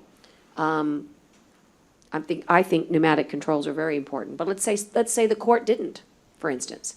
then you could take that piece out of it and adjust, everything's going to adjust. So what we're doing is we're working with our financial advisor, we're working with ABM, we're working with the county attorney to make sure that we can really bring you the choices in a way that we can act upon them. And step one was to receive this presentation. Step two is 4A, I've already lost the number, 4A, 4, where we're actually saying, yeah, we'd like to pursue this. And the court authorizes this next step to take place. And then step three is when you see an individual project, in the case of Hazel Bazemore Park, where we actually going to promote one project at this time, okay? So I just want to kind of give us a little bit of a step, a blueprint, a roadmap of how we're going to tackle this. Yeah, Judge, I know we all want a little piece of the pie here, and because we're all, but I think, to me, although I want my project, but I think the most important thing, and it should be to everybody, I guess, is that we need to take care of the buildings, because we need to. Courthouse and the jail. Courthouse, the jail. We need Annex. We need to give them life, to continue. To live again. To continue living, right, and not have to come back again and be more expensive next time, but, and I think the other ones can be kind of prioritized down the road. But I think that we really need to take care of the infrastructure that we need. That's why So I haven't been able to say this in a couple of hours. I wholeheartedly agree with you. And I think that the courthouse and the jail and the annex and the juvenile all need to be considered priorities. I think though for Belinda, what she's comfortable with right now is just saying, let's engage with them. And then we're going to bring back to court what we choose to be priorities. I think that's fair. Yeah, it's fair. Can I ask a quick question? Yes, I should have asked a while Mike. ago. On the juvenile center, you talked about refurbishing the towers, the cooling towers. I'm just curious, how old are the cooling towers, and what's the difference between refurbishing and a new one? Because I think in the past, a lot of money has been put into a lot of old things that have already reached the life of the system. So I would just be curious, you may not know the answer now, but just come back with it later is fine. Yes, I can get that answer for you. I know, you're looking at the casing. If the case is in pretty good shape, a lot of times you can replace the fans and the pumps and the fill material, and it's more cost effective than doing a new one. But again, let me get with my engineers and verify that for you. I don't want to give you an answer I'm not confident on. And when they were done, how old they are too. Thanks. Yeah, I think that'd be good to have actually across the board. Hey, I just want to make sure I heard you right when we talked. You guys are responsible for, if something is not done right, you're responsible to make it right, right?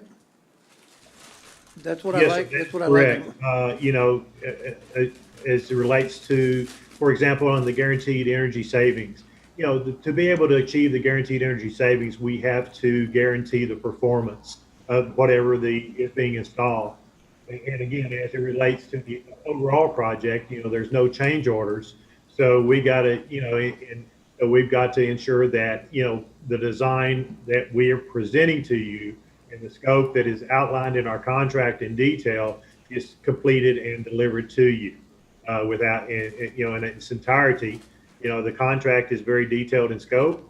Our project development agreement is our project agreement is very detailed in scope. And so, we have to adhere to that. And again, with no change order. That's a good deal. You guys do very good. Appreciate that. And Judge, if I may, by way of background, ABM's been trying to get this on the agenda for a while. And when I initially found out they were coming with a package that had a deal for financing at a rate of 2.24%, and what happened, county attorney review, it turned out that we could not rely on that past RFP for the financing. And that struck me, and as a precaution, the last court went ahead and authorized Michael to go out for an RFP. But what that caused me to do, and over the course of the past 6 or 7 days, I've been a pest with Blakely and Noe, who are on this call. And so I pulled in bond counsel and our financial advisor. And Noe suggests that there's more competitive ways to finance. So if it's the will of the court to go ahead and commit I think that there's going to be a lot of viable options for financing Right. going forward. And I think Noe is about to run out of juice on his phone. So I'm going to, Noe, can you unmute? You mean I need to buy my financial advisor a charger? You don't have two phones? We don't pay him enough for him to have a charger? I mean, right? I like to give him a hard Is time. that you, Noe? He likes to give me a hard time. I'm not charging. It's my phone that needs to be charged. Good afternoon, everyone. Good afternoon, Noe. You and I have had conversations about this very subject matter, about the muni market and whether or not 2.25 versus, for example, a county rate at 1.65. You don't need to be a rocket scientist to understand that that's a differential that could save this county money. But we've also talked about the fact that when you're dealing with energy savings, you're going to go to the muni market, you're not going to get the energy savings unless, the reason these guys come in and do what they do is because there is a mechanism, if you will, called energy savings, that brings back dollars to the county to help you pay your debt that you have to incur in order to do this work. And so there is a trade-off, I guess, if you will. And so the suggestion was made by you and bond counsel to allow the opportunity for the court to say, we look at everything, and now we're going to get some choices. And so does that accurately represent what you want us to at least consider as your recommendation? To consider choices for financing and to work with these folks to see how we can best get these projects underway? That's correct. Well, good afternoon, everyone. Sorry for coming to you by phone. But as the judge has stated in Tyner 2, about a week or two ago, I was put into this process, and representations were made that maybe a list of about $38 million, totaling $38 million, could be improved, and that the company would provide lease purchase financing. We asked a question about, what would that cost be? And the cost came in somewhere around 2.25% over 15 years. A similar rate or a similar credit under your direct loan, in other words, we sell an obligation issued by the county, we get it rated with all the costs included, we should not be over 165%. In fact, we just saw a deal today for the city of Arlington, about $40 million, pretty similar to your credit of AA. Actually, I think they're AAA, but you're right up there with them. And we saw it at 150 over 20 years. So I suspect that you'll be getting that kind of a rate at least. So the spread between a lease purchase financing or a lease financing and a direct obligation by you is at least 60 basis points. So when you borrow $38 million over the life, over 15 years, it's going to cost you more in interest by doing a lease by about $2.3 million, $2.5 million. Well, the issue here is it's not about only the cost of financing. It's the more holistic objective, and that is to bring in assets that you currently have not improved in a while, I guess, to bring them up to standards of more cost efficiency, energy services or energy uses. And the representations being made to you is that you could have some savings, some energy savings, as the judge alluded, in some of these assets being improved. Well, when I looked at the list of $38 million in change, I basically suggested, what if we tried to select out of that list of $38 million, the assets that we would get our most bang for our buck, and maybe do that through a lease.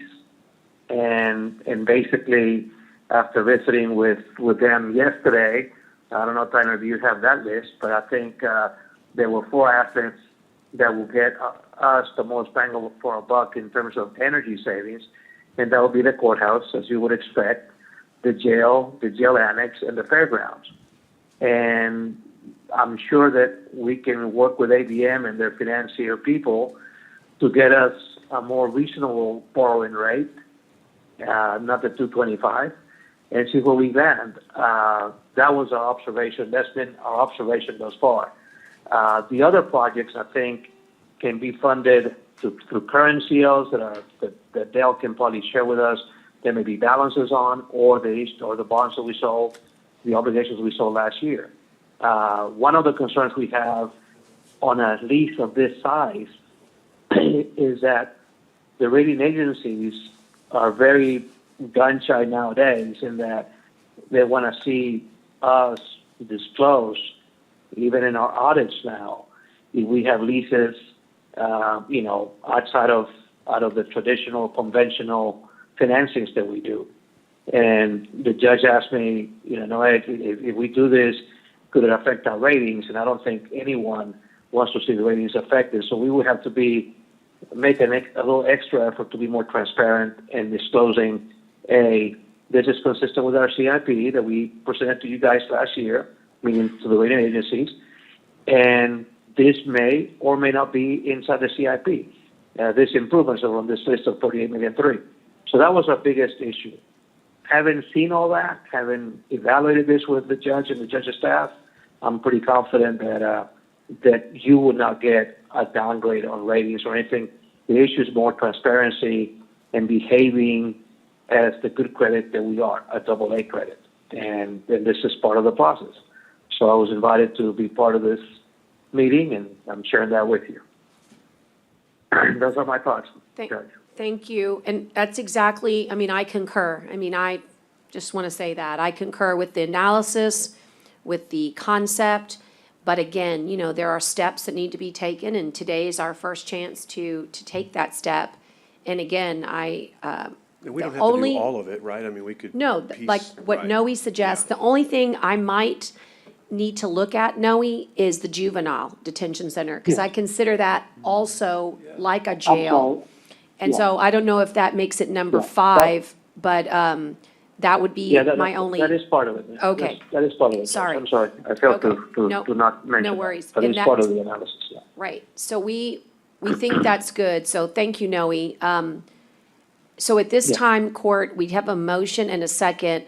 And again, Belinda, it's sort of needing a little of your touch, but we think that the court's will be right now to vote as to whether or not we should proceed. And that we will look for your guidance to bring back, as they say, step number 2. Proceed based on, and I think the motion is contingent upon acceptable financing. and- Absolutely. We said, Priority by the court. correct. And I think we So, said that. But Very early phase, okay. Yeah. I'm good with that. in other words, we got to step in before we even get to the next one, right? Put your toes in, I'm okay with, not my whole foot. It's hard to swim that way. No, I'm not ready to swim yet, I just want to paddle a little I'm going to bit. get you some floaties. Yeah, Okay, I just want some let's go ahead and, I called it. I think Commissioner Vaughn seconded, Commissioner Gonzalez motioned for the clerk, and all those in favor signify by saying aye. It is contingent upon financing and on prioritization.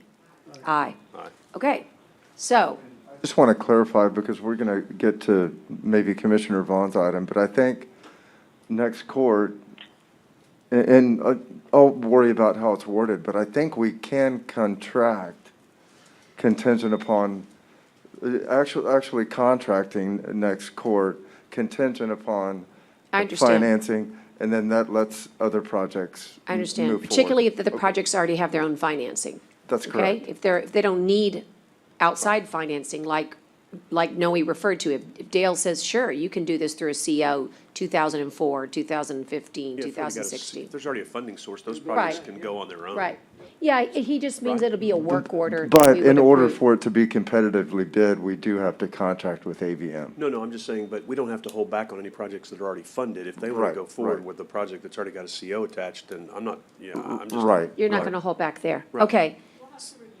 Okay. Because Belinda still wants to look at it. Okay, that's fine. So let's take the next one, because everybody's still on, and we might have questions, and that's the Hazel Baysmore Park.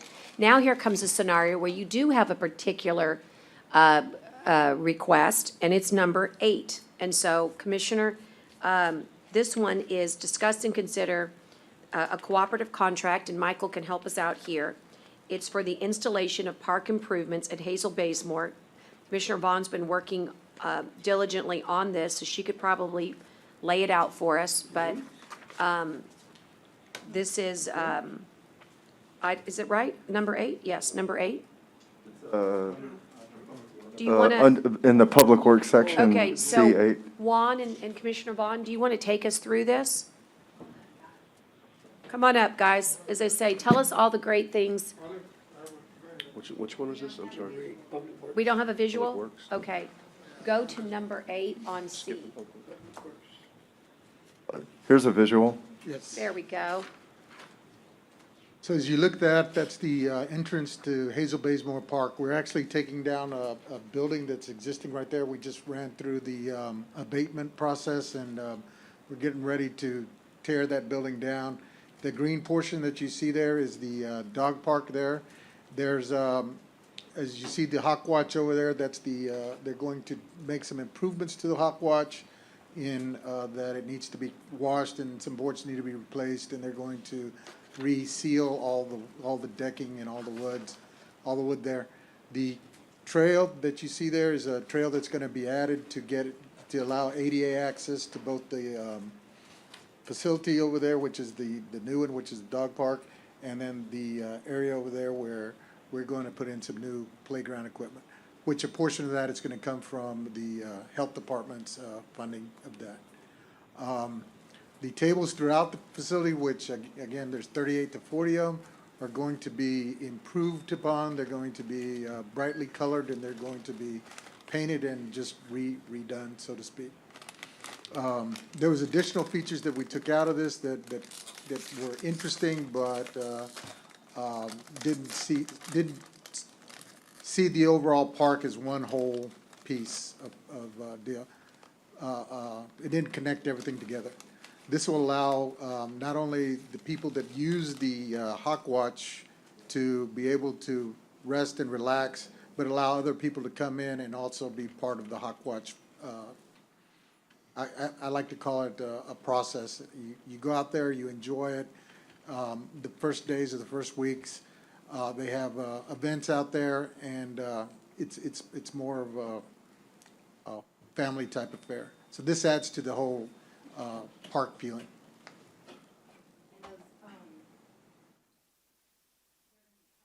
Correct. The covers are going to be. They're going to be different colors because we want to make it welcoming. One of the reasons I want to get this done is because you have that plan and sitting coming in, the steel plant. Those people, that's going to be a lot of jobs. They're going to be looking for homes, and Calangeloso is the perfect place for those because of the school district. In this area, to me, it's the most beautiful park that we have in the county. Of course, I'm prejudiced, but you have the river right there, and it's just underused because there aren't amenities there. So with the lighting and all the things that we're trying to do, and hopefully eventually we're going to do a splash pad, if we can come up with those monies. So I think it would just really help when families are looking to say, I have this that I can go to. So many neighborhoods over there, the only place you can walk your dogs are in the neighborhoods, and no one wants that to happen in their yards. So I think a dog park it's the perfect spot for it.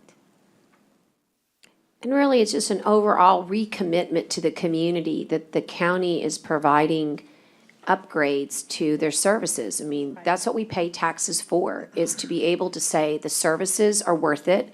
The community is, has these types of amenities, and it does make a big difference for economic development. And the subdivisions are coming, and they're going to choose where they want to live, whether they're going to want to live in one county over another based upon what is available for them. So I think every precinct needs major attention to really focus on how they can upgrade. For the ADA, it's absolutely a necessity.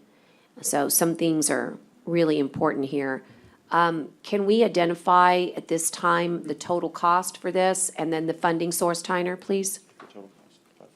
Because this is a discuss and consider authorizing action item. Yeah, it was identified as 548K. Thank you, Michael. 548,000, and then the funding source is a combo. The funding source is combo of funds that Commissioner has. Correct. In association with the project that y'all were speaking of earlier with ABM. Right, so. What does that mean? And so we need to break that down. So the 548 is from, Dale, if you don't mind, might put you on the spot to do a little research here. It's an old CO. Is it 2015 or 2016? 26, I always get those messed up. So it's funding source 500, can you identify how much of the 2016? She has available $437,000. So out of the 578, 434 is CO 2016. And then the remainder, Michael, would come from a future, call it financing, or it can come from CO 2019 if necessary. Go ahead.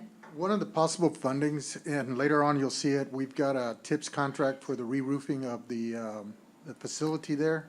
We had $1.2 million to re-roof the entire Hilltop facility. So as we work through it, and one of the processes that you have, Judge, is that eventually we'd like to replace that building. Correct. So we weren't going to use the total of the 1.2 million on that building itself. So what I had recommended to the commissioners that maybe we could use some of that funding. The total cost, if you look at the TIPS contract, is about 400,000, and then the engineering is about 25,000. So that's 425, So you maybe have 450. Quite a bit left over. So you have quite a bit left over that could be used towards this project. So we're short about 150,000, and we have two funding sources if the financing doesn't come through. And that's what we want to use, the 1.2, that we can use Right. that. Could we just, Yeah. would it be okay just to use that, because to put that little bit amount in that ABM I'm fine thing- with I that. have no problem with that Okay, either. I'm not trying to get anybody's business. Okay, but- hold on. So It's In one or- package deal. in order to use ABM, we're awarding under the Allied States contract, which is an energy savings performance okay. contract. Okay. That's the only way that I can contract, as I understand see. from Mike Bailey, that we can utilize ABM to do this work. I see. And if we were to go and try to pay straight to someone to do this work, they don't have a contract that we can award on I see. for that. And so if we were into that scenario, we might have to pay the engineering work that ABM has done, and Juan can hire them as an engineer to provide those drawings, but then we would have to have a separate construction contract with maybe a job order contracting vendor I'm with you. to do the construction work. So So it's for part of Commissioner the- Vons, it's better to package it with the ABM, but we will need to come back and contingent on the financing solution that's selected. So to award today without having knowledge of how it's going to be funded fully, it would be a little premature, because if for some reason y'all were to, And I thought that legal had determined, the reason I saw it on the agenda didn't blink is because I thought legal had determined that if it was just one work order, without financing, that we were okay. So I think I it's thought okay too. Judge, may I interject? to authorize the work I order. think the assumption is that we're going to do some of these projects because we've already done the Aon unit over there at the fairgrounds. So if we've already done that unit, then I think we need to, or a portion of some of these projects are going to be done so that we could approve it today, I would think. I would think it could pending, I don't see why not. If it's pending. I thought that's why we delayed it, so that we could approve it this time. Right. I think what Michael is saying is that the DIR, the Allied States contract requires energy savings. And in order to do energy savings, you have to have a financing mechanism. But your financing mechanism could be that you pay cash. You're still getting an energy savings. Right, so that's what I'm not. But I don't know that, I mean, That's the part I'm not following is, She's got the money, though. Yeah. well, one, why does, okay, I'm not trying to cut anybody out, but one, why does this have to be through ABM?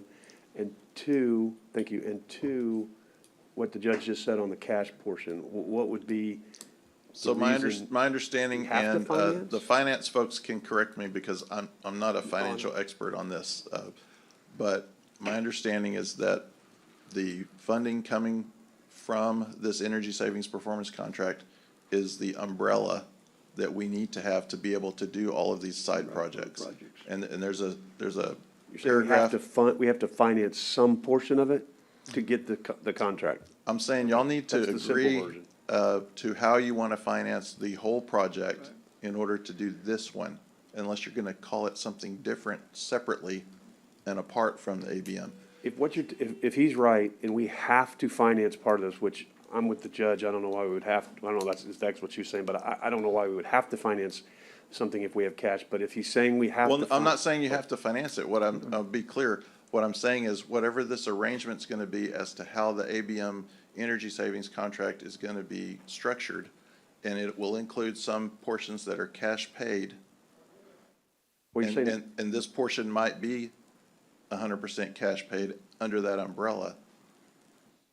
well, That's where I need to. I That's where understand. I need some input I from. understand, we could but let me 100% just say. cash pay it, we should. If we have to finance, then let's just go for it. Right, Whatever. I think I understand it. I do want to say that the reason we should move forward with ABM is because ABM's done all the work. And I You didn't mean it know, like that, right. I they've just done meant- all the work. It's their work product, it's their, but having said that, I think what we need to do is, I like moving the ball forward.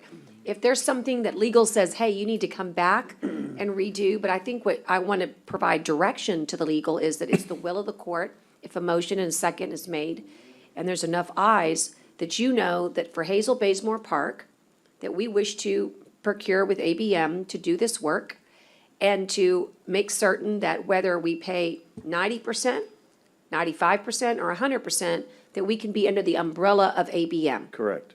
Right. That's well stated. However we can do that. If we can do 100% financing, I think we have the money to do it, we should. If we have to finance 5% of it to get it under the contract. Right, I'm fine whatever with is that, too. required. Whatever.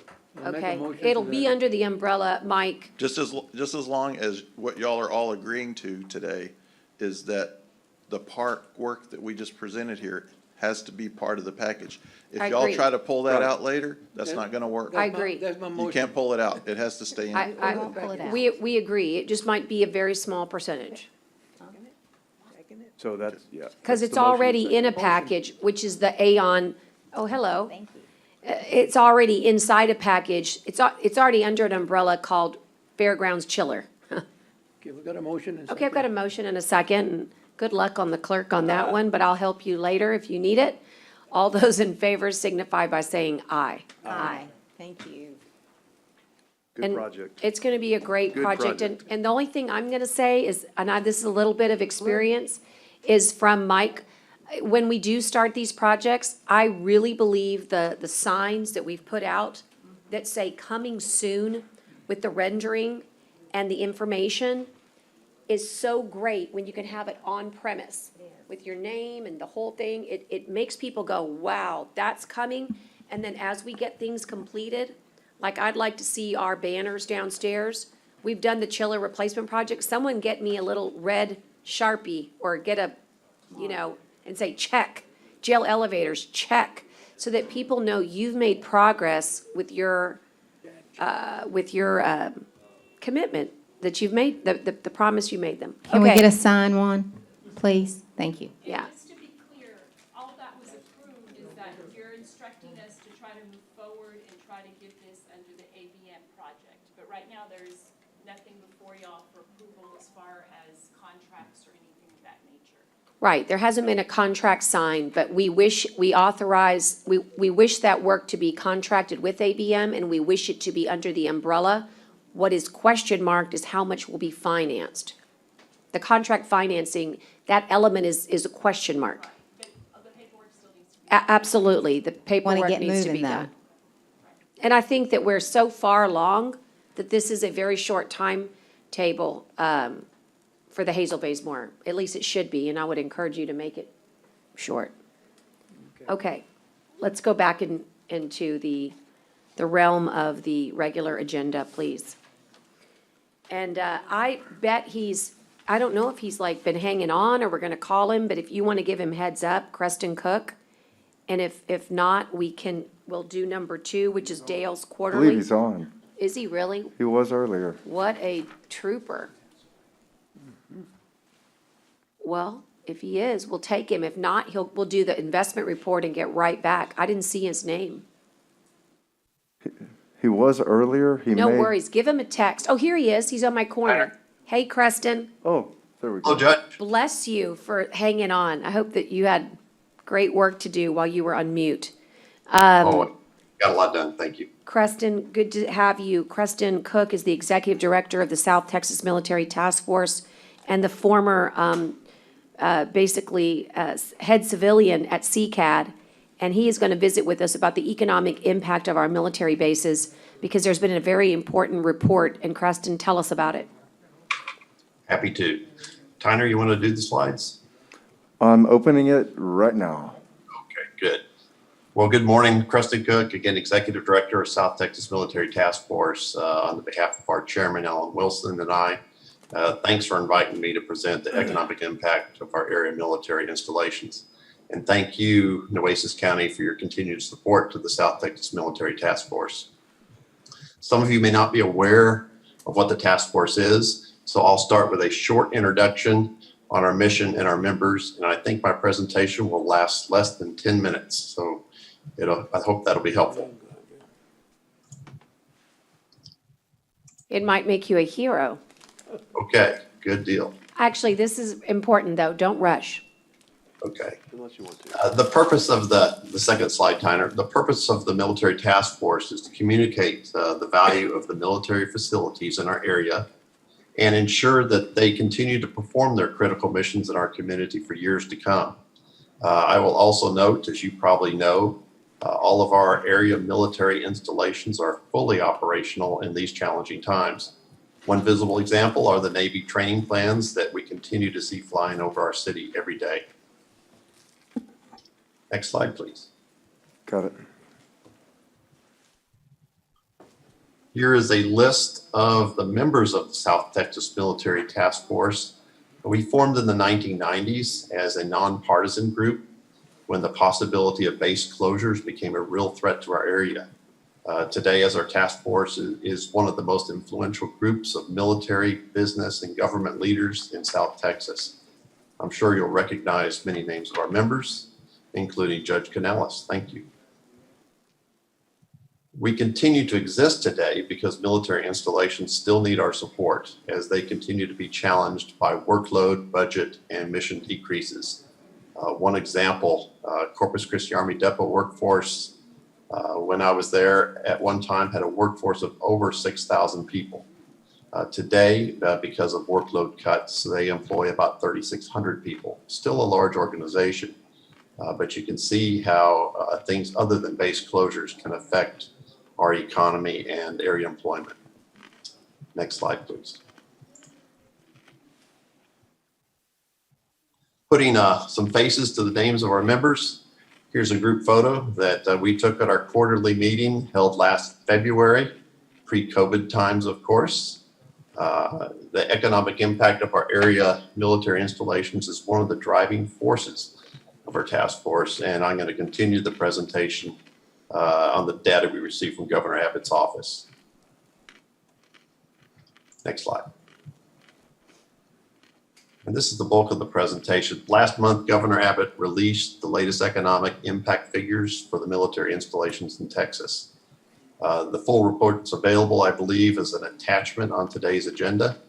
According to this report, our military installations in Texas contributed $123 billion to the Texas economy and supported more than 630,000 jobs in 2019. To give you an idea of the scope of this impact among other industries in Texas, agriculture in Texas, for example, contributes between $100 and $115 billion to the economy. So the military is actually higher than agriculture.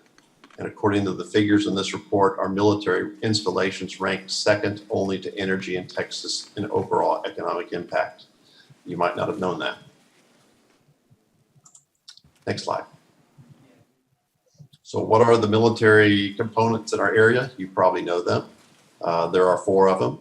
And I'll limit the economic impact discussion to the first 2, Naval Air Station Corpus Christi and Corpus Christi Army Depot. But for your awareness, Naval Air Station Kingsville provides advanced training for strike pilots for the Navy, Marine Corps, NATO, and allied countries. Kingsville trains half of the Navy strike fleet and provides air traffic control for much of South Texas. Coast Guard Sector Air Station Corpus Christi provides multi-mission support, including search and rescue, law enforcement, waterway security, drug and migrant interdiction, and marine and environmental protection. And finally, the Port of Corpus Christi, you might not know, also has a military component, as they periodically are designated a strategic military port of embarkation. Next slide, please. Looking specifically at our area's two largest military installations, Naval Air Station Corpus Christi, established in 1941, was once the largest pilot training facility in the world. Today, Naval Air Station Corpus Christi has 41 tenant organizations and contributes over $2.7 billion each year to the Texas economy. NASCC employs nearly 5,000 military, civilians, and contractors. These are people that live in this community. Take into account the direct and indirect impact, the multiplier effect, where one job creates other jobs in the community. Naval Air Station Corpus Christi affects over 15,000 jobs in our area. Next slide. Corpus Christi Army Depot is the world's largest helicopter repair facility, public or private, and it's one of the largest employers in South Texas. CCAT contributes over $1.7 billion a year to the Texas economy and employs over 3,600 highly skilled and highly paid workers. You might not know this, but the average salary and benefits for a CCAT worker is over $96,000 a year. Adding the direct and indirect impact, CCAT creates nearly 11,000 jobs in our area. Next slide. Again, that was a really quick overview of economic impact of the military in our area. We appreciate the county's support and all of these organizations who continue to support our area military and the military task force. And Tyner, last slide. So that's a very short presentation and economic impact on Texas and our community. I'm happy to provide additional details to any of you or anyone in the virtual audience. My contact information and Chairman Wilson's are available on this slide, and Tyner can probably get you in touch with me as well. I'd like to add also, as part of the area's military commanders' missions, is community involvement. And I'm sure that any of our area commanders would be willing to provide a more in-depth presentation of their respective facilities to the Commissioner's Court at your request. I know Colonel Atkins did a presentation to the City Council last year, and it was well received.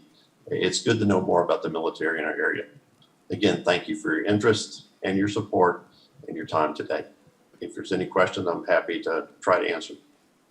Creston, you serve our community so well, and in particular at the task force. I've enjoyed working with you. I think it's important to note that Gary Bradford, is also a member of the Governor's Military Preparedness Commission.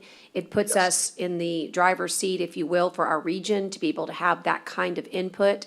Just so you know, and helping me in my office as emergency manager to really say we really need to help identify federal resources. Our medical personnel in Texas from the Army side is phenomenal at Fort Hood and really Joint Base San Antonio as well. So we are just very, very blessed to have the right kind of access, if you will. I know you're very close to working with Keith Groff in the governor's office.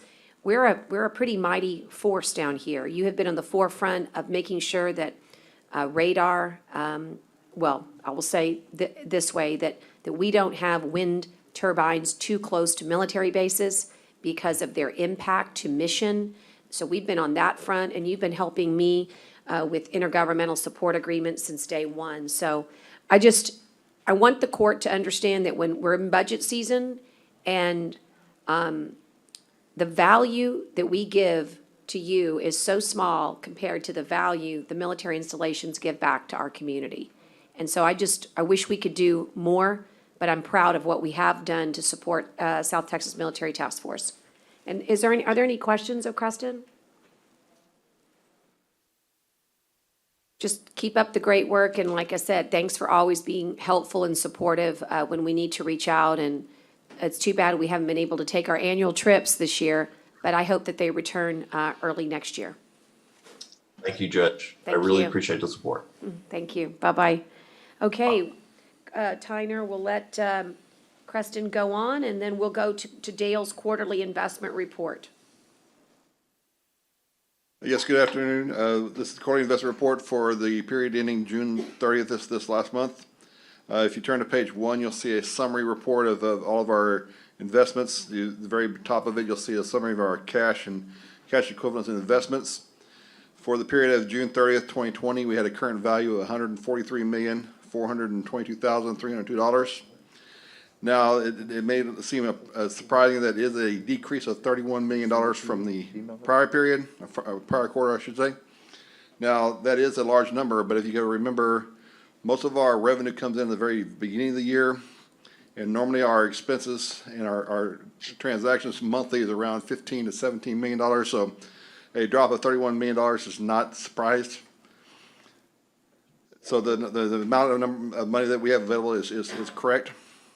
If you look at our compliance measures, our weighted averages are currently 11 days, and that is a decrease. And the reason why it's going down is because a lot of our funds are invested in our Texas class funds, which is our pool funds, and we'll talk about that later because of the interest rates that God Noe had talked about, where our cost is going down, but so is our investment income coming down. And you'll see that towards the very bottom of the report, where we show our quarterly earnings of interest of $286,000. But as you see from the prior year, that's $480,000 less. That's a large amount, but our interest rate is going down. You'll see that later on in the balances.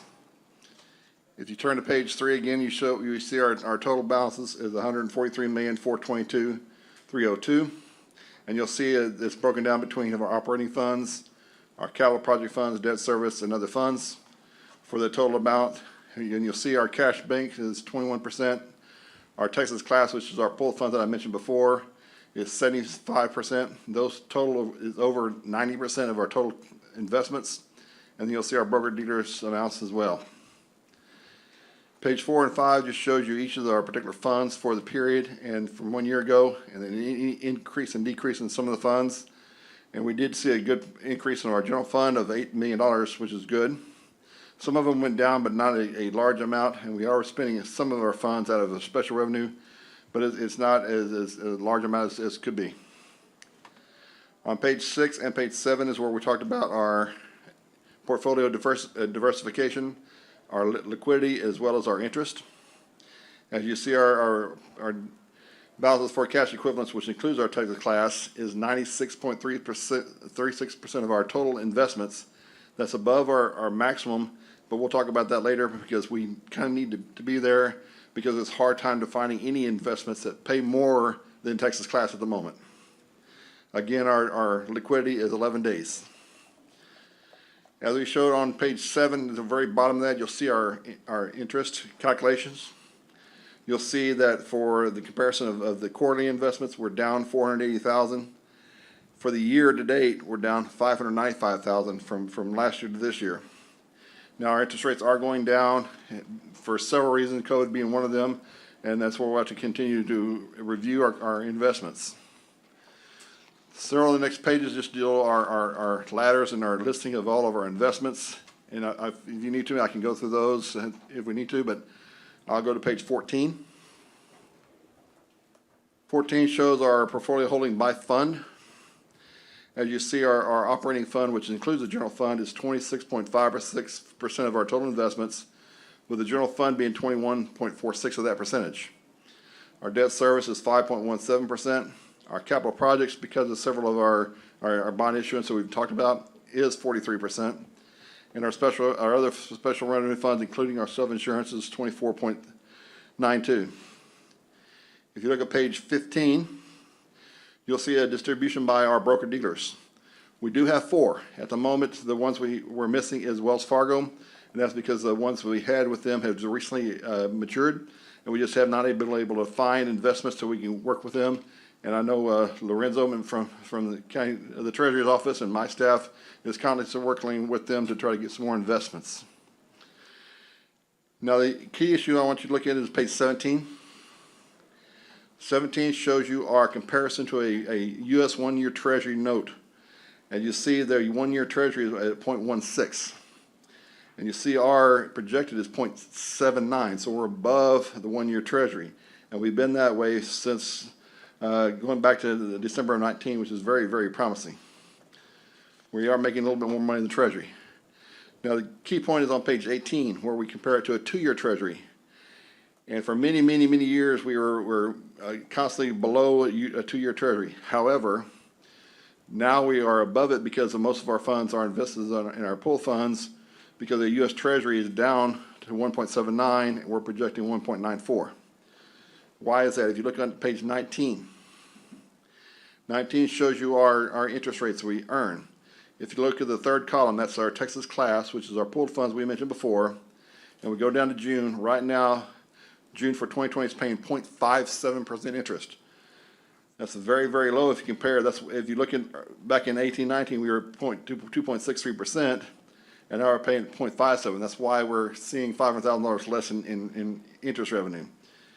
If you see our bank depository, which is Frost, is at 0.01%, which is almost no interest. Again, if you look back in March of 19, or even June of 2019, we're at 2.1. So that's kind of why some of our interest is going down. We're constantly looking at and trying to make sure our investments are where they need to be. We're constantly working with my staff and the Treasury staff to make sure the money's doing the best it can. That is the quarterly investment report for June 30th, 2020. I'll answer any question you might have. Commissioners, do you have any questions regarding the investment report that was presented to the Investment Committee and approved for recommendation? Commissioner Modis does. Dale? Yes, sir. Dale. So I had a question over on page 4 of the report. So you said we have a decrease from last year for the Stadium and Fairgrounds Fund? About around 200,000 or just under 200,000? Yes, we compare last year to this year, yes. A lot of it is it could have been it depends on how the calculations come in. It could be that we didn't report a transfer at the moment in time. We do transfers quarterly. We don't do them all at once. And it could have been it just didn't get in at the right time, where the last time it did because of days it was run. So yes, it is a decrease, but is it a problem? I don't see it being a problem. So next quarter report, we see it down again, then we should.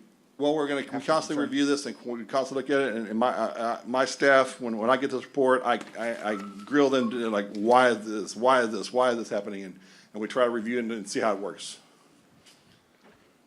But I mean, this still, I guess, does everything, all our numbers still, I mean, it has some reflection to do with COVID, I mean, does this? COVID is causing quite a bit of a problem right now, as we saw, as you looked at all the interest rates. Interest rates are tanked. Yeah, they're horrible. As Noe said, we can probably get debt right now at 1.65%. Well, if it costs us 1.65%, which means if we try to invest, we can invest our money to almost none. So we're working with Texas Class. We're working with trying to get our broker dealers to get either CDs or other stuff. Right now, we can't even get an agency that pays anything. So that's what we're trying to do, and that's where our numbers are set. So. Okay, thank you.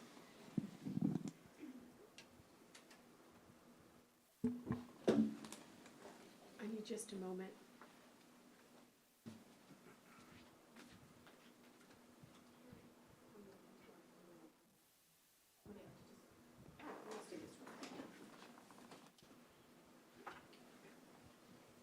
I'm just going to have to take just like 5-minute recess just for a minute. I'll be right back. Okay, so I'm going to come back on the record at 1:58 p.m. and I was just apologizing for that quick little break, but I swallowed the wrong way and I needed to take a quick break. But I'm fine now, and I wanted to comment that that's a good report for investments, and as I said in the break, good for borrowing, bad for investing, and that's why we're seeing those differentials. But I think if anybody's looking at these reports, they may not have that understanding, and I'm wondering if we can get, for next time or even this time, just some paragraph, that just talks about, hey, look, these interest rates are low, and that's why you're seeing our year over last being totally different. And just anything like that to be able to say to the public, and we can do it during budget workshop or We'll put a narrative in the next. just a narrative. That says what's happening. Right, because you look back 2 years from now and they're gonna go, see, you really did something wrong. And we're not doing anything wrong. We just, the interest rates are just what they are. So it shows that decrease. So thank you, Dale, and we'll go on now to item number 3, which is perceive a presentation, and they've been waiting a super long time. So I don't know if they're ready, Tyner, but we can give them heads up. I think what we'll do, Judge, is Just wait, for the medical examiner, I do have Chris Knorr okay? on. I actually have JP Grom. Great, I actually have Andres on great. as well. And I thought we'd start with you. There's Kyle with video Right. now. Blakely is on with us. There's Okay, Chris. super. So let me just set the table and then let's let, maybe who wants to take, y'all can signal who wants to take the lead, but basically you all asked as a court for us to bring back possible potential methods of finance for a new medical examiner's facility. I think we've all enjoyed getting to know the Smith Group and making sure that they're, getting a chance to look at their report as to future need, what this building might look like. We went as far as looked at site selection, chose a site selection, got it to the appropriate owners. We've done so much headway, but the eventual $64,000 question is, and how do you pay for it?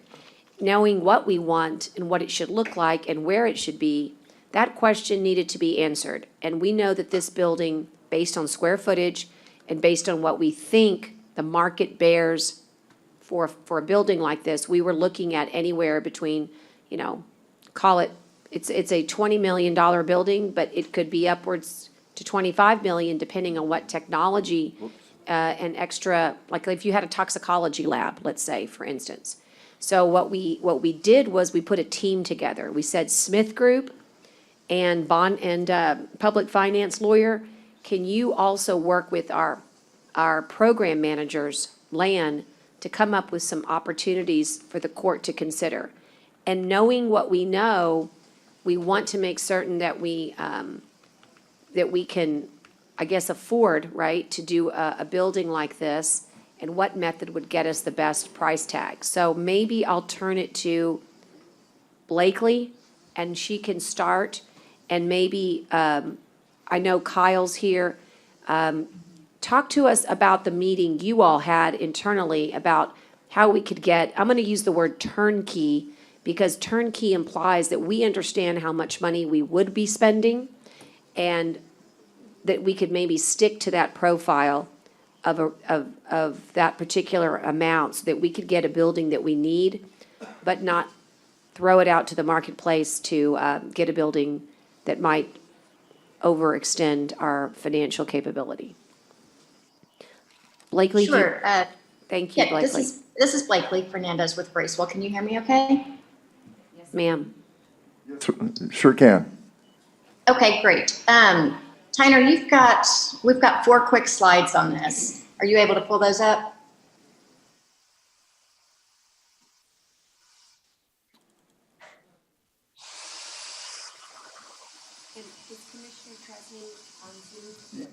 He is, Judge, yes.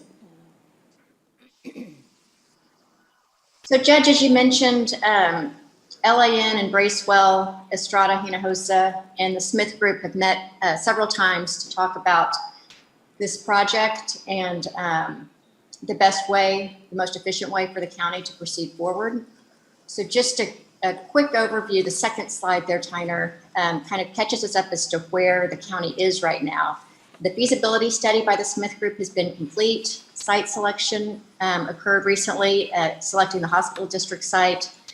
We know that the facility goals are to include the morgue, offices, a toxicology lab, and some multi-purpose space that can be used for classrooms. And we're guessing right now that the total cost estimate would be about $25 million. And we know that that's sort of the area of the county's budgeting goals there. And so when we talk about financing options, and it's tied in closely with project delivery, And so looking at the method of private project delivery, this would be a developer delivering a turnkey project to you. That would be done through a public-private partnership. It can be done through design build finance contract or a lease back, since it's going to be on county land. This structure would involve the private borrowing rate. And so we talked about that a little bit when we were discussing the ABM contract earlier. You're going to spend more for your money on a private borrowing rate. And the lease payments would come from the operational budget of the county. That's the M&O side rather than from the debt side. And so those are two drawbacks to a straight private financing. Were the county to finance, we can still do some options that lead us to a turnkey project. One is to do a design build contract that would combine one developer as your contractor and architecture team. We could do a low bid. This is less of a turnkey project, but a low bid procurement, which we wouldn't recommend for a building that's got this level of sophistication and specificity. And then the third option we've got here is using a construction manager at risk. This has some of the efficiencies of design build because you can bring your construction partner in before design is complete so that they can be a part of that process. All three of these county funded options would of course happen at the county's borrowing rate, which is going to be the lowest rate. And then they're funded by debt service rather than from operational dollars. The team has worked off of some specific assumptions that we want to focus on the lower cost of financing, that we probably want to keep these payments on the debt side of the budget. We think the most efficient path to proceed with is to continue with the Smith Group for design. Since they've done the feasibility study and they've got the expertise, we think you'll have some efficiencies in keeping them on board. We know that time is of the essence on this project. Cost certainty is a priority, and that the project is more sophisticated in nature than a lot of other public buildings. And so the recommendation that we have is to proceed with a construction manager at risk process that would allow the county to finance the project with debt. It would give the Smith Group an independent design role. The CMAR can be engaged early in the process. If we do this after the Smith Group has a little bit of design under their belt, then we can have the bids come in with a guaranteed maximum price. And your selection of your CMAR partner would be based on best value. That can include price and qualifications. And I know that LAN is on. I think the Smith Group is on. Noe may still be on if there are other folks that have some comments. And so Kyle, you might want to chime in here. You've had some experience with construction manager at risk. I'm assuming. I like this method much like I like public-private partnerships because you can establish a turnkey price and you know what you know. And you know that you can't spend more than you can afford. And I like it also because you can work with the, I'm going to call it the team, because you might say to yourself, hey, look, I wish I could have this great audience gallery, but I'm not going to be able to make it as grand because that will take it out of my realm of my turnkey price. But then a good engineer should say, or architect, hey, but I've got another idea for you. Why don't we reposition or, provide you can get 3 more seats, maybe not the 10 you wanted. So tell us a little bit about your experience with construction management risk. And of course, the market is the market. It is as volatile as it's ever been in our life, at least in my lifetime as an adult. And right now it seems that our rates are better than anybody else's rates. That's not always the case, by the way, okay? But it is at this moment. So we need to take it for face value. At this moment, it appears that our borrowing power is better than anybody else's. As they say, what say you, my friend Kyle? Right, I'll let JP jump in here and discuss the CMAR specifically. He's our business group director for program management. Right, I see him now. Hey, JP, go ahead. Good morning or good afternoon now. Yeah, the reason that we're key on the idea of construction manager at risk is because we do get the participation of the contractor during the design stage of the project. This is particularly useful when we've got projects with compressed schedules, restricted budgets, and highly technical project requirements. So all of three of those factors come into play when we're talking about the medical examiner facility. So certainly this gives the team, it gives the county some level of assurance that the project you embark on will be delivered within the cost and time parameters that you've laid out as a part of your expectations for the project. You know, the contractor is going to be providing you with a guaranteed maximum price. And that's a term and that's a phrase that is very attractive when it comes to a risk management model for a public entity. The contractor, when they furnish that price to you, they are saying that it will not go over this certain amount of cost in dollars.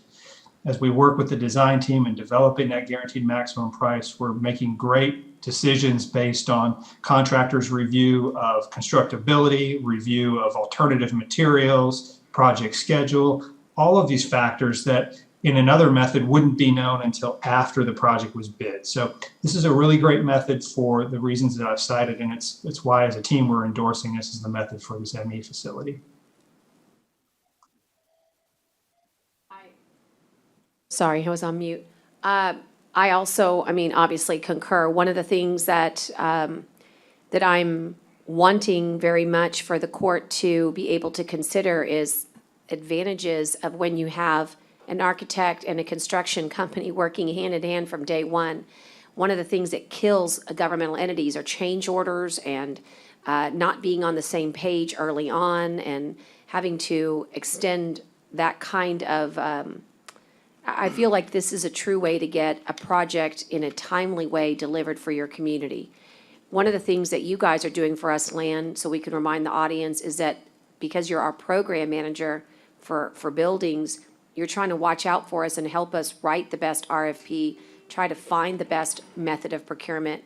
And by doing so, by working with Blakely and our county attorneys, we're gonna make sure we can paper it correctly too. So I just wanna make sure why everyone's seeing Lan and why JP is visiting with us. The devil is truly in the details, and making sure that we write this RFP in a way that is very, very specific to our needs will ensure us, quite frankly, not wasting money. And that's the name of the game around here, is not wasting a dime. So, what about questions, guys, for JP and for Blakely? Commissioner Chesney, as they say, this bud was for you. You asked, talked about alternate methods of financing. Do you want to weigh in here, ask good questions? You've got an entire team here. Yes, ma'am. I just really was wondering too, if they had if we had a projected cost on that also. And that was part of it too, is if anybody's done any preliminary number running on that. Yes, I think it was said earlier, maybe by Blakely, but anybody, why don't y'all, Chris, do you want to take that one for Commissioner? Yeah, it's a good question, Commissioner Chesney. The project, depending on the scope and the level of finish, the timing will all impact how much it's going to be. But a $25 million budget for this project feels like it would be something that, working with a construction manager at risk, that the team should be able to meet based on the size of the facility and the needs that we know of today. And the most, the cost as far as would it be totally on us as far as a CO or a bond or creative financing, or would the hospital district be able to be a participant, or would anybody else be a participant? Again, just the city. I know the city's a stretch, but just kind of asking from that perspective also. So I'll take that one. I see the county medical examiner's office as a responsibility of the county alone. I don't think the city would have any interest or direct relationship, just because we derive revenue from the pathology that we run for other counties by interlocal agreements. On the hospital district, I can see that there would be interesting ways for them to assist on technology. I'll give you a great example. Our medical examiner's office in this year's budget has asked for a drug analyzer machine. It's a $48,000 machine, and that's something I've identified as a possible perfect way to have the hospital district contribute. So there might be ways within that, I guess. Does that make sense? There might be identifiable technologies. But I think in the building, and we're gonna have to get into that, as they say, nitty gritty, where you talk just about construction costs versus technology costs. And, but in a medical examiner's world, the toxicology lab, if you choose to go that route, is how we probably get into those costs where you could definitely see a hospital district taking interest. And the reason, the connection, for those of you that are listening, is quite frankly, the opioid connection. The idea that you can't get toxicology in this county for 6 months sometimes on normal DWI blood alcohol. I mean, there are real ways that we can probably partner with folks if we were to really get serious about being a forensic institute. Same thing with Texas A&M. One of the challenges I have for this amazing team that we've assembled, by the way, who are working for your county right now. So it's not like they're extra, right? Chris is working for us, Kyle and JP and Blakely, Andres, everybody's working already. This is not like a team we put together because of this project. They're working simultaneously to get all projects managed properly. But I've challenged them to get with Texas A&M. I've got literally a team full of Aggies here. They should love this assignment. And we're going to find out how Texas A&M might have interest in any partnership with this Forensic Institute piece of the office. But I think a good number to work off of based on what Kyle's looked at. Kyle, do you want to speak to a square footage dollar amount, or is it too premature? Can we just have a range, for a building like this? Yeah, I think at the moment, it's a little premature. I think what we had in the CIP was around $530 a square foot, but Smith Group might be able to jump in there, and Chris might be able to provide a little bit more teeth to that number. Yeah, that number is pretty close. It might be just shy of where the market is currently headed. Now, of course, there are a number of factors that are going to impact that cost per square foot. The level of technology that gets added, the mechanical systems. Generally, we're seeing somewhere in the $550 to $600 a square foot. However, the staff at the medical examiner's office has been really great to work with as far as trying to make sure that they're cognizant of the fiscal responsibility that they have to the taxpayers. And so I do feel that there's an opportunity to be able to right size the building in order to make sure that with our construction manager partner, that the budget isn't going to be an issue when it comes to the final GMP. And Judge, is it your feeling in regards to the hospital district not participating that it's because they don't or wouldn't own the facility, or because it's not an appropriate use of their funds? I'm just trying to kind of go that path a little too. Looking for partners wherever I can possibly find them. It's more number two than number one. Again, I think that we could rely on them for asking them to include in their budget things like drug analyzers or software. I mean, I think there's ways that we can see finding ourselves. I'm discussing with my eyes with Belinda here. I'm trying to get a feel for if I'm headed in the right direction. But there are even equipment. For example, in this year's budget, you're going to see a body tray, and I put it in on their side. Those are things that they want that are part of medical examiners. But I said, well, rather than the county have that in their budget, maybe the hospital district can accept some responsibility there. But I don't think it's going to be big enough, Commissioner, for you to get excited about it in the sense of what their contribution would be, but I think they can weigh in that regard. I think your better bet here is to ask me if you think that we're going to need to borrow more money, because the answer is yes. I think that you would have to borrow money to fund a building that's $25 million. And that's kind of how I think about it. But we do have enough money to get us going with architecture and design and to get us through, that very first heavy part. I also think that interest rates are so low right now, it's almost like free borrowing. And it might be a very wise thing to lock in that debt when we know that interest rates are super, super low. How about the city? Won't the city play a part in this? I mean, The city, I'm sorry, Commissioner Chesney, Commissioner Gonzalez chimed in first. Go ahead, say it again. I'm just asking about this, but most of the clients that we have there are probably city related, not so much county related, because So what's the city's part in this? Well, it's just a county function. Your medical examiner's office is just a uniquely county function. But how the city could be involved, again, I mean, I don't know if you, maybe from a criminal justice, maybe that drug analyzer test could be helpful for a city, The lab. the lab some way. But, again, we're talking about small things rather than the big thing. The one thing I wanted to ask Blakely is that, let's pretend interest rates were not as lucrative, and maybe they were closer in basis points to each other. Let's pretend for a minute that interest rates on the private side were a little closer. Let's say instead of 60 basis points, maybe we're dealing with 10 basis points or 15 basis points. To me, there's a real consideration, Blakely, as to somebody else owning it and taking over the operations and maintenance of it for a period of time rather than us doing it. There is a cost of doing business that maybe this county doesn't want to think about. And therefore, I'm wondering what our trigger is. How many basis points do you have to have as a differential for a leaseback payment to be a good thing? And that's why the whole public-private partnership originated in the first place in government service contracts. And so we need to, I think right now I'm comfortable saying that we're cheaper, it's cheaper for us to borrow. But I do recognize that when we take on this building, we don't just take on the building, Commissioner Chesney, we take on the operations of it.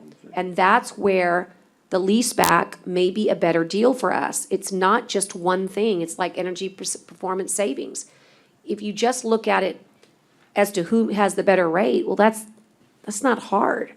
What makes it hard is for you to understand you're gonna need a maintenance staff, you're gonna need to have, you're dealing with more property, more building. And so I just, again, that's where I love having program managers like JP and Lan and Andres to help me sort this through so that when I bring an agenda item forward, I'm confident that it's in the best interest of the county. I really love the construction manager at risk right now because it's everything that I think is important. The turnkey, the efficiencies on time especially. But I'm very anxious to hear your thoughts as well and what you guys think. But I think you have two options, Commissioner Chesney. You go to a private source who are dying to do it, by the way, because of obvious reasons, they don't know where to put their money, right? The market's not bearing what they want. So lending to us, a sure thing, who can make the payment is a great investment if you're big enough, if you're stout enough. But they take on the responsibility of the maintenance and operation. We don't pay taxes on it, right? So governmental entity, but so anyway. And by the way, the hospital district is intimately involved because they're giving us the land. And that's a huge value. If you and I had to go get this land somewhere else, so please, I shouldn't have said they're not doing enough, they're doing tons, because they bring the land. That's why I was kind of, and you took and I appreciate that, you went to my next line of questioning in regards to, should we not look at a private source? Because I agree with you, I think people don't know, there's a lot of investment groups out there that don't know where to put their money in real estate with a client that's gonna pay the rent is definitely something worth doing. There's always the discussion of, is it better to pay the renter, is it better to be the landlord? But I think, and so I appreciate you bringing that up because that was my next line of questioning. But let me go back if I can just for a second, because I'm very interested in that source being looked at too, and would love to see what the market bears for that. And then, the other part of the question is, and this is a little outside the area or outside the box, but one of the things that did I lose you? No.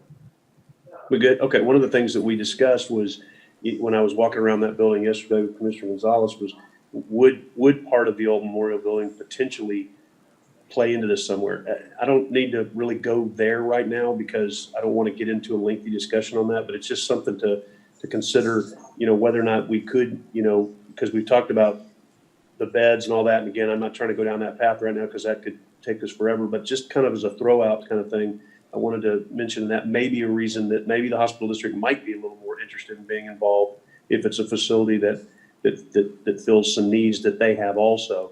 But I do like back to your source issue, I do like going down that path and really talking about whether it's we should do it or a private source should do it. So Yeah, that's and definitely something I would like to see the I analysis will, on. and again, the analysis, the cash flow analysis has to do with the operations and maintenance of the building and the staff that would be needed to be a part of that, Blakely.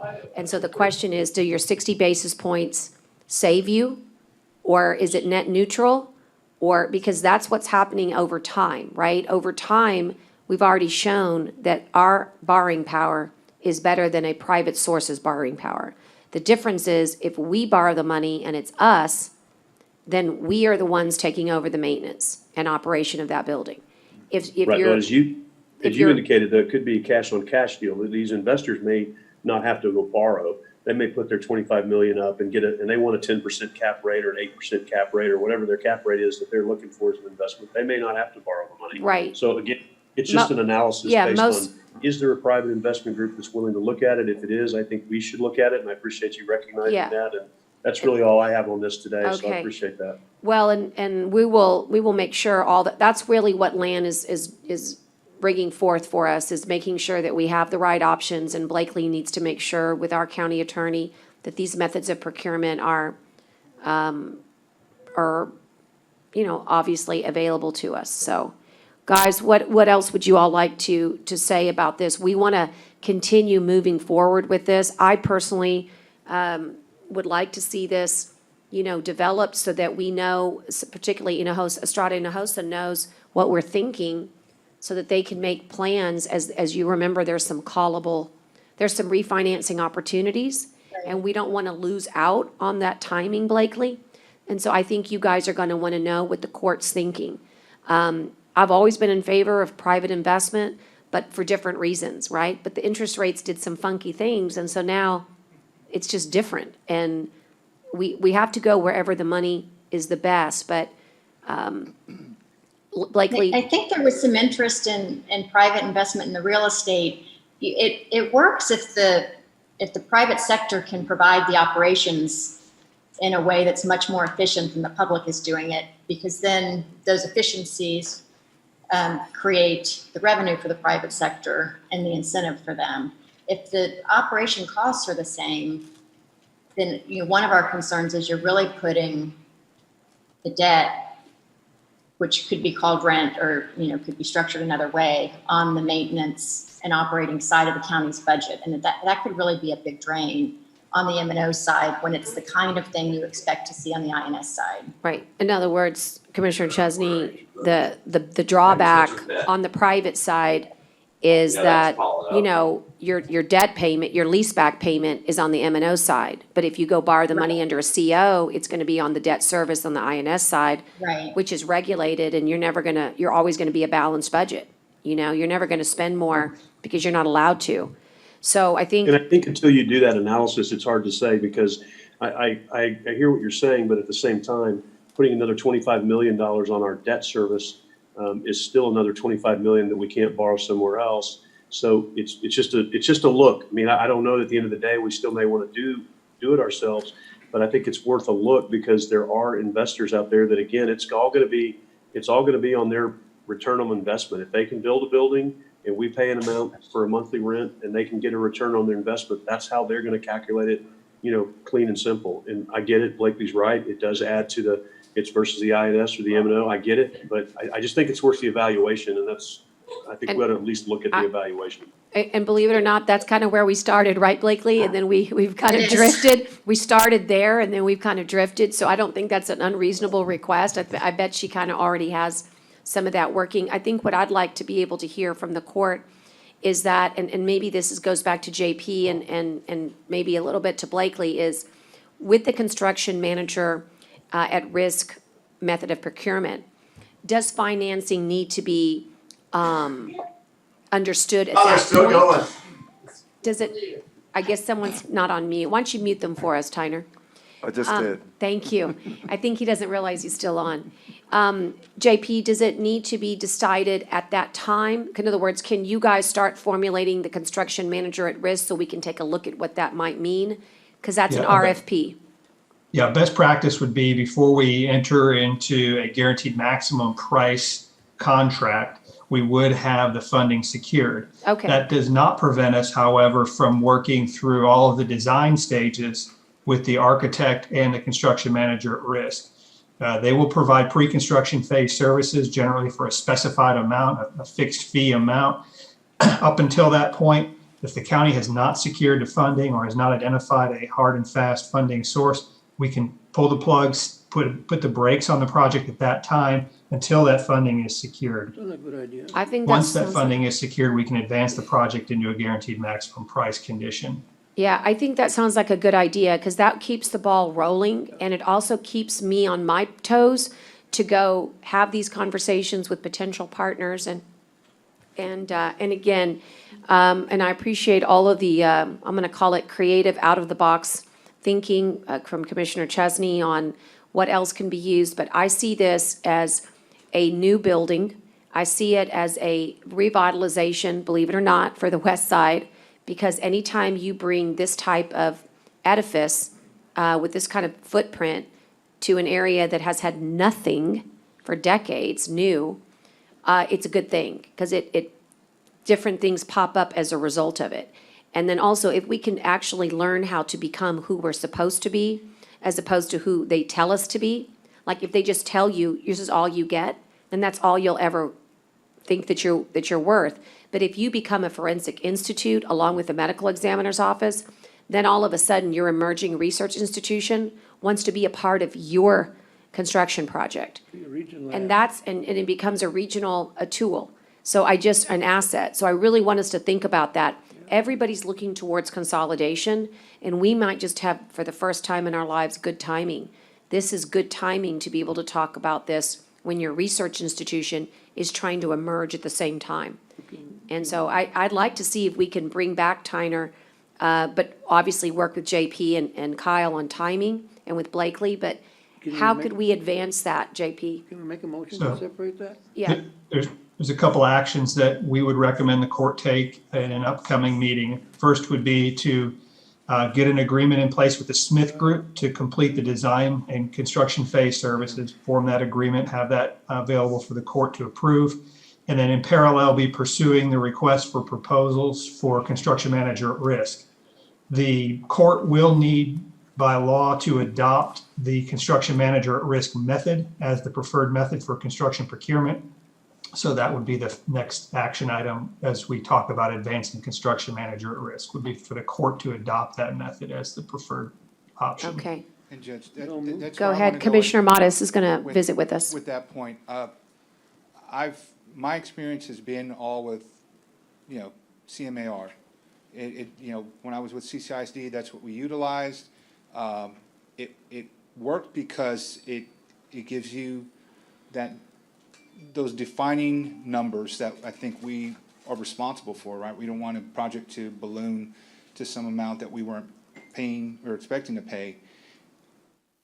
And I guess with every approach, there's the pros and there's the cons. So I'm just going to air that out. I'm not saying that I don't feel that we should be going forward with the CMR, but I do believe my concern is, and my experience has been, when you set your dollar amount, things tend to get removed, right? You set a dollar amount, and parts of the project can easily be removed from the project. Right, when you look at when I was with the school district on the school board, we had talked about building a gym for a particular school. It was a $2 million price tag. We were set with CMAR. That got eliminated, never got built, because we defined a certain dollar amount, which is responsible, but what was sold back then, that was sold to the taxpayers, and I think to the community understood that we were going to build a gymnasium along with that school. So it was a $2 million price tag that had to be cut somewhere.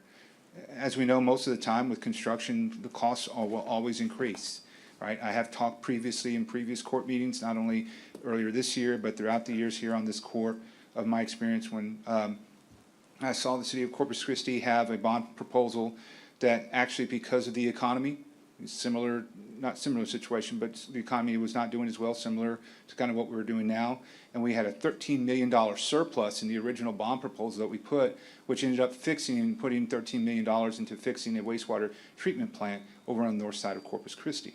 So there are pros and there are cons. And so my concern would be to make sure that we can ensure we have a facility that we plan for, that dollar amount is going to meet those needs, and that because the way CMAR is set up, that it would, something may have to be sacrificed, depending on cost of materials, prolonged calendar, construction calendar, we get a wet season, we get, God forbid, another hurricane or anything like that that comes through, all kinds of delays that can increase the cost overall build.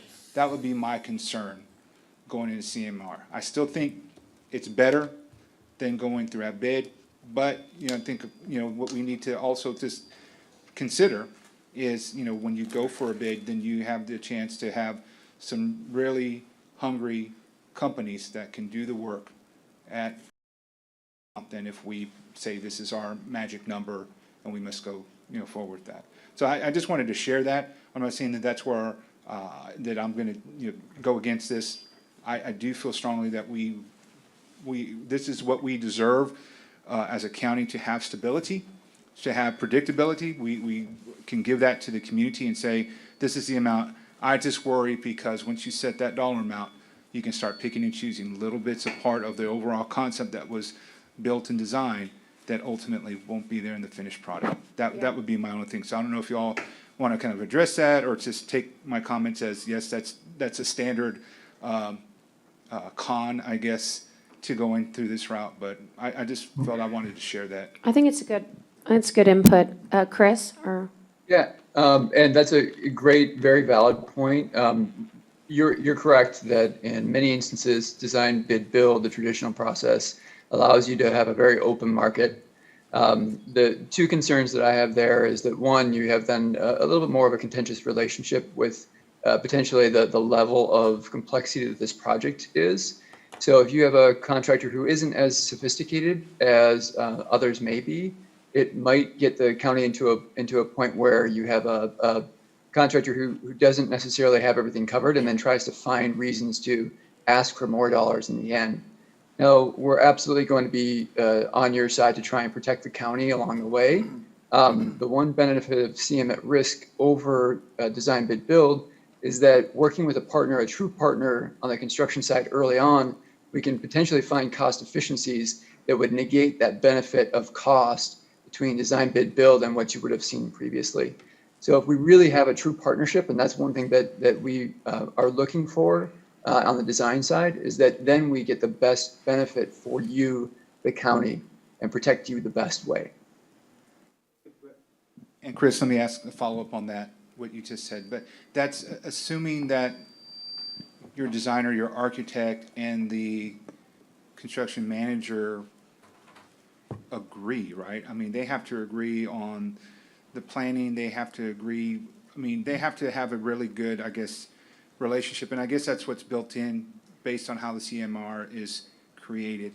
But correct. Once again, going to my experience, y'all, the judge mentioned most of y'all are Aggies. We had two firms on the architecture side and the construction side who are Aggies, good friends, worked on a lot of projects for years together on behalf of this community for a lot of buildings, and yet still had the two bumping heads and still had issues in the design and the build and the ultimate carrying out of what the design, what the vision was as compared to what the final product. It still looks great. It's still good. Maybe it's just a changing of certain materials because of the cost, or maybe it's just the aesthetics, or availability of supply.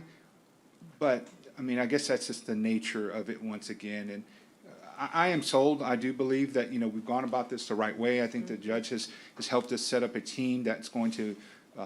That's what's going to be your purpose and your focus, and maybe that's what we didn't have as much of a dedicated source in my previous experience on the school board.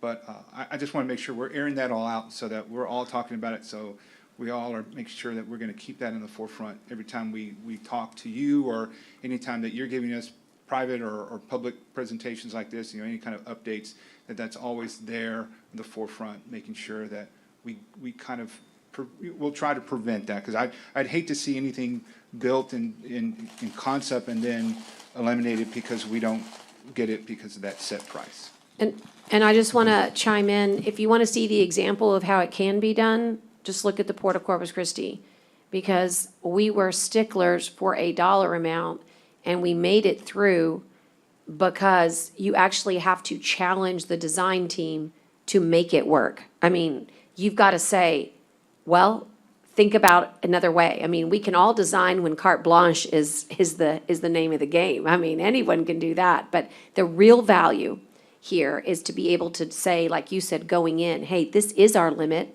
and this is all that we want. And when you come back and say, I can't give it to you, we'll say, well, let's talk about it. Let's see what we can figure out, because we have to have all these elements, right? We just might not get as they say, maybe it's a 10 gallery unit rather than a seating for 50 or something like that. There might be limits, but we can still stand fast to the elements that are non-negotiable.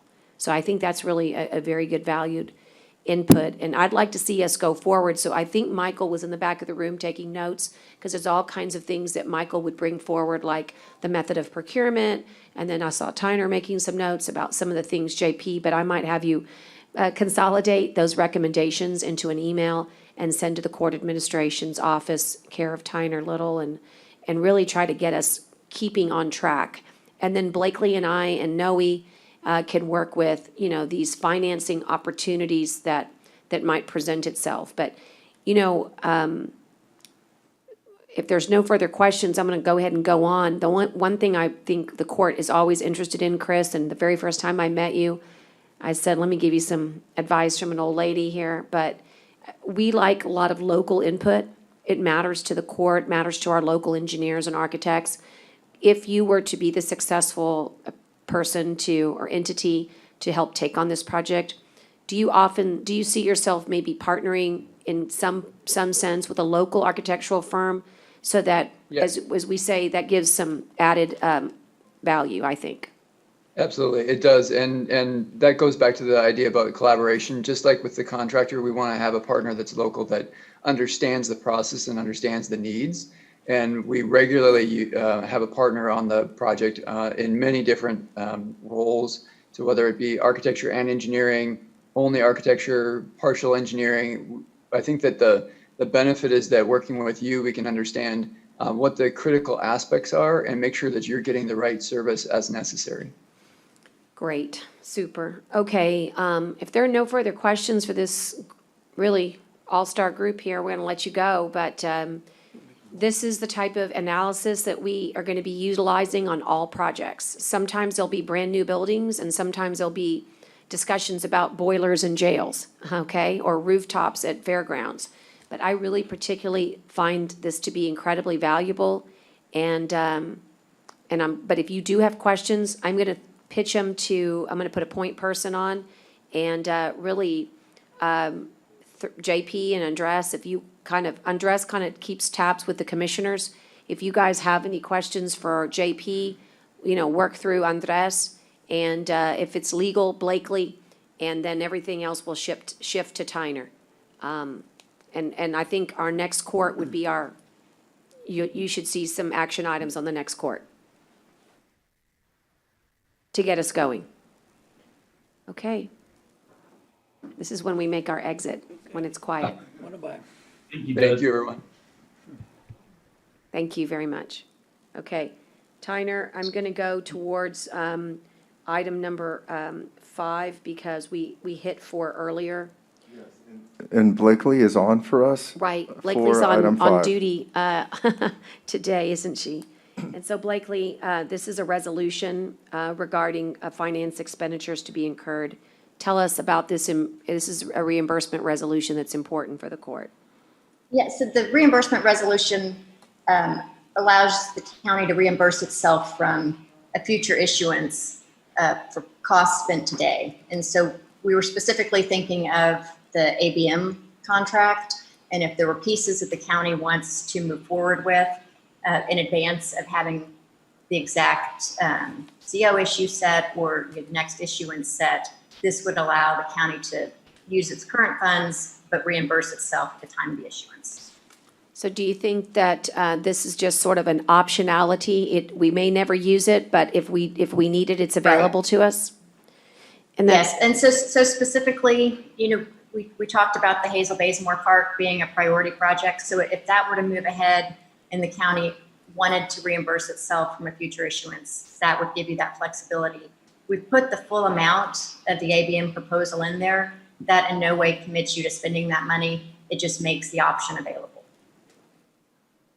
Thank you. I think these are the types of resolutions that we need to have in place to make certain that if we make any move, that we have the ability to reimburse ourselves from a future certificate of obligation or any other type of issuance. I'd like to make the motion, since I put this on the agenda.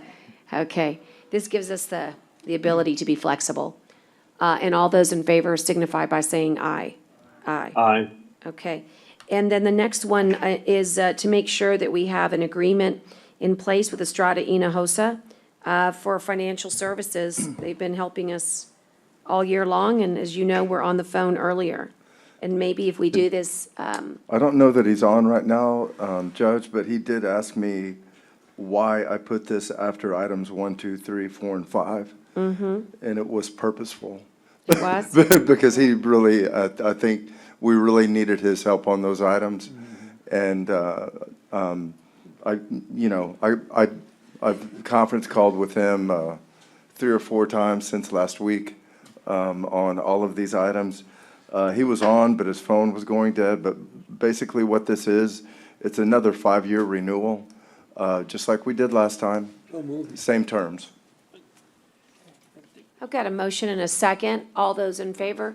I'm so sorry. Go ahead. Thank you, Judge. Go ahead. So, Tyner, it's 5 years. How long has Estrada Hinojosa been our financial? I would say since, it's my recollection that Richard Borchard was the one person that brought him in many years ago.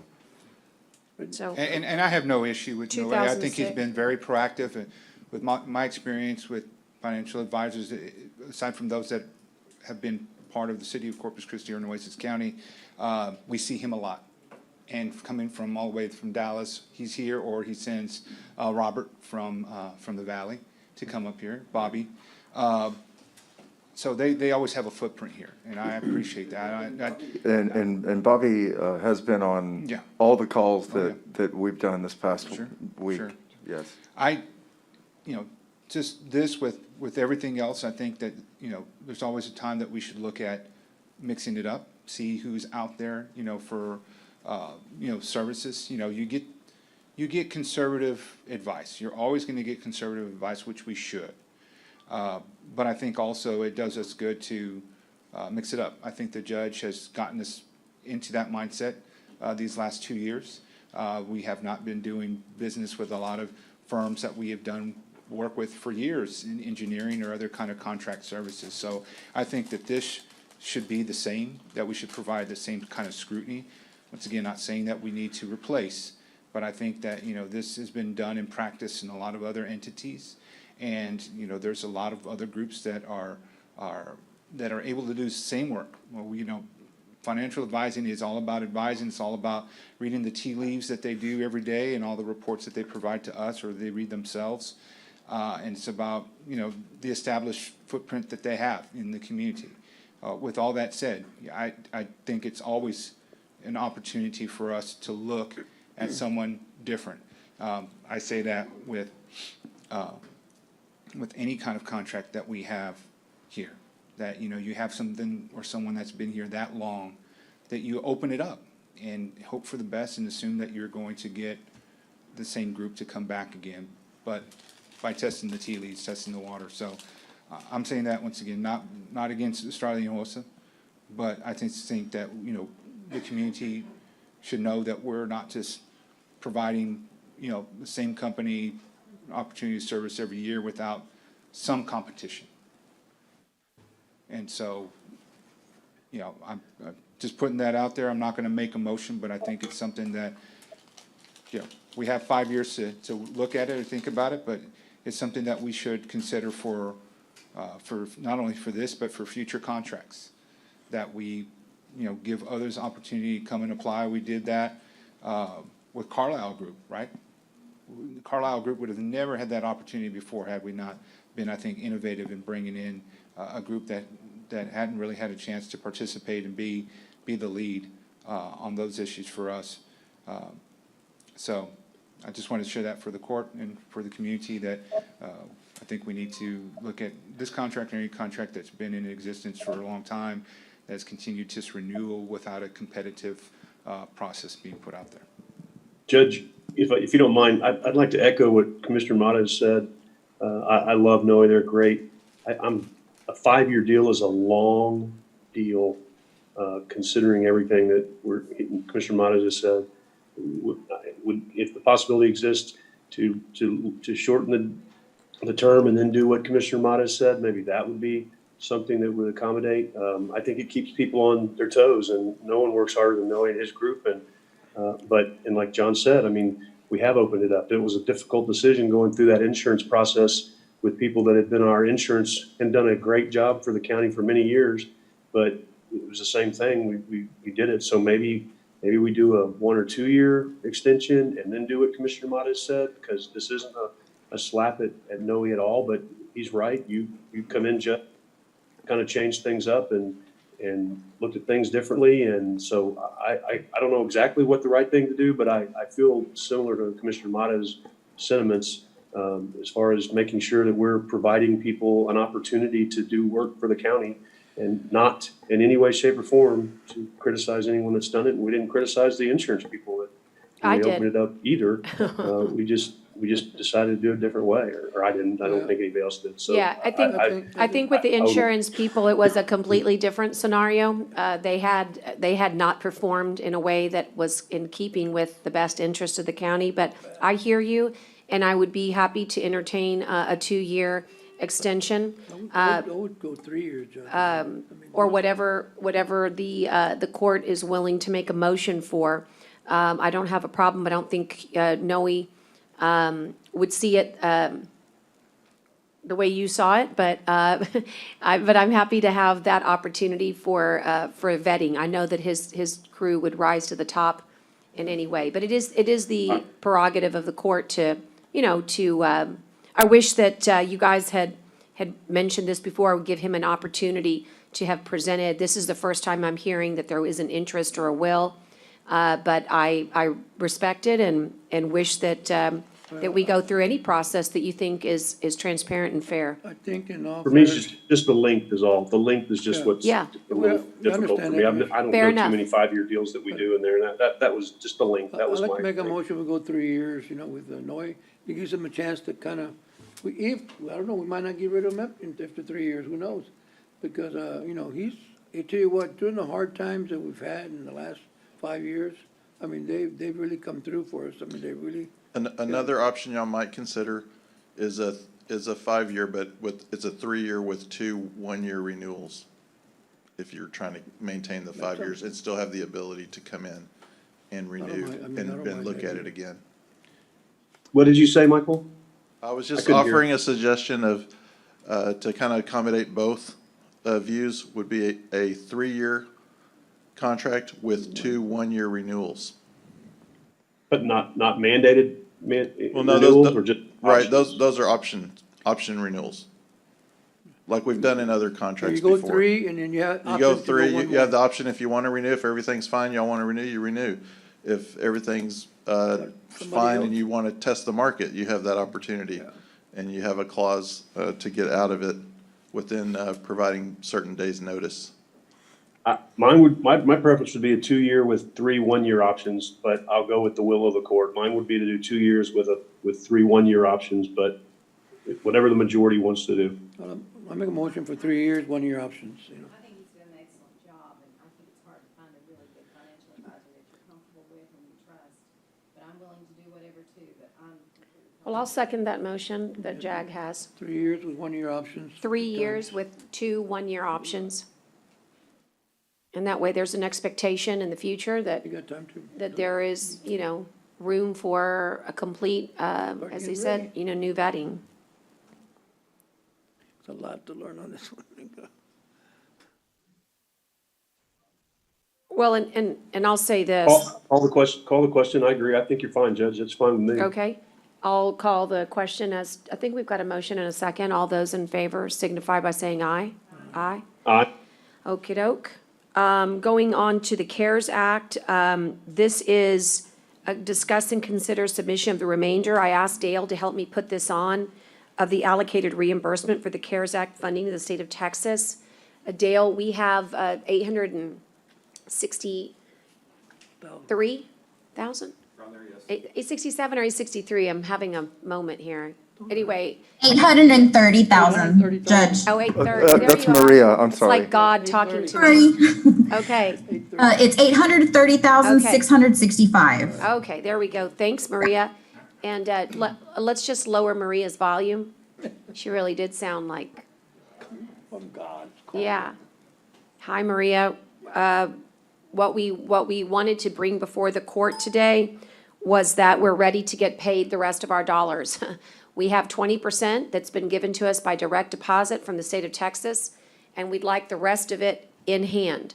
There's been a lot of discussion about dollars expended for COVID-19 response, and my goal is, before we go into a new fiscal year, to get all the money that we have expended back in our treasury. That is, if your burn rate's 1.8, I want to see 1.8 here before September 30th. We can do that if we, create the documentation that's needed. It does require a lot of work on Maria's behalf and also Dale and his auditors team. But Dale, do you have a thought about any issues you would have in presenting this? Of course, Maria's got the job of actually getting the paperwork to up to Tatum. Yes, but Your Honor, my staff's been working on gathering the information, putting objects within certain project codes to meet the requirements for, whether it's for health and safety or protective measures or whatever the case might be. My staff's been working with that. We've been working with Maria as well to provide her with the information she needs to have that. We're gathering all the expense documentations. We should have everything ready and very soon to go and submit. Can this court, Belinda, go ahead and authorize the submittal with this request, with this particular action item? That, I mean, obviously, you're gonna want Dale to give us information about the fact he did it, but I think I'm ready to get it done. And I will tell you that initially, I had some thoughts that we could take some of those expenses and maximize with FEMA on personnel, let's just say. FEMA could provide 75%, and then we would use the 25% to be the CARES Act. And talking with Reed Clay and talking with all of our advisors on CARES Act, it's sort of a dollar waiting on a dime in a way. In other words, FEMA might take a while to get those dollars, whereas if we were talking about millions and millions and millions, it might be a different situation. But our goal is to make ourselves whole. We borrowed from our own bank. We're the bank. And we borrowed $2 million in essence. And I'd like to see that replenished because COVID-19 is not stopping. And I want to see our treasury 100% made whole again. It starts with this first tranche of money. And the personnel side of this is more complex and more detail required. We have enough expenses through our AP side as well as stores inventory with Michael to more than $900,000 to cover everything. So we're just working up that. We're probably going to submit those first as we're trying to get the data for the Even personnel. better. Even better. So as they say, the idea here is that we're still holding on to any leverage money that we've got from public assistance. And Dale's going to put forward those items that are absolutely ready to go. Yes. They exceed 830,000. So he's going to take that first 830, submit it, and we're going to get our money. And just so you know, once they approve it, they give it to you as a direct deposit. And there's a few sides. I think Maria's working on another one for around 50-something thousand we received earlier. And 58. And we're going to use that with the information that Michael has for the iPads we purchased earlier. That well exceeds that amount. Then the rest is going to be the other equipment that we have. For example, the machines we have to have people coming in and out of the courthouse. That's definitely going to be covered as that, as well protective measures that we have done. So Maria, since you're on with us, so that 58, how is that coming along? Are you almost done there? Yes, so since that's reimbursement, sorry if I'm loud. Since that's a reimbursement, it's just a matter of drawing down the funds. I had to register on some payment website because it's all done electronically now, and I just got approved for that. So we'll be drawing down that money later today. So Perfect. It might just be a couple of days to And receive then- that 50,000. And then, Maria, besides the 830 and besides the 58, there's another big bucket of money, will you tell the Yes. court about the CESF funds that are coming through our cog but have been earmarked to the tune of 630,000 for us here in Nueces? And how you're gonna, I think that once Dale finishes this 830, we need to move immediately with another court item to move forward with the 630. Yes, so we are still waiting for the official grant award from the governor's office. This is the governor's office. It's called CESF. It's the Coronavirus Emergency Supplemental Fund. Originally, the COG region, Coastal Bend COG, had been allocated 721 and some odd dollars. So we put in an application for, I think we put in an application for about like 750,000. We did get a notification that the maximum amount available to Nueces County is 630, where are my notes? 637,000 and some odd dollars. Sorry, I don't have that in front of me. I should. But yeah, we're waiting on the official grant award.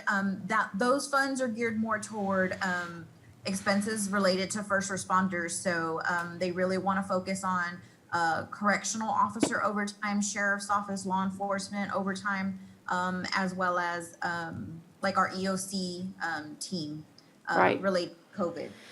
So again, we're waiting on that official grant award. It's, I would say 95%, chance that we're gonna get it. Since they reduced our budget, and being that they had already done that and they've been answering questions that we've had on eligible expenses. Okay, so what I'd like to see is, I would like to see a detailed accounting of what that law enforcement overtime looks to date. Just pick a date, choose it as today. So you don't have to go past today, but work with the sheriff's office. They know what they're gonna attribute. They should have been documenting every day, so they know what they're working on. That way we can see how much money we can allocate for that law enforcement, and then work with Melissa and work on emergency management and find any other bucket. But we are about to get hit with more necessity for more bureaucratic paperwork for FEMA and all of the things with Hurricane Hannah. We've got to be ahead of the game on CARES Act, because the next tranche of money might be coming from the federal government within the next few weeks if they compromise with the HEROES Act. So we need to move swiftly, and if we're waiting on the governor's office, we need to call the governor's office. We need to find out where we are. So let us work with that, because, again, the message I got very loud and clear yesterday from the governor was, what do you need? So I just need to know what we need. And if we're waiting, they're probably waiting on us to submit what we need. And so if we've got to figure out how to use every dollar of that 630. And so you can use it for sheriff, you can use it for, overtime, EOC, and then what else? What was the third one? There's also other permissible uses, like we can use it for the thermal scanners. It's very, very similar to the CARES Act. Just, their main focus, the expenses they want to see first are related to law enforcement in the jail and our EOC. But, it also covers personal protective equipment, gloves, masks, sanitizer. Oh, well then, even you're good. medical care for inmates that tested positive for COVID. So Yeah. there's a variety of uses for this Okay. fund. And that exact amount, was $637,564.78. Right. All right, well, like I said, Dale, do you think that we could have the 830, submitted within the next 2 weeks, 3 weeks? What are you thinking? 2, 3 weeks? Okay. So then, once we finish that, Maria, we're gonna shift to the CESF unless it comes sooner, but we need to get our ducks in a row as to what those allocations are. And the truth is that the minute these legislative fixes, if you will, or appropriations come down, we ought to be able to generate, since we have a burn rate, we ought to be able to generate every day. If I said, how much money have we spent on law enforcement overtime? Honestly, you should press a button and it should pop up. And so if we're doing something incorrectly on, if we're not being that organized, we need to be. We need to create a system that gets us that information every day. There should be, because we know that it's free money, but it's gonna be gone money if we don't get ahead of it. So I just really want to emphasize that. We have been focused on spending the dollars that we need to take care of ourselves, and now that the government has given our dollars, I'll be honest with you, they want to know why we haven't asked for the dollars. So we need to get all these dollars in our fund that totals 1.4 million plus almost 1.5, and our burn rate's 1.8. I mean, we're doing great, and that's before we even go to the city side. Yesterday, the city council approved, Belinda, their CARES Act agreement. Do you happen to know if it was the agreement we submitted to them? Okay, I've asked for a copy of it. We have asked, though, for the city to reimburse us, to allow for that bucket of money, if you will, the 17.9 million, that we be reimbursed 40%, up to 40%.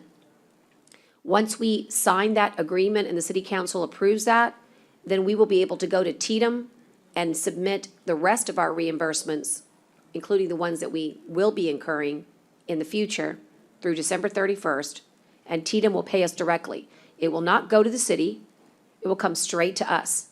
So the city will basically give us one agreement that says, we agree to divide the proceeds 60-40, and then we go submit through TDM like we would normally do it, and they would direct deposit. And I believe that's the next item, Judge. Yes, it is. Okay.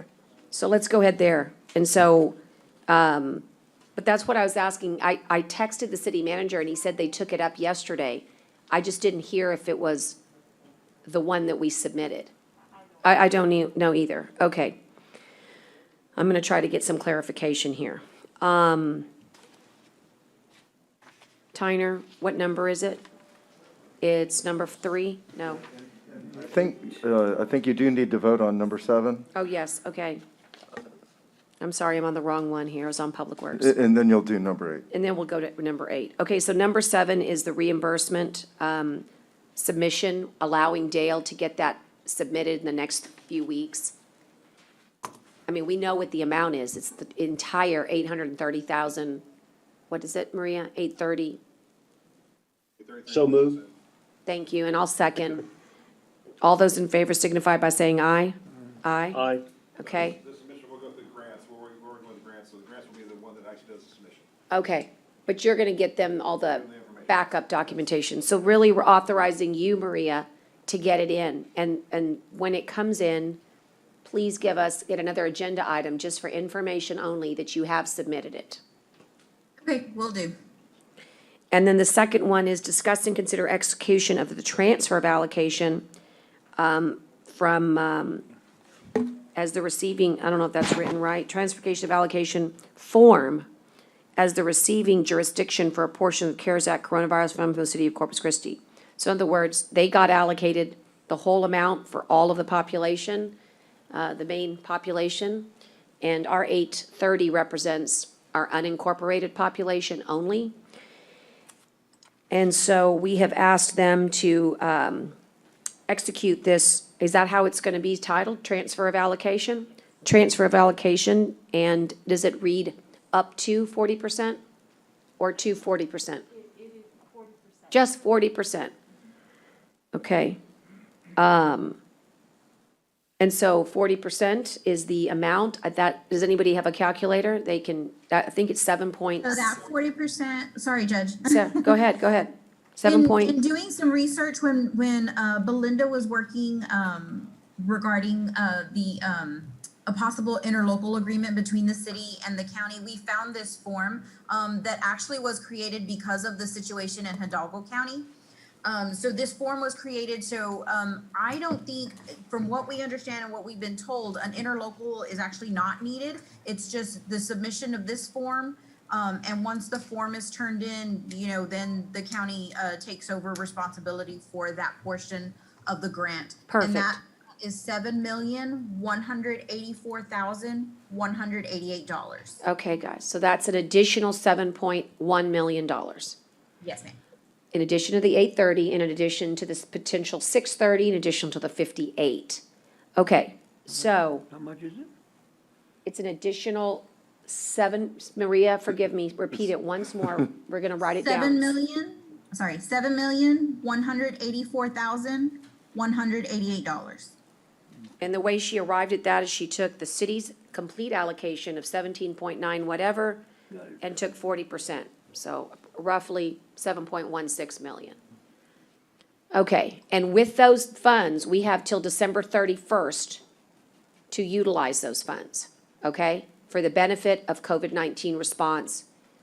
And we will get to, and in the past 5 months, we've spent 1.8 million, okay? So this is 1.9. So it's and we have an additional county sourcing of 830,000, 630,000, and 58,000. Okay, so in addition to 7 million, we have another 1.45 million. And that's gonna more than cover everything we spent to date. And in my estimation, it will cover what we're gonna spend in the next few months. And that includes the clinic, COVID clinic, ISOFAC, whatever it is we've got planned. And it still allows us to think about, if you want to, as a court, what county should be doing for our county businesses. We've done 0. And that's to be discussed. But the point is that I wanted to make sure that this county got made whole by the time we got back into our next budget.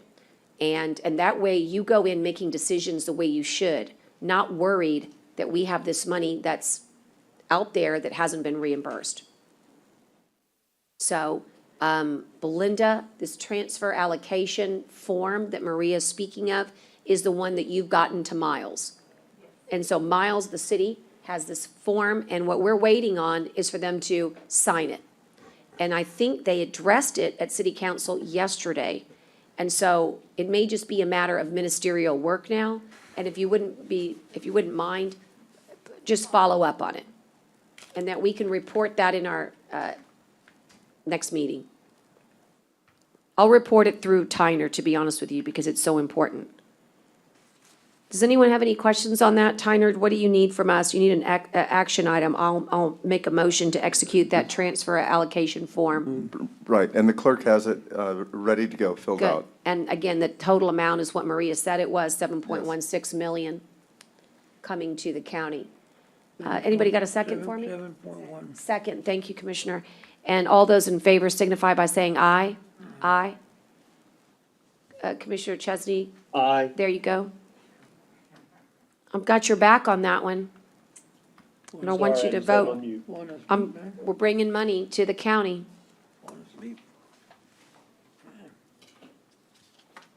Okay. Thank you to Senator Hinojosa and to our delegation, but mainly to Senator Hinojosa, who really made it very clear to all of us electeds that this was the intention of these funds. Okay, where are we going now? We've got, I think the next one is really more just, we kept it on, but I'm not sure we need to say anything It's unless. number 9. Does and the sheriff? Yeah, and the sheriff is on. If you want to, Sheriff, sometimes we put things on as placeholders. No, I'll put it back on. Oh, you did? I got some Okay. questions, yeah. Never But mind, forgive me. He's got a report, Mike, and I was listening to Commissioner Vaughn earlier about the things that, we're thinking about the same thing. I always like to have numbers for sure, and I know that the sheriff was working with Edward, and I don't know how many staff, I think you have 310 staff, Sheriff, I think, right? You have 310? So, Commissioner, we have a total of 313 employees here at the Sheriff's Office, and we have now tested well over 80%. We tested 12 more today, and so in total, we have tested 262 of our employees. Okay. And it's been about 4 weeks, so is there any reason why we haven't tested all of them, or what's the deal? There's nobody online to talk about that. We have tested everybody that wants to be tested. And like I said, that's over 80% of them. 96 have tested positive. And that one. And so what we can say about that is 52 of them that have tested positive have recovered and have returned to work. We currently have about 44 that have tested positive and they are still recovering from the virus at this time. Anybody in the hospital? Anybody in the? We have had a total of 4 of our employees hospitalized. 2 of them have been released and are recovering at home now. We do have 2 of them currently in the hospital, and this is the scary thing. One of them is very serious right now. He had significant medical issues prior to being tested positive for the COVID, and he actually went to the hospital for some internal issues. And then while he was at the hospital, he tested positive for the COVID. And we need to pray for the gentleman. He's currently in surgery. Okay. But that's the thing we're all having to accept here at the county is we have employees who are not in the best of health coming into this crisis with the virus, and they are in fact the ones most vulnerable. And this gentleman here, he worked in patrol. He never worked in the jail. He did work in patrol, but he's had significant medical problems over the years, as well as the other gentleman that's currently in the hospital. And the COVID can be extremely difficult on these employees, as we're finding out. If an employee, sheriff, has a medical complications or underlying conditions, I guess it's best not to put them in a jail, but I don't know how you can do that. But are the administration, people in the higher echelons, are they working the jails? You short? You know what? And that's been a real positive thing that came out of all of this is the people who have stepped up. And we have 49 deputies that some of them worked in the jail back in the day, and many of them never worked in the jail. And we had to secure temporary licensing through TCOL to get them to work in the jail. And like in our patrol division, we had 23 patrol deputies that ultimately have been spending time working in the jail to keep us at that mandated staffing level. And that mandated staffing level from the Texas Commission on Jail Standards is critical. As we found out this last week when the inspector from the Jail Commission came to Nueces County, and it was that annual unannounced inspection. And so here we are in the middle of the pandemic and with a hurricane knocking on our door, and the jail inspector showed up, and it was significant that warrant officers, patrol deputies, and even almost all of our detectives were stepping up to ensure that mandated staffing levels were met. And in answer to your question, the patrol captain, Lobra, and the patrol lieutenant have been doing significant work inside the jail. So it's everybody is stepping up when we needed them. Sheriff, did you get a copy of the opinion from the county attorney on those that didn't want to get tested on policy that could come from you to make sure they all get tested? Yeah, I'm not sure the document you're talking about, but I'll look for that. You said there's an opinion from the county attorney about mandated testing? Right. I'm sorry. I'll have to look for that. I'm not familiar with for it. staff. Yeah, it's just for staff. What it is, it says it's better not for the county to do that, but since you're the ones enforcing that, for safety and wellness and all that it should come from you rather than from Commissioner's Court. As part of the agreement, I guess. Belinda, am I saying it right for the collective bargaining thing? Under the collective bargaining agreement, the sheriff has authority to set policy regarding health and safety. And so to the extent that he wants to mandate employee testing, the EEOC guidance is that is allowed. It would have to come from you, Sheriff, and it has to be across the board, right? You know, for everybody, not new officers and everybody. They would have to go through this testing if they have to go through testing. You know, but I'm surprised you didn't get, but I'll send you a copy of it so you can look at it. Maybe you got any questions, you can call the county attorney. Okay. Something we need really to. I'll research that. Yeah, we need to and- really look at that because I think it'll probably save you some problems on the road of people getting mad because I'm tested, how come they didn't get tested and all this other stuff, you know? So, and then you don't know if somebody don't get tested, they might be sick too, so, and that creates another problem. But, I'll send you a copy of that opinion, so you can look at it, and if you have any questions, you can call probably Belinda or the county attorney. Okay, I'll look at that. All right, I appreciate everything else you're doing, because I was hoping to, you know, we get most of them, but, you know, we're up there, and it's not, and I think this is the same question that I would like to know from the CEO and maybe Human Resources. How many staff have we tested, their employees, how many employees we have, how many been tested? You know, I guess if we know how many positives we've had, we should know how many negatives we have. So this is just numbers again, because I know that people have come through there 2-3 times, you know, and we count them, and we shouldn't be counting them 2-3 times. So, but thank you for working with Edward, and I'll keep Edward, you know, make sure Edward touch base with you. If you need something, you know, we need Edward to be part of that, so he can help you whatever you need, sure. Thank you very much. Hey, Judge, and you know what? We've had about 30% of the employees tested that did test positive, but in speaking with chief administrators of other first responders, agencies in our region, this is pretty common. Sure. For first responders.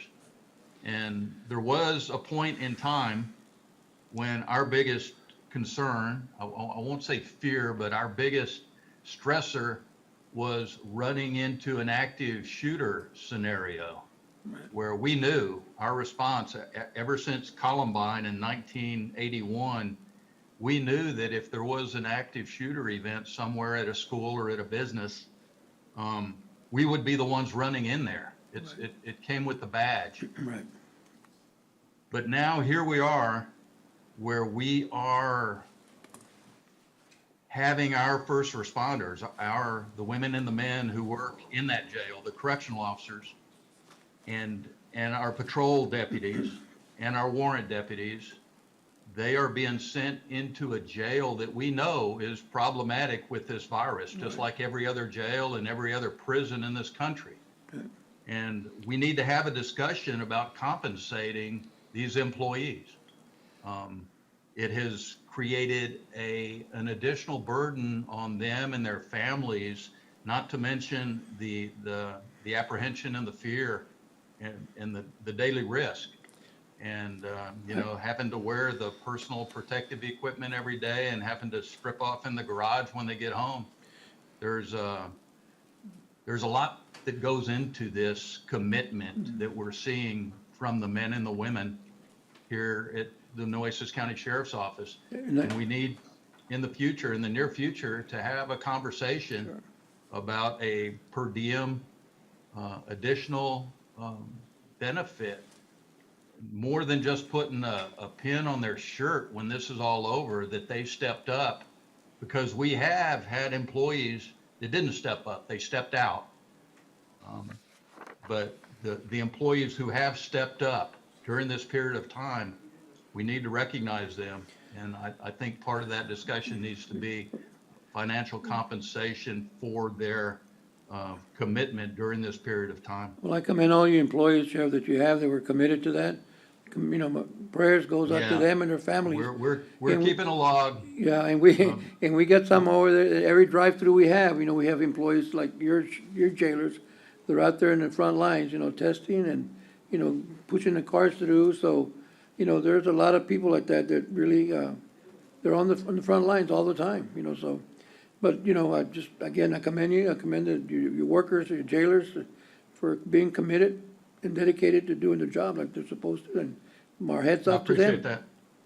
So, anything else, you let me know, and I appreciate you working with us on that count. I just wanted to make sure that everybody got tested if we could, just to, hopefully for safety reasons, right, and concerns for families. So- Understood. So thank you very much, I appreciate it. Thank you.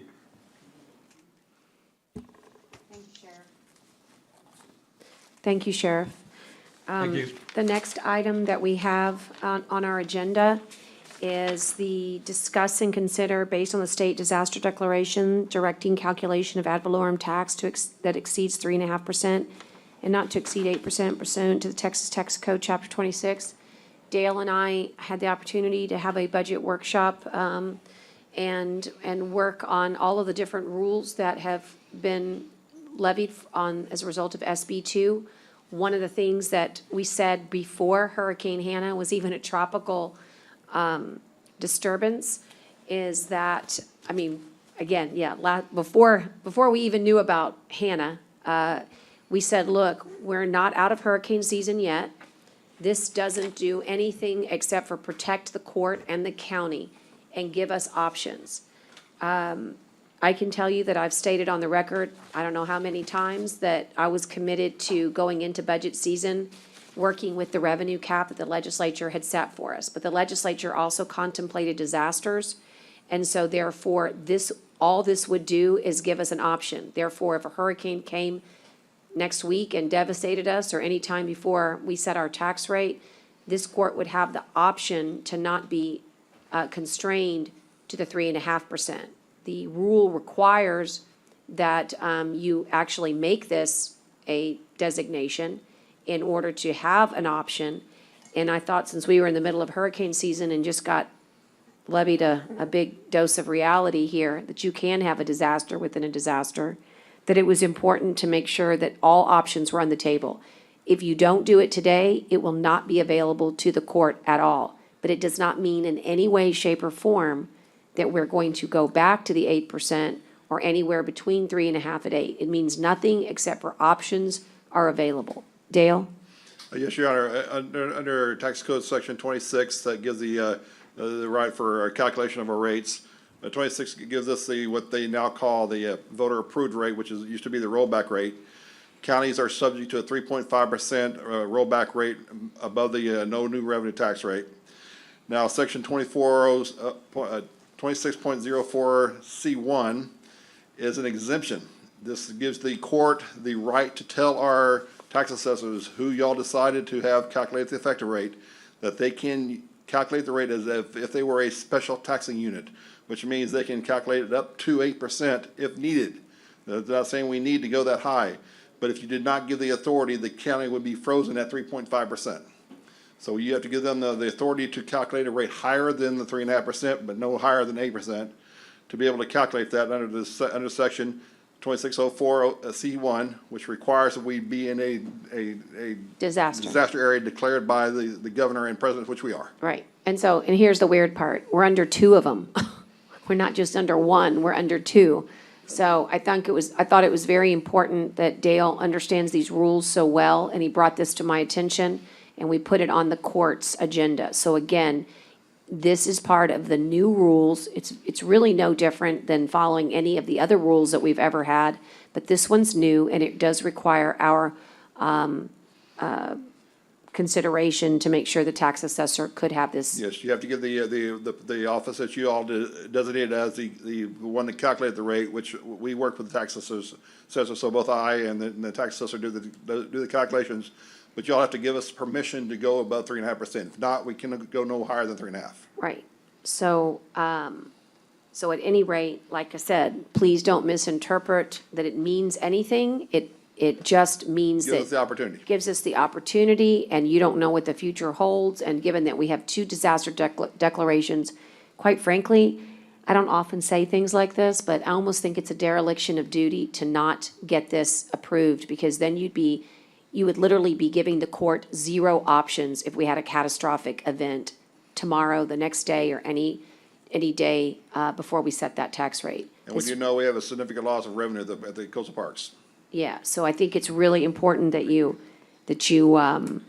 make certain that you understand what it does and what it doesn't do. It does not mean that we're going to do anything higher than 3.5%. It just means that – you get to make the calculations and get to consider it.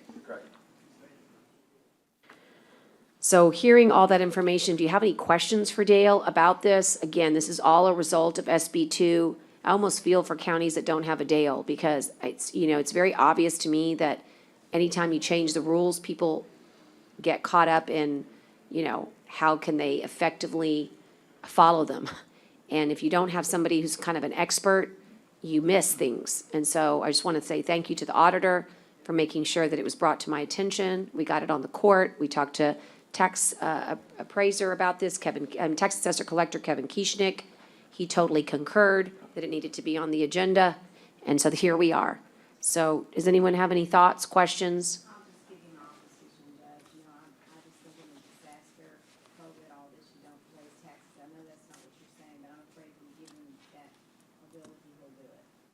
Right, no, so Ronnie, only we have that ability. So it doesn't, all it does is, for example, let's take our effective, let's pretend that our effective rate, let's say we have 5% growth. So under the SB2, we would have had to have lowered our tax rate to stay within the 3.5%.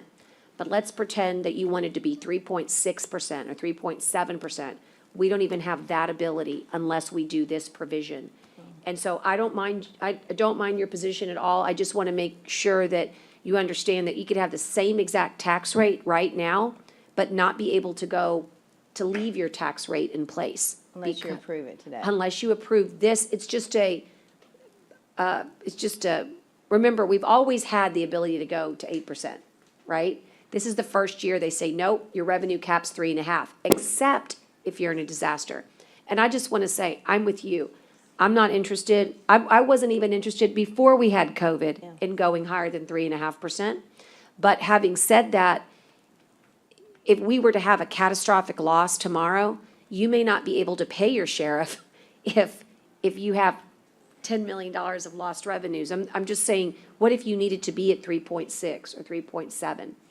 But I am afraid that people will misinterpret this agenda item, and that's why I'm spending a little bit of time on it. All it does is give you the opportunity to go higher than 3.5, which would still possibly be less than your tax rate today, because we know we have 5% growth. Yeah, as you're saying, Your Honor, that we're not saying we're gonna set a rate. We're saying we're calculating values that we will submit to y'all for approval. Yeah. So it gives us an option to give y'all many scenarios should we need the case to go. As you said, if we need a little bit more than 3.5% and we don't do anything, we're stuck at 3.5%, should you need it. Let me No. give, can you We're give, not- can you give? We may not even need 3.5%, but we still need to have the options if we need it. So it'd come It's back to just a the rate. court. It would come back to the All court. except- Oh, Court. yes. Like, for example, last year, we lowered the tax rate and we were at 4.3%.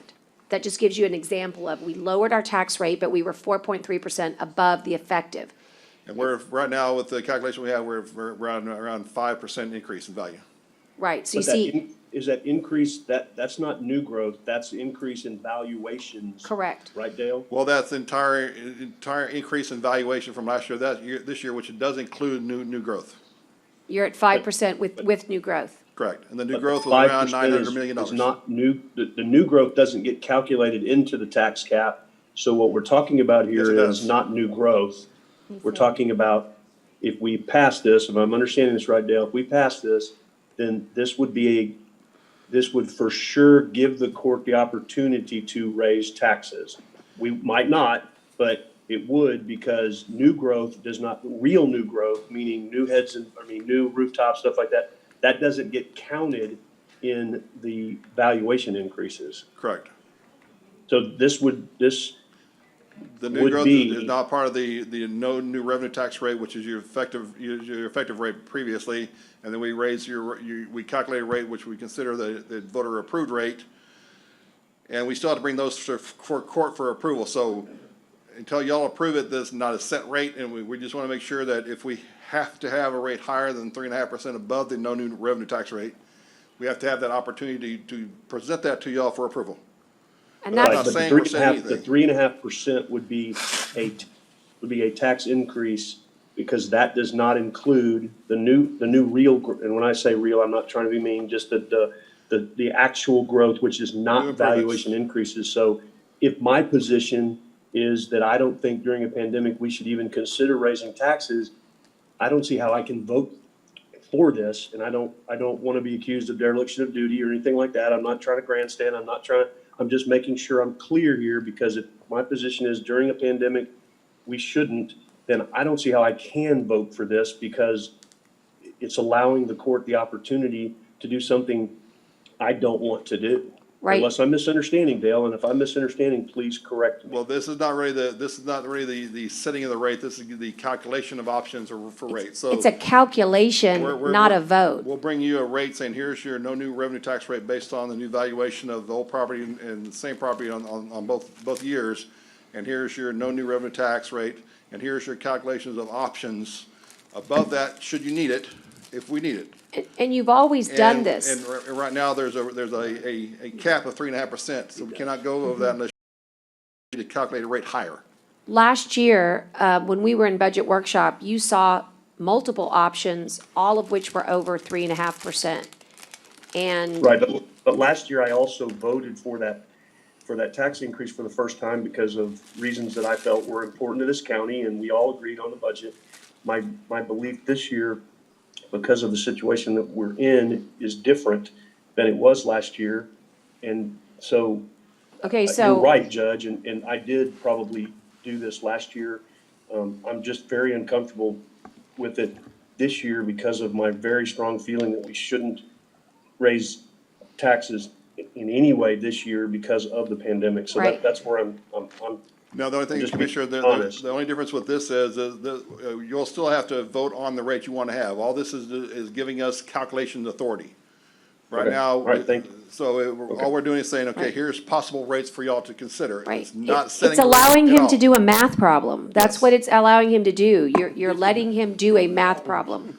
And you get to decide whether or not you want to do it at all. If you say, hey, I don't want to see the math because I'm never, ever going to do that, I guess that's okay, but you must have a crystal ball that I don't, because if tomorrow or next week you get a Cat 5 hurricane here, the reason that your most conservative legislature did this disaster was for us. That's exactly why the most conservative folks, remember, the Senate is controlled by a conservative lieutenant governor. And he made it possible that we have this in fact, so did Betancourt, this disaster provision, not for pandemics, for hurricanes. That's what they were thinking when they did it. There has been a lot of discussion as to whether the 8% applies to pandemic. And the answer was, if you're under a federal and state disaster declaration, it does. However, we happen to have the unique case, we're under 2 federal and state disasters. I just want to make sure that you know, as they say, you're fully informed on how you vote, because what you're asking is for no calculations to be contrived. You get a chance to choose whatever. We've always had the ability to make these calculations. That's, if you'll look at your budget notebook from last year, you'll see that. And I also want to say that because the truth in taxation law makes your statement accurate, doesn't make it misleading. It is misleading because the tax rate went down last year, and if you stayed to the 3.5%, it would go down again this year. So the idea that you're raising taxes during a pandemic is not accurate to the average person. It's that truth in taxation gauges it based on a baseline called the effective rate, which is a complete misleading statement to the public. When the tax rate goes down and your appraisals stay the same, you lowered taxes, period, end of discussion.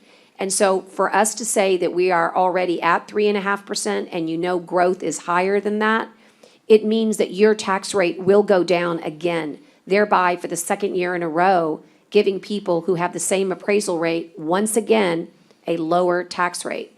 And I want to make sure that gets on the record. Again, the purpose of today is to allow what the legislature contemplated.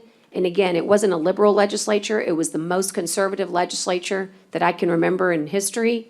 And they decided that during a disaster, that this was a good idea to be able to have this provision. We're Right. triggering it, and the auditor recommends it. This is something that, and I wish Kevin was here, because he thought that it was important that we get it on the agenda and do this again. If you don't, you're hamstringing this county to a number without knowing what the future holds. All it is a calculation. And we're doing, we'll basically be providing different scenarios with different rates. And all we're asking is to be able to calculate rates at whatever level that we believe the court needs and to be submission for. That doesn't mean we're gonna set a rate at all. It could be that we do the no new revenue tax rate. That's y'all's decision to make. We just need the option to be able to provide y'all with options of different rates, whatever you decide. But we're frozen at 3.5% unless you take this action. And I'm okay, you going on the record saying you'll never vote for anything higher than the effective, but it doesn't change the fact that the question before you is, do you object to the calculations being done? If you do, then you vote no. If you don't, then you vote yes. That's all it is. But I understand that it will be confusing for people, but if it's helpful, it's very rare that an auditor would get themselves in the middle of politics. This is about what's good for the county, and what's good for the county is being able to make calculations. And that's why he brought it to my attention. Yes. I'm not sure what else I can do. Truly I do. I understand the predicament. When it's new, people don't understand it. They're gonna read it like they've done something, but I can maybe issue some sort of a narrative that you could then post, or I'll do anything that you need us to do to clarify, but I do believe that it would be a mistake not to at least allow Dale to make the calculations. Is there a motion? Is there a second? Okay, motion and a second. And all those in favor signify by saying aye. Aye. And then opposed? No. No. You. Okay. Let's see, the next one is about discuss and consider the selection of LNV for design and construction management for hilltop roof coating. And this is, here we go, Edward. Go ahead, Edward. Judge, Commissioners, essentially, LNB had done the original contract work for the hilltop roof approximately about a year, maybe a year and a half ago. The project at that time came in at about 1.6 million. We had available 1.2 million, but the decision was made that perhaps we didn't want to continue with the building. But now we're at the point to where the cost of the building, we need to, if we do reconstruct it, need to fund it. And at the same time, we need to protect the assets that we have in the building. So what we're asking here is that we use this engineering firm who has already done some work in the past to come up with a different model. And this model, it's attached to D2, which is the TIPS contracting with Castro Roofing. They came up with a solution to us that's less expensive, that'll warranty the project for about 10 years. But what we would like to do is select LNV to work with them, and then for y'all to approve the contract with LNV to do that work. And the reason I'm doing this is because I know that with all the needs we've got in the county, that the Hilltop's probably going to be further down there, and I want it to at least be able to last for a while. Thank you. Thank you. Second. We think that's a good idea. I would entertain, though, an opportunity to discuss the design of Hilltop at any upcoming agenda. I really think it's also probably one of the prettiest pieces of property that we have, too. It really could be nice with a new building. But you're actually dealing just with the roof on this one here, right? Yeah, just the coating. It's just the coat. just All the those roof. in favor, did I do this already? All those in favor signify by saying aye. Aye. Pose same sign. Okay, the next one has to do with Parker Pool, and it's an amendment. And Edward, you have this one as well. Yes, in this case, it's a wonderful benefit to Parker Pool, especially now in the time of COVID. You know, we're trying to not be a burden on the citizens, but at the same time be fiscally responsible. So the city parks and rec has gone to, or had gone before this last closure, to a model where they want to do what's called a free swim. And essentially what they were doing, or what they wanted to help us do, is pay for that aspect of it. They know that we run our operations based on the revenues we generate. So all the money that we make through the gate goes into our lifeguards, the chemicals, the insurance, all that. So we came up with the rate. First year is going to be about a full amount, which is $22,000 that they're going to grant us. Second year goes to about 2/3 of the amount, which is about 16,000. And year three goes back to 8,000. Now, during year 2 and year 3, we're still gonna charge the difference, what we need to make to continue operating for both 2 and 3. And at year 4, we're gonna be back to charging for our operations there. But in this meantime, this is good respite for the people. And again, I'm telling the court, this money's gonna go to paying salaries for our guards. And the method we use that is we use the Friends of Aquatics to hire the guards for us, and we pay them. And then we're gonna pay for insurance, and we're gonna pay for chemicals for the pool. So that's the model that we're gonna be following for the next 3 years. I don't know if Commissioner Chesney would like to. Commissioner? I just saw the commissioner just outside the door doing a news media interview, so I think. Okay. This is. Edward, will you tell him his thing is up? So the county's gonna take over this thing for 3 years or what? Is that what I hear you saying? Hold on, let him come back. Edward?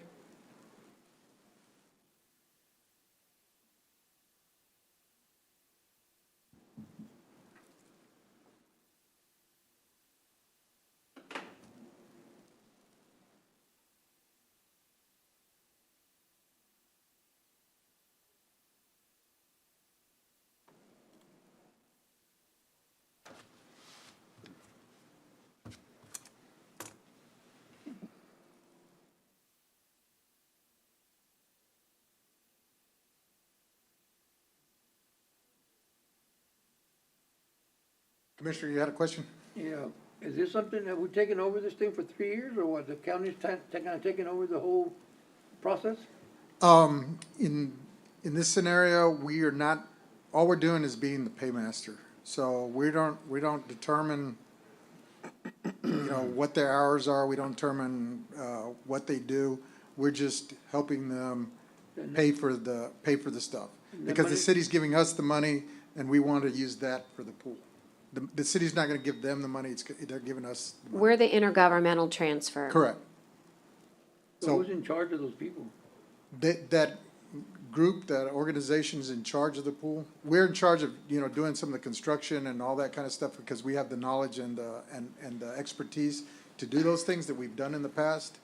Again, it's them running it, but we're going to essentially be the paymasters, so to speak. And the maintenance on the pool, who takes care of the maintenance on the pool? They do. I mean, we're just gonna, again, buy the chemicals for them. They tell us we need 10 boxes of shock or, there's some other stuff that we help them with. I guess Chesney's got money to pay for some of that, right? Yes, there's actually, some money in a fund, and again, there was just like a startup fund in case that they got into trouble. If you remember when y'all voted on it the last time. Yeah, I remember. And we've had to use that in order to continue operations, especially now during the COVID crisis. Okay, well, so move, I guess. Second. Okay, I've got a motion and a second. All those in favor signify by saying aye. Aye. Aye, pose same sign.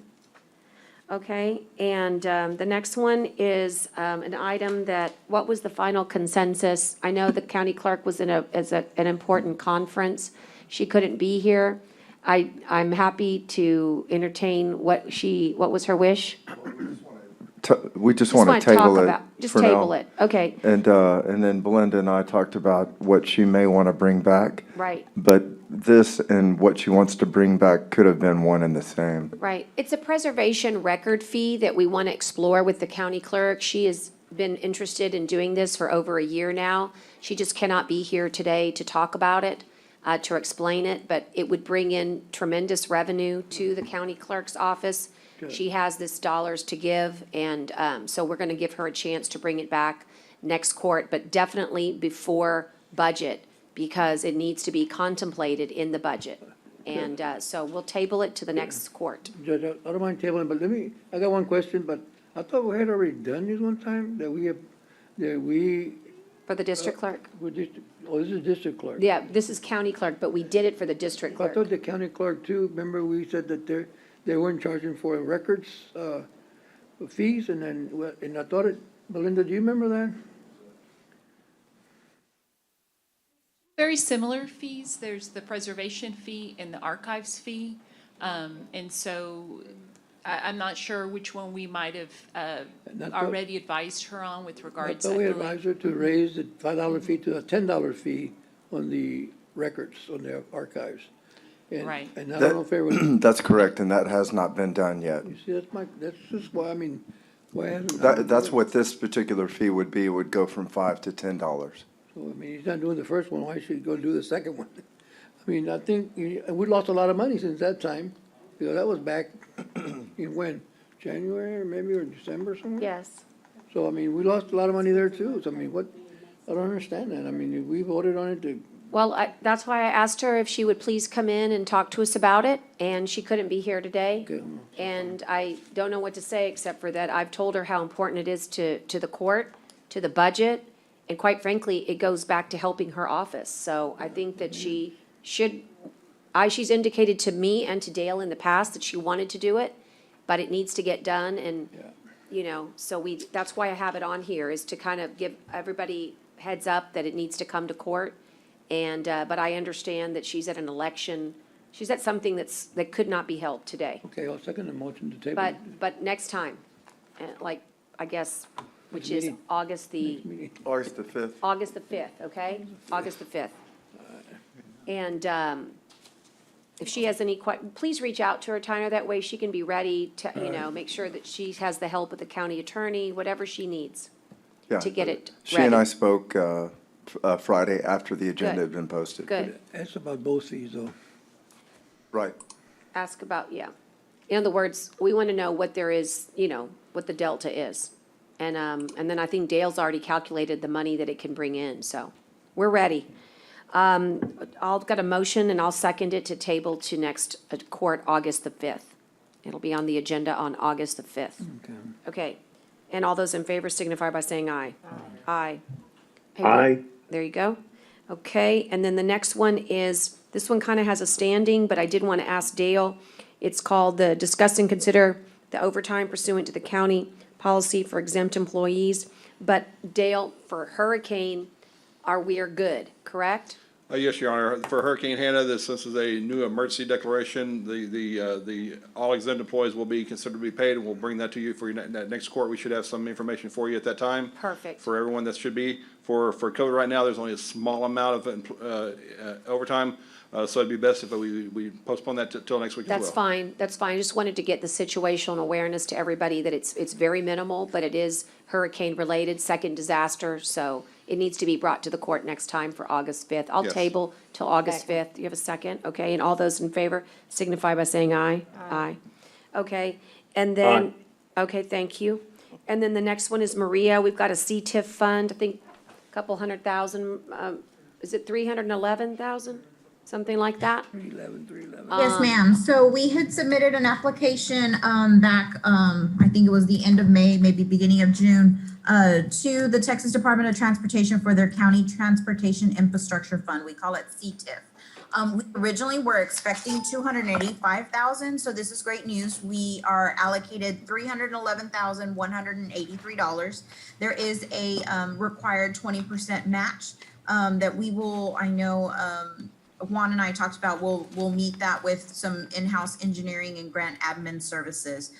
So that should hopefully just be all in-kind match for a total project of $373,419.60. The priority road is in Commissioner Vaughn's precinct. It's County Road 73A from FM 624 to Wade Street. They'll be doing a 2-inch overlay and spot base repair. The requirement for this particular fund was, it's intended to alleviate a degradation, like, you know, roads that are affected by the oil and gas industry. Juan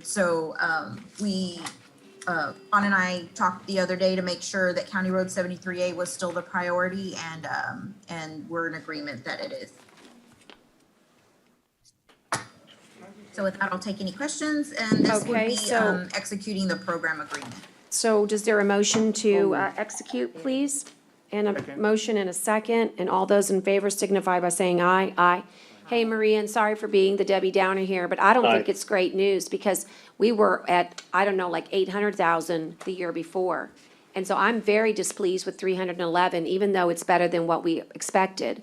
And I really believe that we're gonna need to do big work in the legislative session to get people to understand that our county is in great need of infrastructure because of the heavy burdens that the energy and petrochemical industry place on us. And they're moving westward, so to speak, into Commissioner Vaughn's area. And mine. 311 is not sufficient. And And, mine. and so, anyway, I know it's good because you got more than words, these are formulas, and gave us a little more than the formula, and I understand that. But I want everyone to know, we dropped significantly year over last because we were considered an economically distressed county. And I told them that nothing had changed in 12 months, but, they made that decision, and we didn't even get any money when we were an economically distressed county.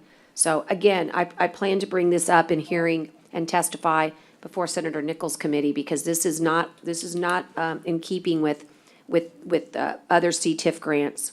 I'm disappointed. You're right, Judge, and a lot of that does have to be addressed in the legislature. It's all transportation code. So there's a formula not only for the percentage that kind of gets allocated to the counties, and they're based on oil and gas businesses, and there's a whole formula that they use for that. There's also another formula that they use to qualify economically distressed counties. Right. So unfortunately, this year, we were distressed last year. This year, for whatever reason, our numbers changed. So yeah, it's in the grand scheme of things, it's not, a huge amount, but at least, we'll get. No, one road. it's obviously, I guess beggars can be choosers, but 311,000 does not get us a big road, right, Juan?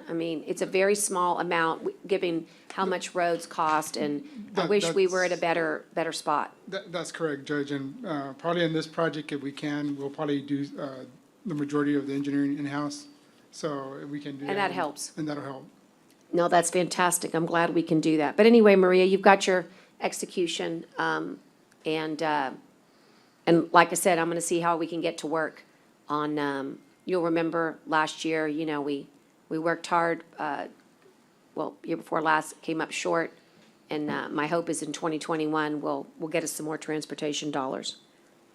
Okay, thank you. We also have Public Works now, got a few items. One is a dune protection permit submitted by Hanson for a single-family dwelling. Do you recommend this one? Yes, ma'am. Public Works is recommending approval of the dune permit for DP 042001P. It's for a single dwelling, family dwelling, and the application was submitted by Hanson, so we're recommending. Okay, approval. and I've looked this over and it looks good to me. Does anyone have any questions of Juan on this dune protection permit? We've got a couple. What is it like, is there Hold on. townhouses, or what are they? It's a, Single family says here? It's a single like a family house. dwelling. So just And individual? we already, just one. it's just one house. Oh, okay. It's just one Just one. house. Just Okay. one house. I thought subdivision or something. One house. Okay. And Commissioner Modis? Thank you, Judge. Just, think it couldn't be more worse time than Yes, sir. days after having a Category 1 go through our community.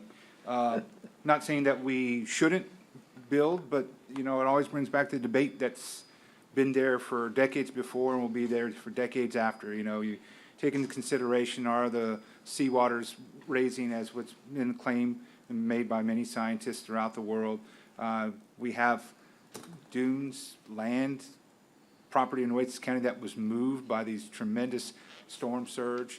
And so I just have any concern anytime, especially anything built on 361. It was shut down early on. We all know that. So I just have a concern with that. I know we have to balance that out with, we want, nice homes to be built out in that part of the county. That is such a huge key tourist destination and desire for people to want to have a residence. So I totally get that. I know that these are done to the best standards that are possible. I have concern with it being built. I mean, from just this point forward, I think we need to put a lot of scrutiny to any additional homes or developments being built in this area. And so, once again, I'm not going to go against it because I trust the work that Hanson does. I trust that, the rules that are in place are made that way for a reason. But, we're gonna hit a point eventually to where, all this development just leads to more congestion, only one way or two ways out, but the ferry was shut down early on. One way out until the rain and the storm surge gets you. That's a big concern as we just continue to add on to a barrier island. Now, we have barrier islands everywhere throughout this state and this country, and I know that they're all built to specifics to be able to get people in and out, but I have a concern with that. And I guess I know everything's required to be within or fall within that 1,000-foot dune protection line, but I have concern. Okay. Go ahead. I hear what you're saying, Commissioner, but if it's their property, can we restrict them from building? Well, I mean, I don't think you can, Commissioner. I mean, Yeah. we're looking to it, but I'm I not think, sure. So what do we need it for? well, so we have specifications for the dune protection permit, and we have to follow those processes. So if they don't follow the permit correctly, Right. then we can't, have to redo we it. can't authorize that particular building. It's just like any other permitting process. You have to go through the motions and the process. I do want to bring up something that's important, is that since DePac has been gone, we really do need to make sure we get somebody on board who specializes in dune protection. You'll remember that Camille Galbraith, who passed away, was doing a lot of that work for us, or we were training her to do that out at coastal parks. And I just want to say that I support getting somebody specific on task for dune protection. It's a really important process, and I think Juan and I and Julie are already working on that. I just wanted to give the court, Juan, some heads up that it's a vacancy that desperately needs filling because it's so important. And I'm sure DePac has been helping us, but I think he actually wanted to retire, I think. Yes. I think he Yeah, actually, but he's- like, he- I know he's helping- happy to help us. He's happy to help us. But I think he's like Jerry. I think he'd like to take his walk. It's just that we don't let him. And so I just wanted to bring that up. And Retired. yes, he is retired, but he comes back and helps. But this, we also have the BMAC group, the Beach Management Advisory Committee, and that's also a really important committee that does good work and helps us manage that. But I will say that the coastal management plan, the beach management, it's really called Beach Management Plan for us, and the GLO's Coastal Management Plan for the GLO really does do, I think, a good job of making sure we have oversight and management. And as we look to these dunes and the vegetation line, really, I think you're gonna get the checks and balances that you want. But anyway, as to this one, everything looks in order. It's kind of like, if it's in order, then you approve. Yes, ma'am. That's correct. But I'll wait to hear differently. Is that accurate? If it's in order, then you approve. And that's why I ask. It appears to be in order. Yes, ma'am. Okay. So then in that case, I'll make the motion and looking for a second. Okay? Second. And all those in favor signify by saying aye. Aye. Aye. Okay. And then we have another one that's regarding, we have two supplementals back to back, one on 73 and one on 67. Time only? There's another one too, Judge. I'm for sorry. Hanson. Okay. There's one for Freezing Echoes, Got it. I see LNB, it. and also Hanson. These three items are to extend their contract time. There's no additional fees for engineering. This is just to extend their contract time for the road improvements. Judge, I would move all three passage for time extensions. And I will do a second. And actually, Commissioner Gonzalez did a second. And all those in favor signify by saying aye. Aye. Aye. 2, 3, and 4 all have supplemental agreements. They are all related to time, extension, no money. extra fee at all. Okay, number 5 is a fire alarm system replacement project for the annex. This is just an ongoing, Judge and Commissioners, Yeah. because of the fire marshal not being able to go out there and do the final inspection. Hopefully we can get the fire marshal here within the next 60 days to do the final inspection. Okay, is it really take 60 days to get him out there? Well, it's because of COVID related. Oh. I think right now they're not doing their inspections because They're of not the doing any COVID. inspections at Yes- all? Yes, ma'am. Does it take more than one It- fire person in there to do the inspection? Well, it's the fire marshal himself, so he's the one that has to go in there and do the inspection. So right now he's not doing the inspections because of I can't COVID. believe that. Yeah, I'm having trouble on that one. How I about if mean, we can look into it, Judge, Yeah, and try and see if we can get him out there. and tell him the reason is that if it's not inspected, then we can't use that facility. And for COVID, we Yeah. need to be able to have as much space available to us as possible. Yes, ma'am, we will. And I know, I'm gonna suggest that I'm sure it has been COVID related, but I think we can do better than 60 days. We had that issue come up during, Go ahead. we had that issue come up during the jail, standard. Yeah, Lack of response was an issue. Right. Not put us out of compliance, but right. that was Well, you know, one of her biggest gripes. I think that's such a valid point. What Commissioner Mott has said is, that this was an issue for jail standards. So I'm gonna suggest that, through emergency management, I reach out to Chief Rocha and see if he can assist Okay. in getting us. I'm gonna be honest with you, the fire marshal came out to the COVID clinic a week ago. I'll check into it. I'm not sure why he can't go to the annex. Okay, all righty. Tell him you lock up the inmates while he's there. Yeah, yeah, we'll make sure it all works for him. Okay. The next two are kind of related as well.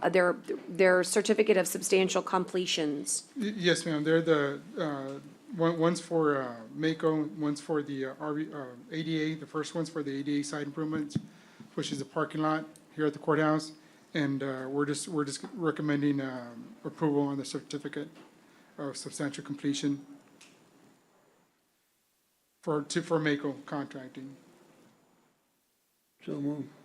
Second. Oh my gosh. All those in favor signify by saying aye. I just got another text that another friend of mine died from COVID-19. I'm so sorry. I took a second.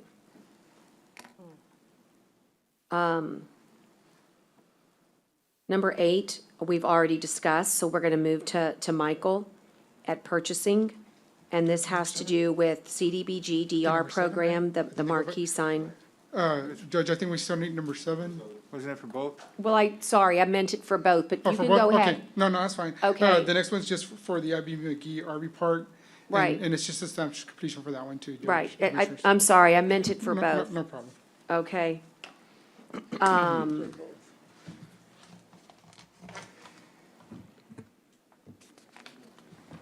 You may take item D1? Could you Judge? please? Yes. Thank you. Thanks, I'm sorry, I'm taking it just because it's mine.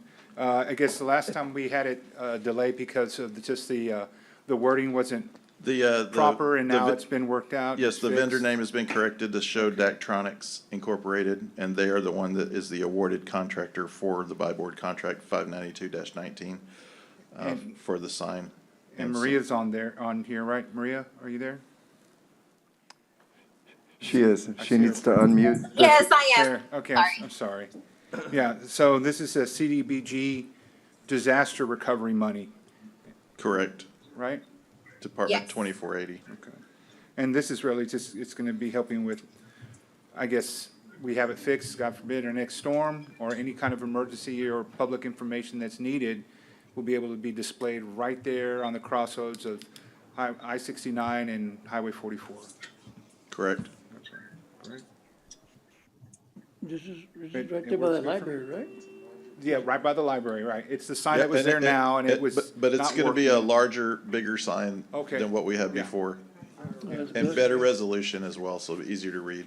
In the way it's created, or maybe Belinda, I mean, we'll be able to put also public information on there. I mean, it's gonna be emergency displays, but also, like if there's an event, like information maybe about COVID testing or something like that, will that be allowed? Is that part of it, or? Commissioner, that's part of the agreement. Okay. They'll be able to program it for us, or they'll teach us how to program the system. So what our intent is to use it with Jason, of course, and with the library, and then we'll have Jason or the librarian program it one way or the other. But we override him, Correct. right? We So run- he's got Country Peddler, we got a big event or some information needs to go out, then we can override and get control and put up whatever information. Correct, and in the future, if we want, we can also buy a service where they'll do it for us and they'll design stuff, and it's a real neat feature on the board, but we can do it ourselves. Promotional education, promotional education. Yeah, good. So moved, Judge. Second. Thank you. I also want to thank Maria for making sure that we could get the buy board. It's these simple things that help us get stuff accomplished, but it takes so much work. And buy board wasn't something that was just normal for CDBG-DR, and she had to work with our reps and just did a ton of work to get that accomplished. So thank you, Maria. And you also set the pace for how we can accomplish maybe CDBG MIT as well, so. Okay, all those in favor signify by, we have a motion, right, in a second? And all those in favor signify by saying aye. Aye, post same sign. And then the next one are those hilltop roof repairs? Okay. All right. So we'll go ahead and ask everybody to mute them all, just mute them all.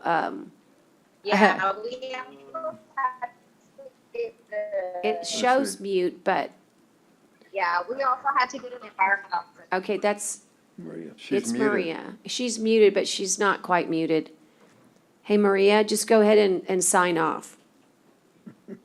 Okay, and the hilltop repairs, are Michael's? So this is discuss and consider TIP's contract for the Castro Roofing of Texas repairs to the Hilltop Center roof. And purchase amount is $423,455. It's coming out of 2016 COs under Project 1921-1004, which was money that was set aside for hilltop roof replacement. And again, as we stated earlier, the original estimates for the full roof repair was in excess of like 1.6 million, somewhere like that, or 1.2, I can remember. But this one's at 423, so this is the least expensive option we could find to prolong the life of that building. They're giving us a 10-year warranty on that work as well. That's good, buys us a good amount of time, and the TIPS contract's a good deal for us, right, Michael? Yes, it helps us meet the requirements of the Purchasing Act. So if we didn't utilize TIPS, we'd be looking at another 60 days before I could even come back to y'all with the proposed contract to get work going. So that's an awesome, I think it's an awesome remedy for the folks, and I actually think we should put a sign there too. A sign there too. Okay, good. So recommend approval. Got a motion, and I'd like to second. Okay, got a second as well. All those in favor signify by saying aye. Aye. Aye. Thanks, thanks, Michael, and now Dale for some budget change orders. And also the monthlies, the monthly financial report. So let's go to number 18 and give me a chance to turn my booklet to that. E1. Go ahead. Thank you, Your Honor. This is budget change order number 18 for our current fiscal year. Several departments are requesting some changes. The largest one you see on page 1 is for our IT department, and they need some for some new software they had to purchase for document signing. It was something they need to do for COVID. Several departments are requesting a different, some more office supplies. All of our juvenile departments are doing that.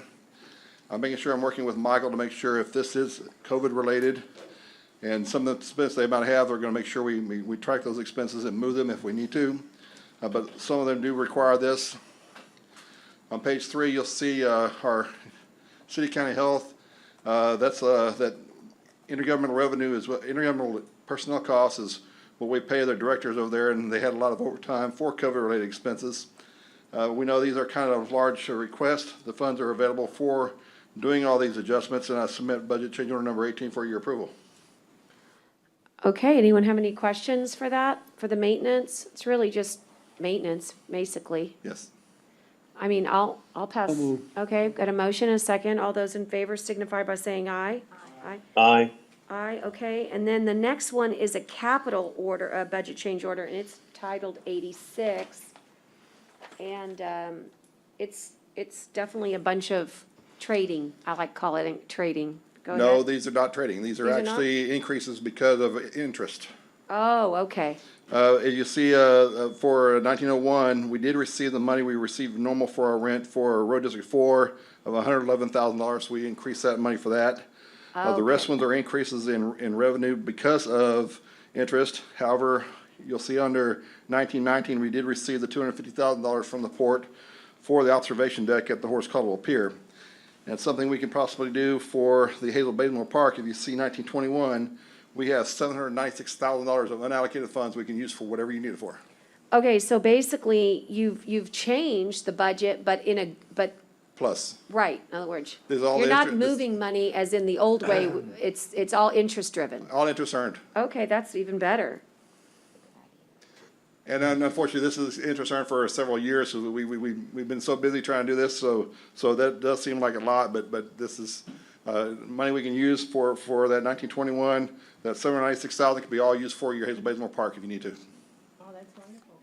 And that's in addition, Commissioner, that's additional dollars to your 476.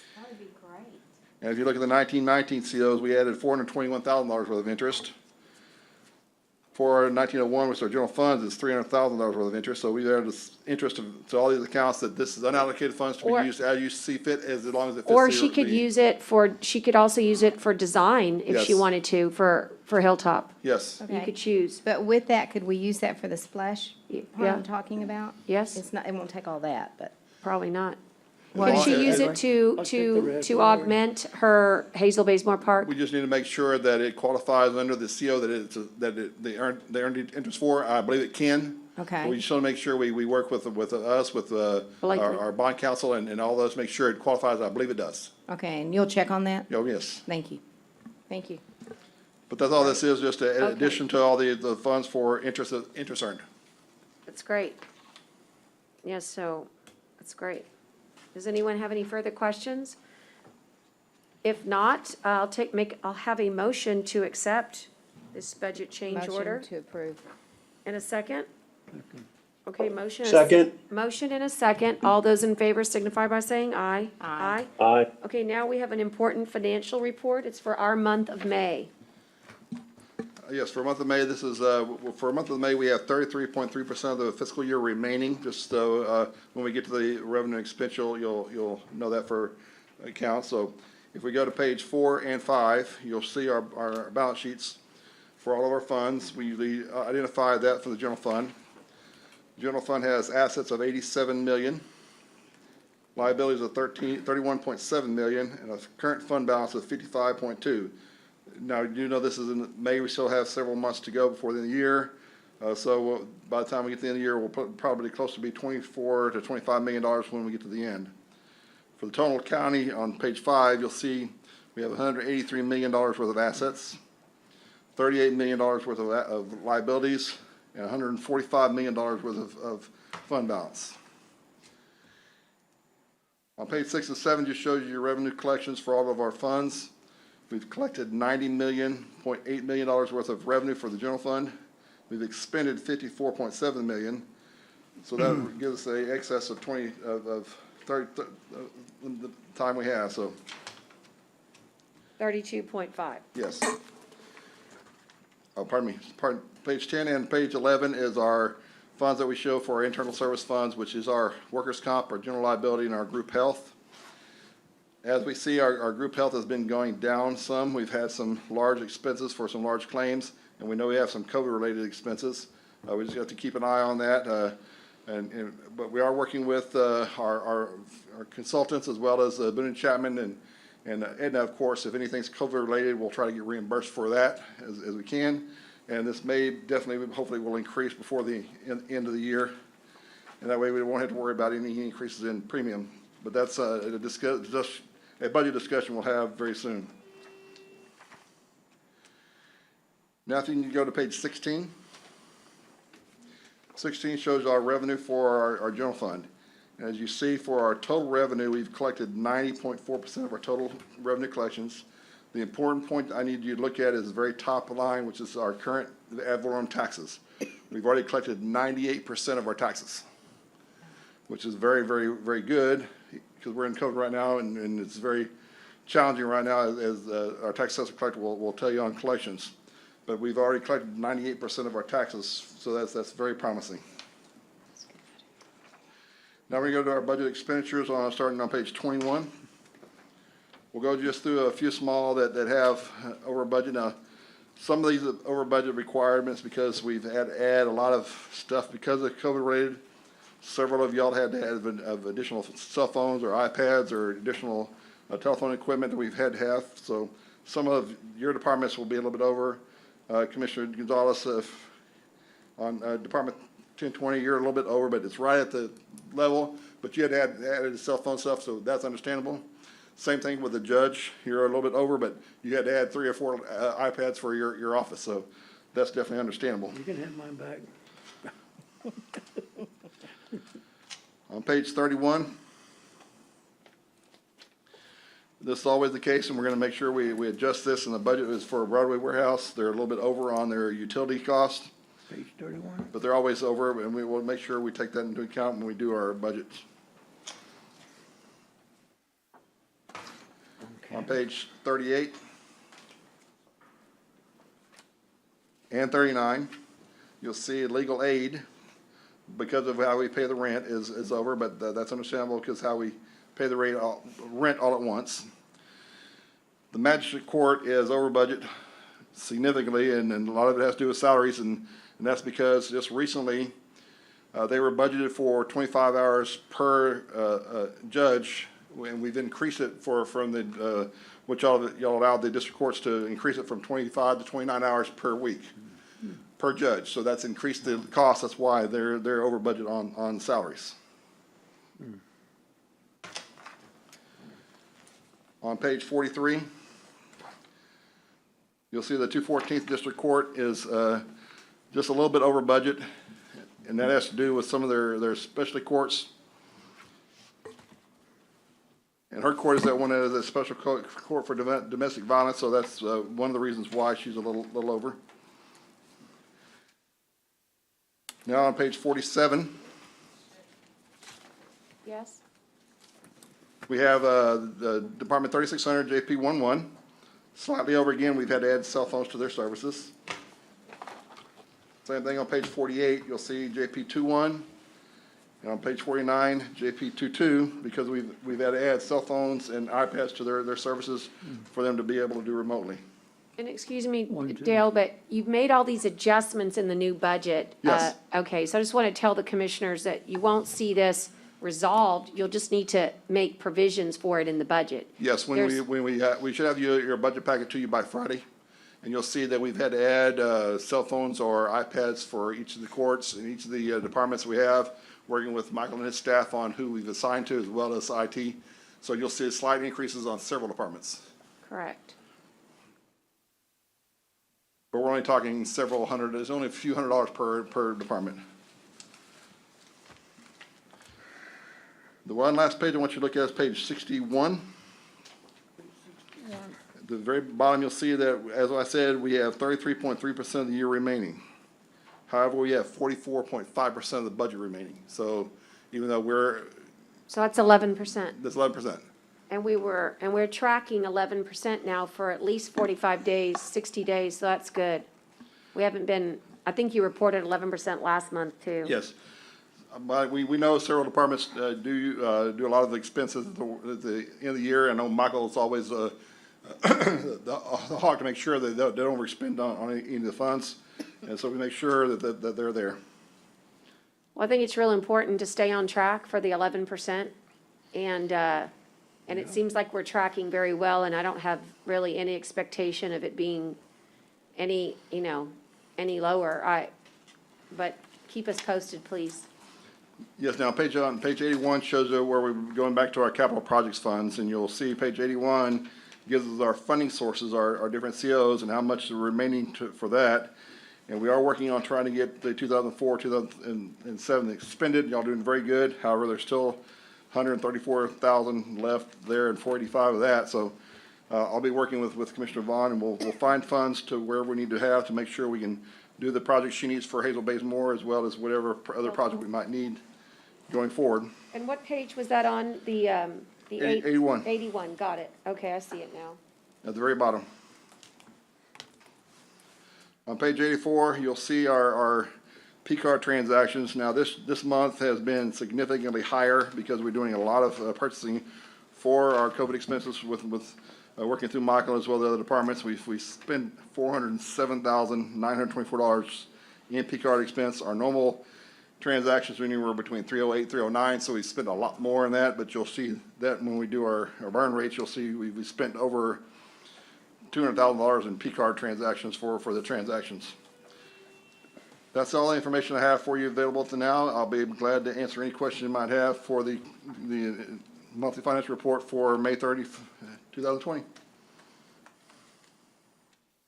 Dale, I have a question on page 39 of your report. You were mentioning the magistrate and how the amount of hours were increased. Yes. For the magistrate. And I'm trying to recall, I guess that was in response to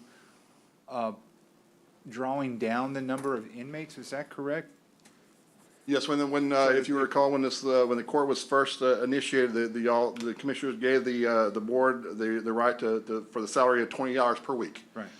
Several years ago, it was increased to 25 hours to try to reduce the population of the jail. The board just recently came to y'all a month or two ago, saying because there's still a large inflow, a number of prisoners going in there, we want to reduce that, so they've increased the hourly rate from 25 to 29 hours per week for that, to keep them below the threshold or that we required to offer them benefits. And that was not that long ago, and the board brought the request to y'all. All right. Thank you.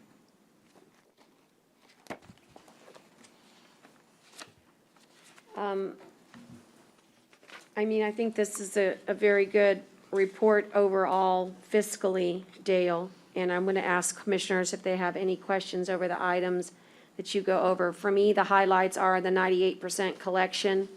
Given a very tough year, our collection rate is still very excellent. I am watching, like you are, the health insurance because of the large claims that we've had this year and simply because of COVID. But luckily, we're still ahead, not behind, with a few more months left to go. It's still daunting, but anyway, that's a highlight for me. And then the other thing is the fact that we're doing a much better job of maintaining and managing our COs and looking for the projects that need to be done.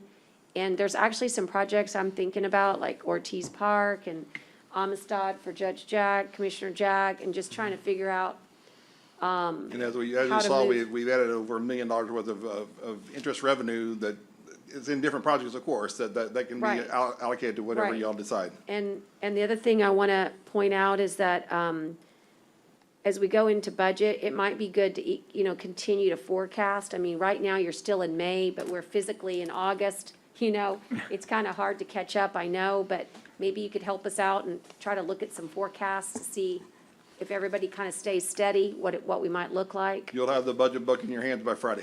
Awesome. And it's showing if the estimates hold true, we should see a 1.5 million increase in reserves. That's awesome. And the other thing I want to say is that, and I didn't know this when I talked to you earlier in the week, but given our item that we talked about on number 1 on the general land office, them tackling the debris removal versus us having to pay for it and getting reimbursed is, as they say, huge. Yes. And so I don't know, other than debris removal, what our other big, obviously we've got Jacobs, the underwater inspections are going to be important to get forth of the court, Tyner.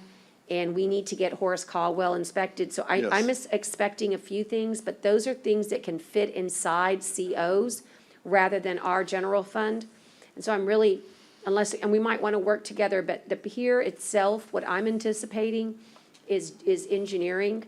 And that's all I can think of at this moment for their fiscal year. Well, we might see it, like you said, we definitely have certificate obligations to be able to pay for the underwater inspection of both piers. But however, if we know it's because of Hurricane Hana, we may be able to submit it as a reimbursement. We might, yeah. So that's something we need to consider reimbursement as well to cover that. I think that's really smart because, but for Hannah, we wouldn't be doing the underwater inspection again. Exactly.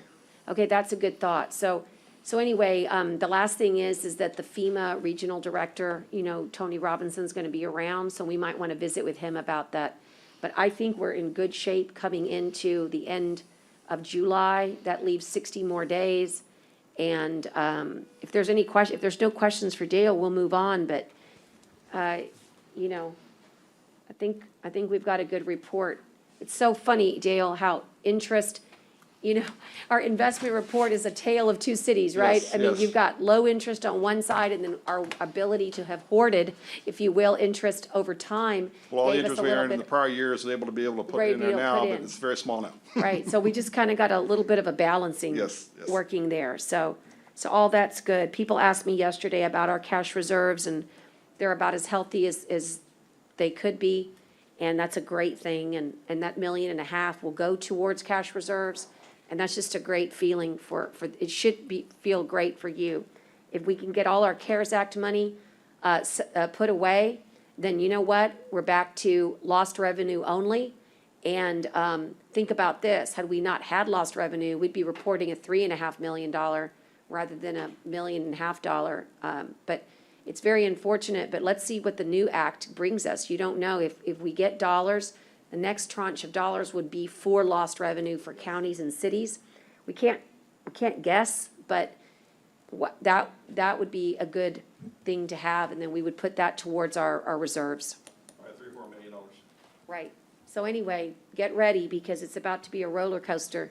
But I think if all goes well, don't ask me how, but the good Lord has smiled upon us and we've gone through a lot and we've just, so far, I mean, we keep swimming. I can't even figure it out, how so much tragedy and we're still doing good. And I just want to thank everybody because this report is a result of all departments buckling down, getting, only asking for what it is that makes sense during COVID and not more. And it's very, very good. And as a result, we have something that the city doesn't have, which is a profit. So, okay, where are we going from here? We've got Julie, just a few more items. We have no executive session, so just so you guys know. Julie's got an item, and it has to do with civil service, and she's available, I think, on the line. Go ahead, Julie. It has to do with the accumulation of employee Hello? vacation time. Hey, Julie, this came up. I'm interested in changing Go ahead. our policy 4.21, and I've had several inquiries, and I know this has come up for the past 3 years, on the maximum limit of vacation hours that an employee is entitled to have. And it's always been 240 for our policy. However, when Hurricane Harvey hit, it was right in August, and so several people weren't able to take their vacation time. So that was one of the first times that we waived this policy and we did away with that 240 hours. I know it was brought up again last year, and I don't think we brought it to court in time. So of course with COVID and hurricane season again, also bringing it back to the court, but this time I would like to change it for good, that we don't have a cap on it.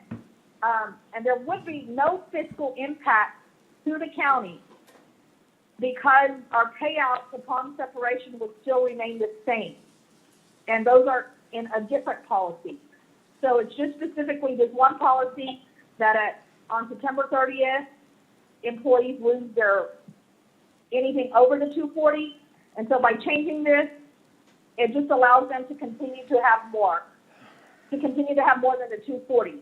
And they'll just have to be able to manage their time off, hopefully in the next year, with their managers to be able to take the time off. And so this will just continue that they're able to take their time off at a later date and not be so rushed to take vacation time by September 30th of this year. Hey, Julie, So I'm recommending that we go ahead and change it. And like I said, there is no fiscal impact. Julie, there's a Thank you. question for you. Hang on, please. Go ahead. I rather table this for something later. I think Dale, unless you can really explain to us the pros and the cons. We've gone through this before. The reason there's a cap of 240 hours, we want people to take vacations.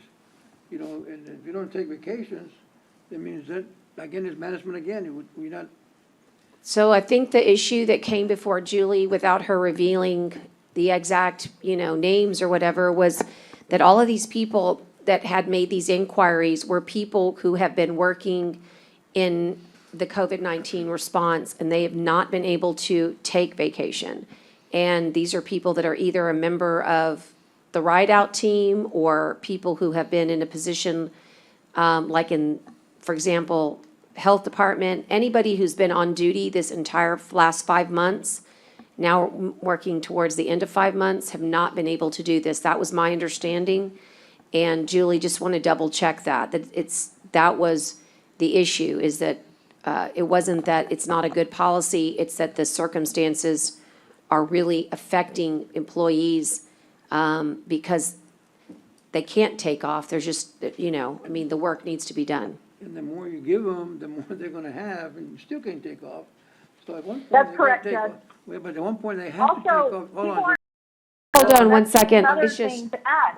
I don't People aren't think, traveling, Hold on. so they're not taking their vacation time. right, Commissioner, And it's not just for that reason, but as the sheriff told you earlier, their employees are having to go in overtime and double time the work in the jail because they can't allow people to be off right now.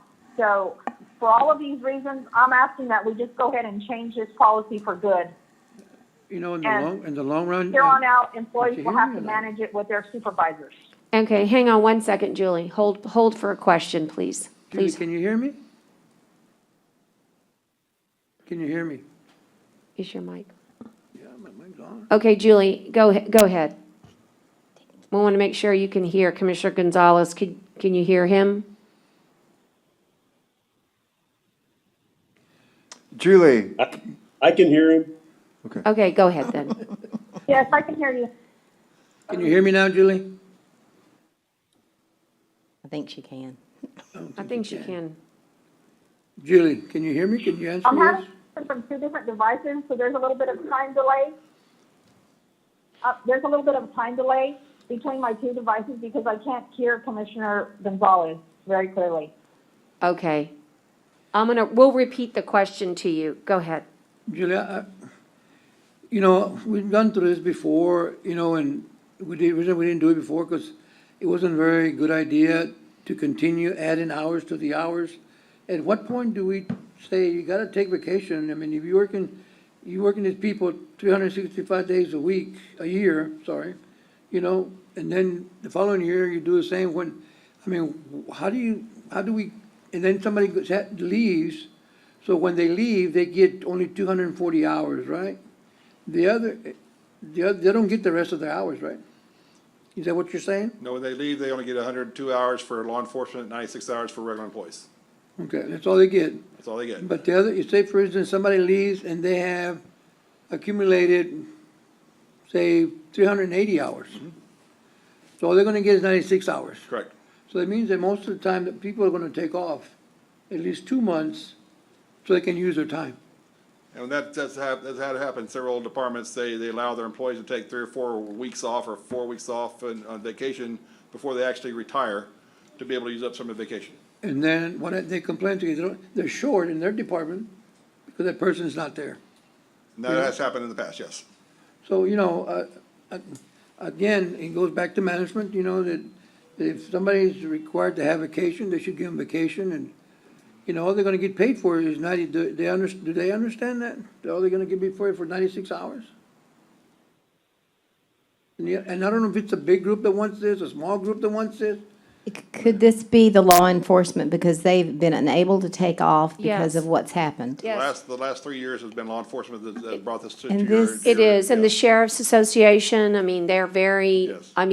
this is definitely law enforcement, but it's other departments as well. But it's Nowadays, all, yes. but the answer, I think, to the question is, you know, why are we doing this or how are we gonna, I think the answer is that a pandemic creates different circumstances, and these folks cannot leave. And we need to make adjustments for that. If you don't want to make it permanent, maybe that's for another day, but I think that it's definitely needed this fiscal year because, they haven't been able to do what normally is given to them, But they're and they've earned it. But they are getting the overtime though, right? I mean, Well, like Julie said, there's really not a fiscal impact unless you said, Commissioner, they take multiple weeks off before leaving, then that would be a fiscal impact because they're not here and their position's vacant. Well, Someone else has to do the job. This changes it forever, though. I agree with you, Judge, on this year. I'm just a little You have to concerned do over it changing this it year. forever. Julie, can we make this policy for the next, what would be your recommendation if we wanted to tackle it for this issue and then maybe look at it again when there's more normal circumstances? We definitely can do that, Judge. Okay, what would be your recommendation for the next?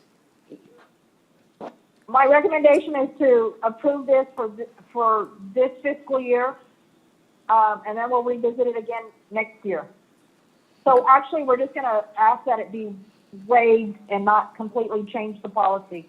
Okay, If that's what I'm and hearing from you all. Belinda wants to weigh in on giving us guidance on how this can be achieved. Hang on one second, Julie. Belinda? I like that. I think in the past what y'all done is y'all just suspended it for this year. Okay, so We can bring it back with that language. she's going to bring it back as a suspension for this year. And that will need to be done for October 1st. And it needs to be done before October 1st, Julie. So she's going to work with you to get that suspension. Is it like an amendment to the policy or something like that? No, y'all are just choosing not to enforce. Oh, that okay. for this year. But does it need to be brought as an action item? Okay, so it's going to come on next court, Julie, and you'll work with the county attorney's office on the language. And that way we can have the court at least vote on whether to suspend it for 1 year. Is that more amenable to everybody? I just think with the circumstances this year, you have to do it this year. I mean, there's no way they could have taken vacation, the law enforcement. I can wait this year, but not for permanently, man. I mean. No, I'm saying for this year. Well, I think you can, And then you look at every year. as they say, cross the next bridge when you get to the next bridge. Right now, let's walk over this one. And I like that Dale give us some input as far as Dale on some of the pros and the cons on this, I mean. Well, but he did say there was no fiscal impact. That's a pretty big pro. Well, no, but I mean, there's gotta be some physical impact. Well, like Well- I said before, if someone uses, like it takes 5 weeks off of It's vacation physical. and leaves a position vacant, then there's a fiscal impact that you have to fill that position, whether you're a temporary or something else. Okay. Right. So if they're gonna do that, they can't fill it. I will tell you that most people want to take vacation, okay? Most people do. So you're not talking about everybody. You're talking about the people that, for whatever reason, the work environment didn't allow it. I mean, it's really just, we get choices on how to be, what kind of employers we want to be. And the people that want to work for you are the people that, that at least look to you to make the decisions that help them out when they're in need. I mean, if they're hurting, you want to help. I agree with you, Judge, 100%, but we can't be hopping either. We can't be For what? Changing policies all the time, just because we got a handful of people that are not happy. I mean, Well, but it's not about being happy. It No, really is about a pandemic. But but if you only have 10 complaining out of 1,200, I mean, Well, I've learned that most people don't have the courage to speak up because they're afraid that nothing will change, and so they look for us to speak for them. And even if I had one person, if I thought it was right for everybody, I would definitely do it. But I agree, most people want to take vacation. Julie's last point was that people are really not traveling. I didn't travel this summer, probably first time in, I can't remember when. In fact, our travel budget is the only thing that's been helped in COVID-19 because nobody's gone anywhere. But having said that, I'm happy to have Dale bring analysis, but I think that what sounds like the will of the court is, do you think we should we maybe make a motion to have the county attorney bring back on another agenda the supplemental, just the policy to suspend, the policy to suspend? Okay, Julie, that's your job then for next court. August 5th, you'll have to bring us a suspension, an opportunity for the court to act on a policy to suspend for this fiscal year. Fair enough? Okay, I will. Okay. Yes. Okay. Thank you. Thank you. In that case, the result of number 1 is really just to table. So I'll take the motion to table. Table. And I'll second it, and we'll table it to August 5th. And all those in favor signify by saying aye. Aye. Aye. Okay, sorry, Chesney, what did you say? Aye. Aye, okay. It was broken up. Okay. Sorry. It is broken up. So, You hear that, Brent? how come he laughs at him? His jokes. Okay, executive session is not needed at this time. And, so we're gonna move into closing this, event, which was this Commissioners Court meeting. And we actually, just as a reminder, have a special commission meeting, and it's posted for Tyner. Would you give us the details? We have a special meeting to extend your disaster declaration. Correct. And it's Friday at 10 a.m. Okay, Friday at 10 a.m. And so just for the public, we're going to have a special meeting. It will be very short because there's one item. Is that correct? That's correct. Be very short, and we just need a quorum. And commissioners, the purpose of that is to extend the disaster declaration. That's required by the statute. And it has been posted as a Zoom meeting. In So case if you you don't want to Come in. physically come here, you can show up by your phone or other device. And that's 10 a.m. 10 a.m. Okay, awesome. Okay, so with that, we can adjourn in memory, and I'll ask Carolyn if you have anybody. John, Yes, Judge, I do. Okay, I have great. a few, actually. A few, They're all and- COVID. COVID. And then Unfortunately. Commissioner Chesney, will you have some? Yes, ma'am. Okay, all right, we'll start with Commissioner Modis, and then we'll move to you, and then we'll ask Commissioner Gonzalez if he has some. He does. Okay, let's go, we'll start. So the first is Tammy Rodriguez Romack. She passed away about a week and a half ago from COVID. She's a lifelong resident here in Nueces County in Corpus Christi. She worked for the city of Corpus Christi in their senior cares program. We were members of the same church all my life. I've known her being there.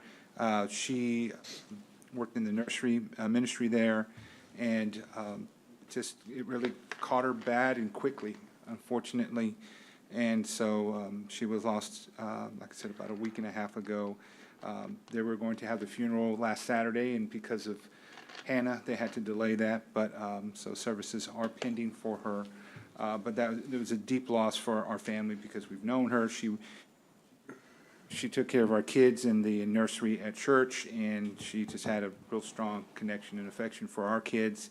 And so we are thankful for the life that she had, and truly miss her, and condolences to her husband, her sister, and their entire family and friends on the loss of Tammy.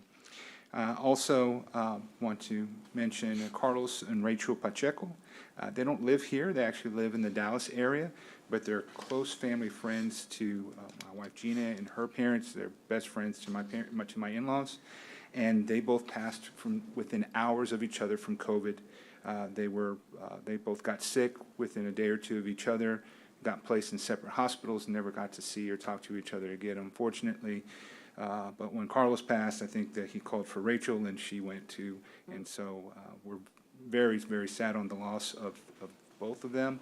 And of course, our condolences to their families. And it just reminds you just how they went to a family event and just thought it was going to be just something simple, and it caught them. And unfortunately, we've heard this story over and over, and we have local examples of couples who have been lost and family members who've been taken quickly.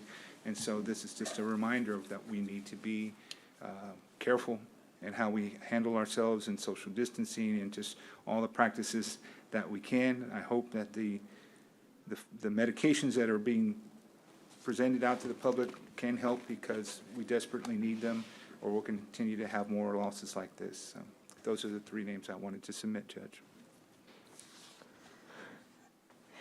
It's like The Notebook. So sad. Commissioner Chesney? Thank you, Judge. I appreciate the opportunity. Obviously, we heard from Dr. Reddy this morning about Dr. Guzman, and certainly wanted to put his name in as someone to close in memory of today. He was a great caregiver, and if you saw some of the tributes to him on Facebook, it was quite apparent that he touched many, many lives in this community. Also, Colin Sykes, many of you, I know John remembers Colin Sykes from our city council days. He passed away peacefully at his home in Corpus Christi the morning of July 5th, survived by his 3 daughters, 2 son-in-laws, 4 grandchildren, 6 great-grandchildren. And, he was a very active member of our community and a well-spoken, well-educated, good man, and our condolences to his family. Also wanted to extend our condolences to Jenny Crone, who used to work, obviously, for the county attorney's office. Her father, Cyril Thomas Crone, passed away on June 27th, and I did not think we had recognized him yet, so I wanted to make sure. He was a wonderful man and was a great advocate in this community, and was wanted to make sure that we pass on our condolences to Jenny and her family for the loss of her father.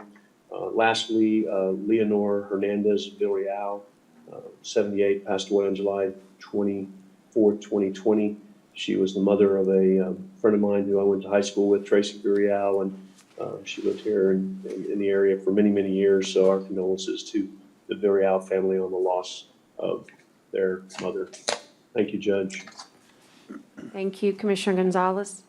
Tomasa Santos of Robstown passed away on July 13th. He probably served in our country. It's Tomas Santos, I'm sorry. Tomas Santos of Robstown passed away on July 13th. He probably served our country in the United States Army during Vietnam era. He was employed with Nueces County at the jail for 15 years. He was a brother-in-law of Sandra Santos, my assistant. My condolences and prayers go out to the family. And also related to our Community Service Assistant Director, Marcy Santos. Ben Bonilla, he is the father of Ben Jr. Bonilla, and also brother of Tony Rubin, and I forget the other brother's name, but Tony Rubin and Willie. Willie, there you go. And Willie, he passed away last week. Also was a COVID patient. And Ben, if you ever saw Ben, he always had a cigar in his mouth. Never smoked it, but he always had a cigar in his mouth. And he was a different kind of guy. He was a great guy, a lot of fun, a lot of jokes. So we'll be missed by the family, and condolences and prayers go out to the family. Also, one special guy that I kind of knew and I was really honored to know, and he was Oscar Martinez. Oscar Martinez was known as El Tejano Enamorado and El Gallo Copetón. He had the Oscar Martinez Band Orchestra for a long time, and he acquired from pneumonia, according to the family. He was 86 years old, and he made it to the Tejano Music Hall of Fame inductee. So his music will continue to go on forever, and he made some real good songs and good CDs. So our condolences and prayers go out to the Martinez family, and we'll be remembered forever with his music. And I think that's it. Judge. Okay, I'm trying to pull up the, I've got it right here. I was just trying to get, yeah, can I? Thank you. I've got so many here. First, let me start off with, maybe commissioners, you remember a few weeks ago, we did a resolution for Gary Bushell, who was our representative on I-69 and the Alliance, but really anybody who grew up here in the Coastal Bend knew Gary as an active member of every great cause. He represented us in the legislature as a consultant at the federal level. I think he was Senator Lloyd Benson, Treasury Secretary Lloyd Benson's chief of staff at one point. But he's been involved with the chamber and the port and, just every major political entity. And we recognized him as he needed to get off the I-69 Alliance serving, and he passed away on July 15th. And so I'd like to read his Obituary. He passed away as a result of complications from a spinal cord injury, which occurred in a fall in December. And he was 78 years old, and he graduated from Austin High and UT Austin for undergraduate and UT Law School.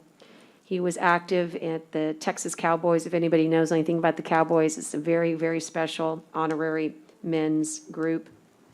And he was married for 54 years. He was a Marine, Commissioner. He was a Marine. And he was trained as an infantry officer, and he was a judge advocate general, which is a very big deal. He was in the JAG Corps. He served in Vietnam. He was a defense attorney, a prosecutor, a military judge.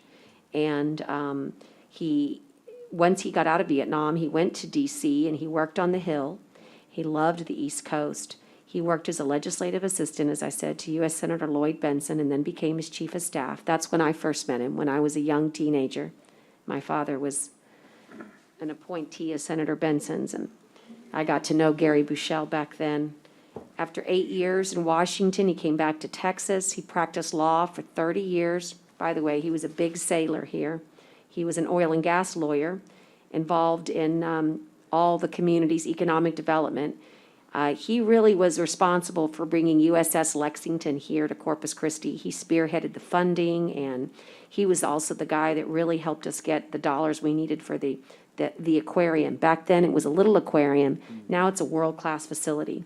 He was also in charge of the Spain's reproductions of La Niña, La Pinta, La Santa Maria for the quincentenary. And he helped get the seeds of change from the Smithsonian Institution. The guy was just phenomenal and always behind the scenes. He wrote a book called A Marine's Lawyer's Journey. And I've never read that book, and we should get that book. And anyway, he's survived by his wife and some wonderful family members. And he just a very special person. And so I just wanted to let you all know that shortly after we did that resolution, he passed away. And Tyner's going to help me get something very nice to his family. I also wanted to recognize that yesterday, a member of Clayburgh County Commissioner's Court died. His name was Zaragoza Salinas, but everybody knew him as Shorty. And it was very painful for me because Judge Madrid had called me the night that he got very ill, and his wife called him, and he came to Corpus Christi for treatment. And yesterday he passed away. And so I don't have his obituary, but I just wanted to send condolences. You know, can you imagine a member of our court? I can't even imagine that. I don't care how much we fuss and argue and fight, and I just can't say this enough. Please, I want everyone to take great care of themselves. I mean, it's just unbelievable. He was actually, I think he had just gotten on the court. I think he's very new to the court. So, but what I read in the paper was it said, Judge Madrid said, he was an amazing individual and a true friend to us all. So if you get a chance and you know Judge Madrid, give him a little text and let him know that Nueces is thinking about Clayburgh tonight.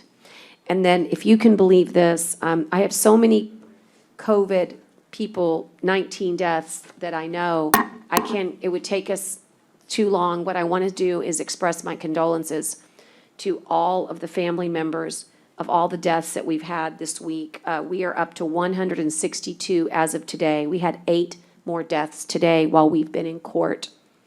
And it just weighs so heavy on my heart. But in the middle of right when Dale was finishing, or right when we were at the end, I got a text that a dear friend of mine named Annalise Vela, who was a counselor at Ray High School and counseled all 5 of my children there. I truly believe that all of them were better because of her, and she helped them with all of their dreams and their abilities to get to the best colleges in our country. If it hadn't been for her, as a single mom, I'm not sure what I would have done at Ray High School. But I think the worst part for me is that I hate COVID-19 so much. I hate it because it takes away people that we love. I hate it that since COVID-19's come in, I really think this court has been really just more acrimonious with one another than we were before. And I hate COVID-19 because it keeps me so busy that I can't even think straight sometimes. Because yesterday, Annalise Vela texted me, and I didn't get to text her back. And I can't believe that she was thinking of me yesterday, and I was too damn busy to just say what I really wanted to say. So I just wrote her a second ago, and I'd like to read, because I don't have her obituary, but she was a PhD. She had worked all through Ray High School to get her doctorate. And she wrote this to me yesterday morning. I hadn't heard from her, by the way, since the night I won the election. But I had kept in touch with her just through mutual friends. She had moved away to San Antonio. She writes, "Hi, Barbara. Heard your name on NPR this morning. I think you have a very tough job, but I want you to know that you're fantastic at it. And I've heard nothing but great things. I'm praying for you and as a leader, and I'm praying for all of those in Corpus Christi suffering at the hands of the two crazy ladies, Corona and Hannah. Anyway, I hope the kids are well and thriving, and God bless you for taking on the hard jobs. Just know someone is thinking about you from San Antonio and wishing you the best. Take care of yourself because we need you." I wish I had told her back, take care of yourself. She died this afternoon of a heart attack. She was at least a decade younger than I was. I'm just flabbergasted at how just death surrounds us. And I would just ask that everybody do their very best to try to be more understanding of everybody. Try to be a little bit more loving. Try to be a little bit more just compassionate to your fellow man and employee and everything. And it's okay to disagree, but just know this. The real perpetrator here is COVID-19. The rest of us, well, we're just doing the best we can. And we're not perfect, and we're going to make mistakes. And leadership is about going out on that limb and doing what is harder than anybody else probably can realize. And so we're all leaders here on this court, and I would just ask that we try our best to at least end our day better than maybe how we started it, which is grateful that we're serving with one another and that we're all in good health, and that we need to support one another in the endeavors that are really meant for the common good. And so I thank you, and I'm not going to be doing the press briefing today. I don't want you to worry about that, but every once in a while, I think that that we need to take a breath. And I'm going to take a breath today. If you'd like to know, the cases for today were 259. That's more than yesterday and more the day before that.